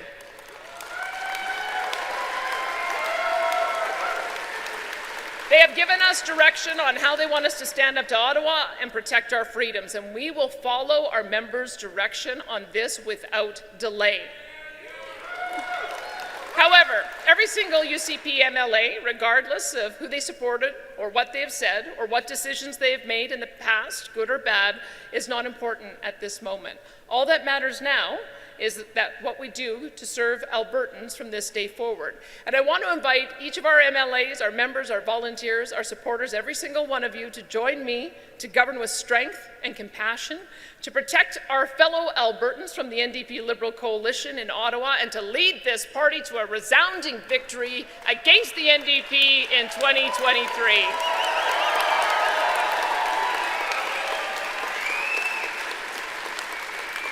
To win in 2023, we need to focus on the issues Albertans are most concerned with. As you know, Canada and Alberta are in the midst of an inflation and affordability crisis that has been primarily caused by the fiscally destructive policies of the NDP coalition with the Liberals in Ottawa. When you flood the money supply with hundreds of billions in new spending and pursue policies that spike the price of energy and transportation, the result is crippling inflation that is hurting a sizable majority of Albertans. The 30-year-old university graduate living in her parents' basement because she can't afford the damage deposit on a rental. The single mom who has to resort to smaller and less nutritious meals for her young son and daughter because she can't make the budget stretch any further. The working father forced to take extra shifts and overtime because if he doesn't, he won't be able to pay for the extra interest being charged on the family's mortgage from repeated interest rate hikes.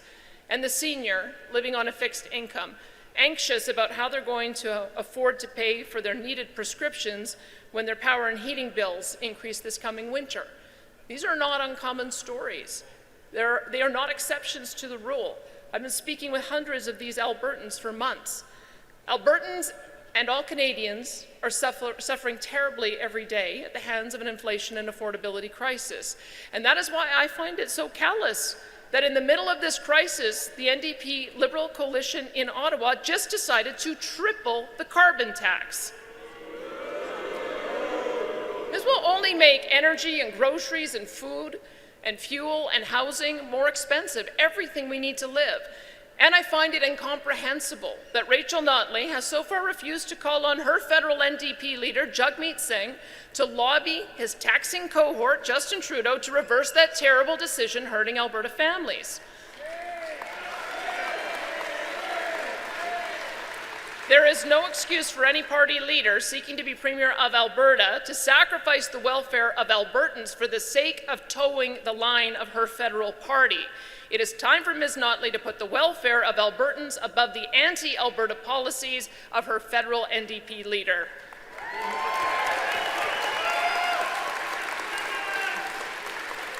She is not putting Alberta first, and that's the difference between us. I will always, always put Albertans first. No apologies.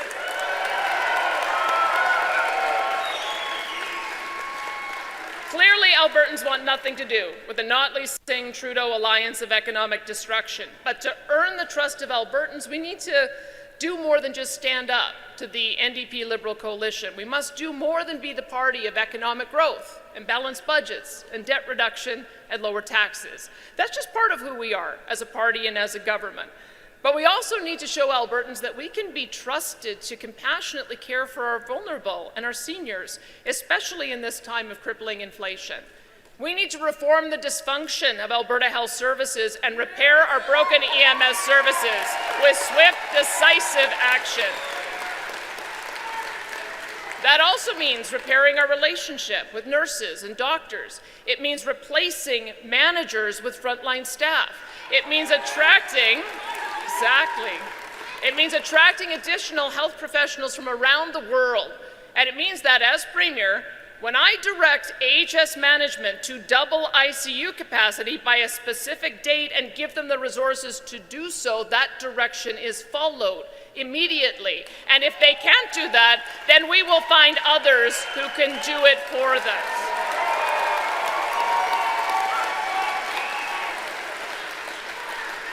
Although we will always balance the budget and control increases in spending, we must also demonstrate the compassion Albertans expect of us by ensuring the vulnerable can afford the necessities of life during this inflationary crisis. We must ensure our teachers, our children have the teachers and education assistants and tutors that they need to succeed, especially after the disruption to education over the last couple of years. We must address the mental health and opioid crisis that is stealing our young people from us. And we must give a hand up, a warm hug, real hope, and real help to those on our streets who don't know where else to turn. We are Albertans. Yes, we are entrepreneurs and business people and fiscally prudent, but we also have heart and compassion that matches the size of our mountains. Our generous compassion is the very soul of Alberta, and Albertans demand a government that reflects that compassion, especially in times like these. As Premier, I will ensure we act swiftly to demonstrate exactly that. Now, friends, in the months ahead, we must recognize that there are those in Ottawa and the establishment, even some in Alberta, that don't want to see our party be unified. They don't want us to succeed. And sadly, these folks will do and say almost anything to keep us from succeeding. They will dredge up old statements and mistakes from the past. They will use cancel culture and fear-mongering in an attempt to scare and dissuade Albertans from supporting our MLAs and me. For example, it is safe to say that many in the Notley Singh Trudeau alliance will claim that my plan to stand up to Ottawa with the Sovereignty Act is somehow meant to move Alberta toward leaving our beloved Canada. That is a lie. What Albertans want is for our province and all provinces to have our rights under the Constitution of Canada protected and respected by an increasingly hostile Ottawa regime that seeks to control every aspect of our lives.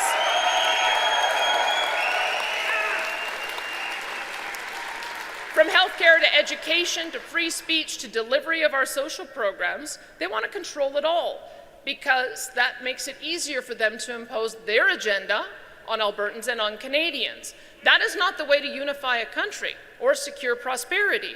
That is a road to division and economic ruin, which is why, in closing tonight, I want to speak to our fellow Canadians.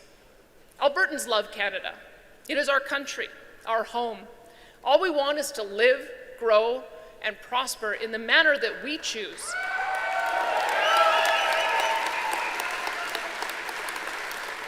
We want to set our own course, develop our resources and economy, and run our social programs and society as we think best. We also want to share our prosperity with the entire country. So tonight, I invite every Canadian to partner with us. Partner with Alberta. Let's work together to build the strong, prosperous, and unified Canada that we know that we can be.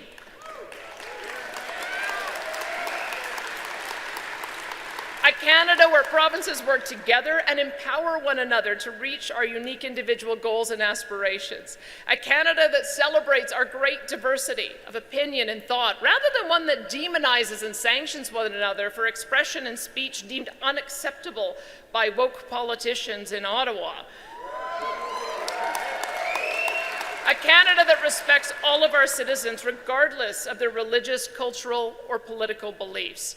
Together, we can be the solution to the world's energy crisis and wrestle away the leverage that thug dictators are using against an energy-starved Europe. Together, we can be the energy superpower that provides billions of people in Africa and in Asia with the clean LNG needed to replace their reliance on coal, wood, and other high-emission fuel sources, saving billions of tons of emissions and replacing them with billions of dollars for our citizens and our economy and our social programs. We can become the nation that develops the breakthrough technologies that make continued fossil fuel use not only possible, but preferable for fueling the energy needs of this generation and the next. And we can feed the planet with our world-class food producers and technologies. We can build the most innovative, entrepreneurial, and well-educated workforce in the developed world, where students are taught to create and build and innovate, rather than to conform, obey, and profess allegiance to failed and outdated ideologies. Alberta wants to play a central role in building that Canada with you as an equal partner. And I invite you and those you elect to join us in building the most prosperous and free country on earth.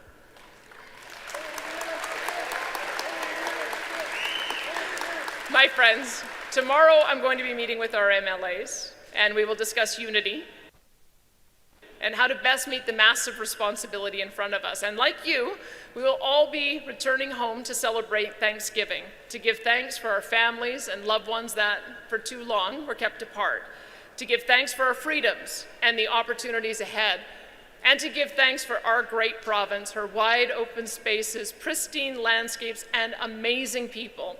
And after Thanksgiving, next Tuesday, I will travel to our capital city to be sworn in as the next Premier of Alberta.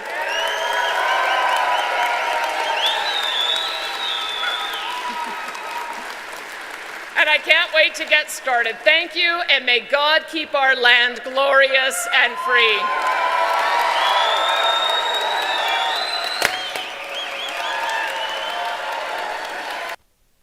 There you have it, the new Premier designate. I think that would be the term of Alberta, Danielle Smith. What was the final vote she got, Sheila? 53.7? Yes. Not an overwhelming Pierre Poilievre-style victory, not a first ballot victory, but a win to win. And she won it. She's meeting with the MLAs tomorrow to try and fuse the team together. An interesting speech. Her handlers circulated, given us a written copy of it. I thought the speech was interesting in that there were some nice words of unity there for the other candidates. Yes. And she had a strong line about Alberta's place and standing up for Alberta, but she also was fairly clear that she was not a separatist and that she thinks that Alberta's place is within Canada. She just wants an Alberta first approach. So I thought that she had an outer limit. She put down a marker. She said, Canada's our home. Pay other parts of Canada be a partner with us. But she made it clear she's not a separatist. I don't think anyone ever thought she was. No. She talked about gotcha journalism and cancel culture. She sure did. I just pulled up that page because I thought it was really interesting because it was one of your questions all night.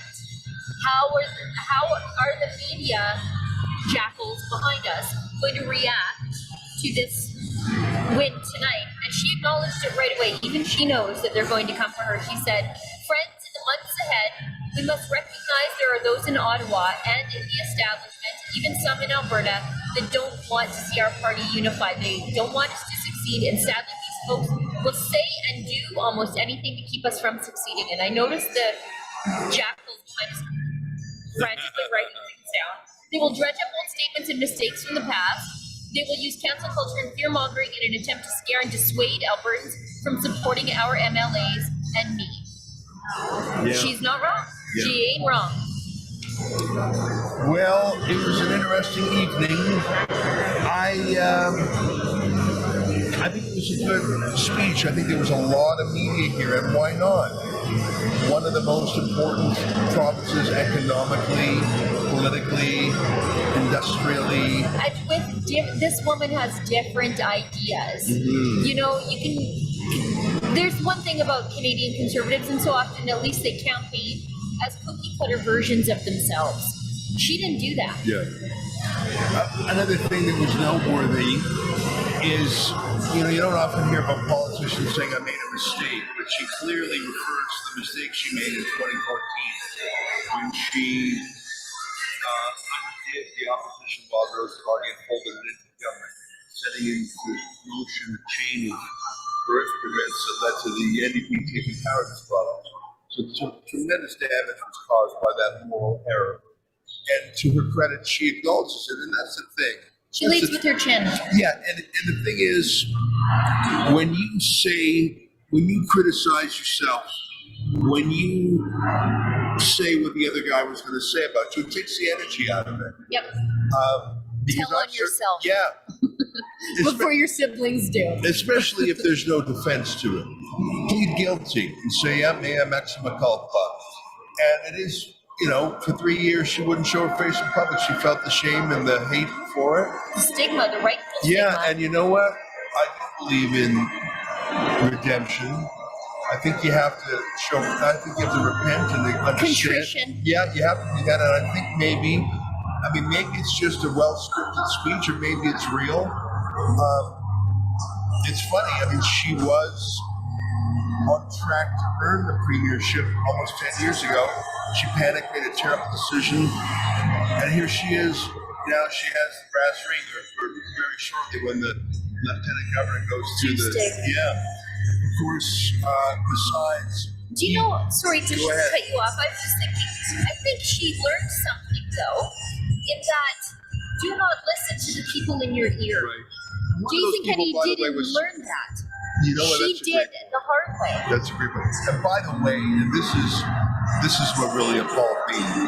When I later learned that Preston Manning was one of the whisper in your ears people to her back then. Preston Manning, who claimed, from the grassroots up, we speak Democratic deficit. And I was a young Reform Party guy, and I worked for Preston as his legislative assistant when I was a very young man. All he talked about was the grassroots versus the elites, and here he is revealing himself to be the Rasputin whispering in her ear to undo democracy, to undo sort of a mini provincial Reform Party. That's when the lights went off for me for Preston Manning. He'd already dabbled and dallied with the environmental radicals. Anyway, I just had to mention that. But here is Danielle Smith saying it was a mistake. And Brian Jean, thanks for helping pick up my mess. When you say that about yourself, it takes the energy out of it. And you're right. Maybe she will be less open to persuasion of the next Rasputin who says, do this, try this trick. Hopefully she'll feel that stranger danger. I'm being told to do something bad. Sorry to interrupt again, but while she paid for that for 7 years, didn't show her face in public for 3 years, the whisperers went on to be just completely normalized in conservative circles.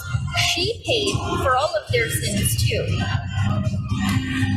So she's got to fuse the party together. It'll be interesting to see her media approach. Pierre Poilievre, you might recall, the night he was elected, refused to talk directly to any media. He just, We had her campaign manager sit to beside us. I mean, but I praise Pierre Poilievre for not doing media. He's got to learn to hate the media, and I think he is. I hate us all alike if you're gonna. He's got to cobble together a cabinet. She's got to do that, pardon me. And then she's got to get her own entry into that legislation. She's got to find a safe district that's either open or that will open up for her. There is a current riding in the downtown of the city where a liberal named Doug Schweitzer, a liberal in conservative clothes, stepped down. He's a disgraceful man, and I'm so glad he's gone from politics. But I think that's a dangerous place for Danielle Smith to run. She needs a safer riding, probably in her home district. And she's down in High River, just south of the city of Calgary. She should run there and let the games begin. I tell you, Sheila Gunn Reid, we're going to cover the living daylights out of this because you just can't trust the media party. No. You know what, Danielle Smith knows that. She's acknowledged that, and that's great. But I will treat Danielle Smith the same way I treat every politician, in that whatever you say, whatever you promise, you must keep. Yep. And that's why we're going to make sure that she delivers on her amnesty promise. Yeah, and that's a great point, lockdownamnesty.com. That's why we criticized Jason Kenney, not because we had a personal animosity, but actually for the opposite reason, because we had a friendship and an acquaintanceship and a personal alliance with him. Because he lied to my friends. That's right. That's why. It behooved us to, if we believed in anything, we had to prove a thing. And that's why we're not suckers for Andrew Scheer or Aaron O'Toole or Jason Kenney or Pierre Poilievre. And we'll hold them to account. And people say, what do you do if Poilievre becomes PM? Well, the same thing we'll do now that... Same thing we did to Jason Kenney. That's right. And Danielle Smith becoming premier. Here's what we do. We do two things, Sheila.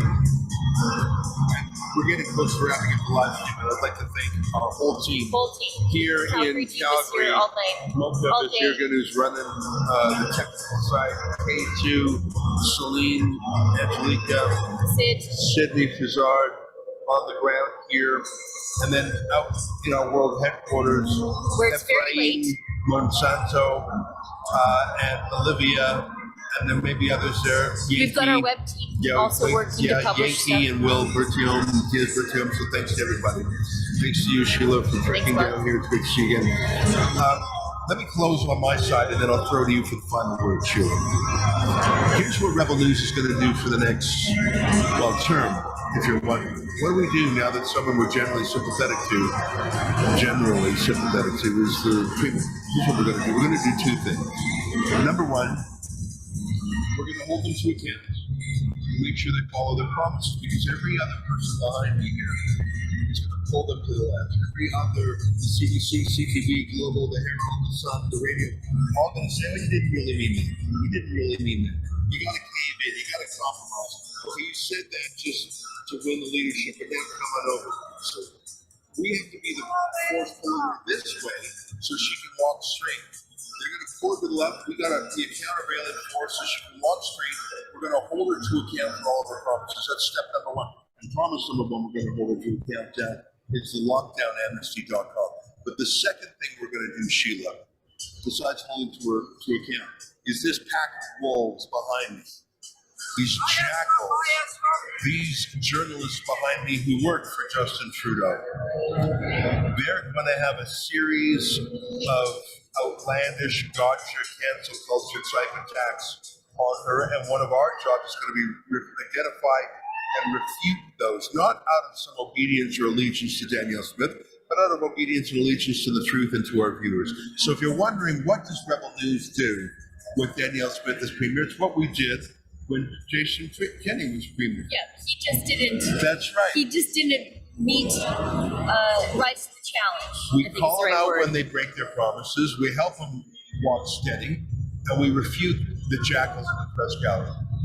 That's my promise to you, and we got a great Alberta team to do it. Sheila, last words to you. I think, going forward in Alberta, I think it's also our role, besides all the things that you just said, to be a place where we can have those unallowed conversations about sovereignty, about independence, about prickling against Ottawa, about flexing our muscles, about being this economic and energy powerhouse, and seizing some of those powers that Quebec has for themselves. We're going to be a place where you can have those conversations, because the jackals behind us keep telling everybody to shut up. There you have it, Sheila Gunn Reid, our chief reporter. On behalf of all of us here in Calgary, the BMO Center at the Stampede Grounds, and our team holding the fort at nearly midnight Eastern Time at our world headquarters. See you at home. Good night, and keep fighting for freedom.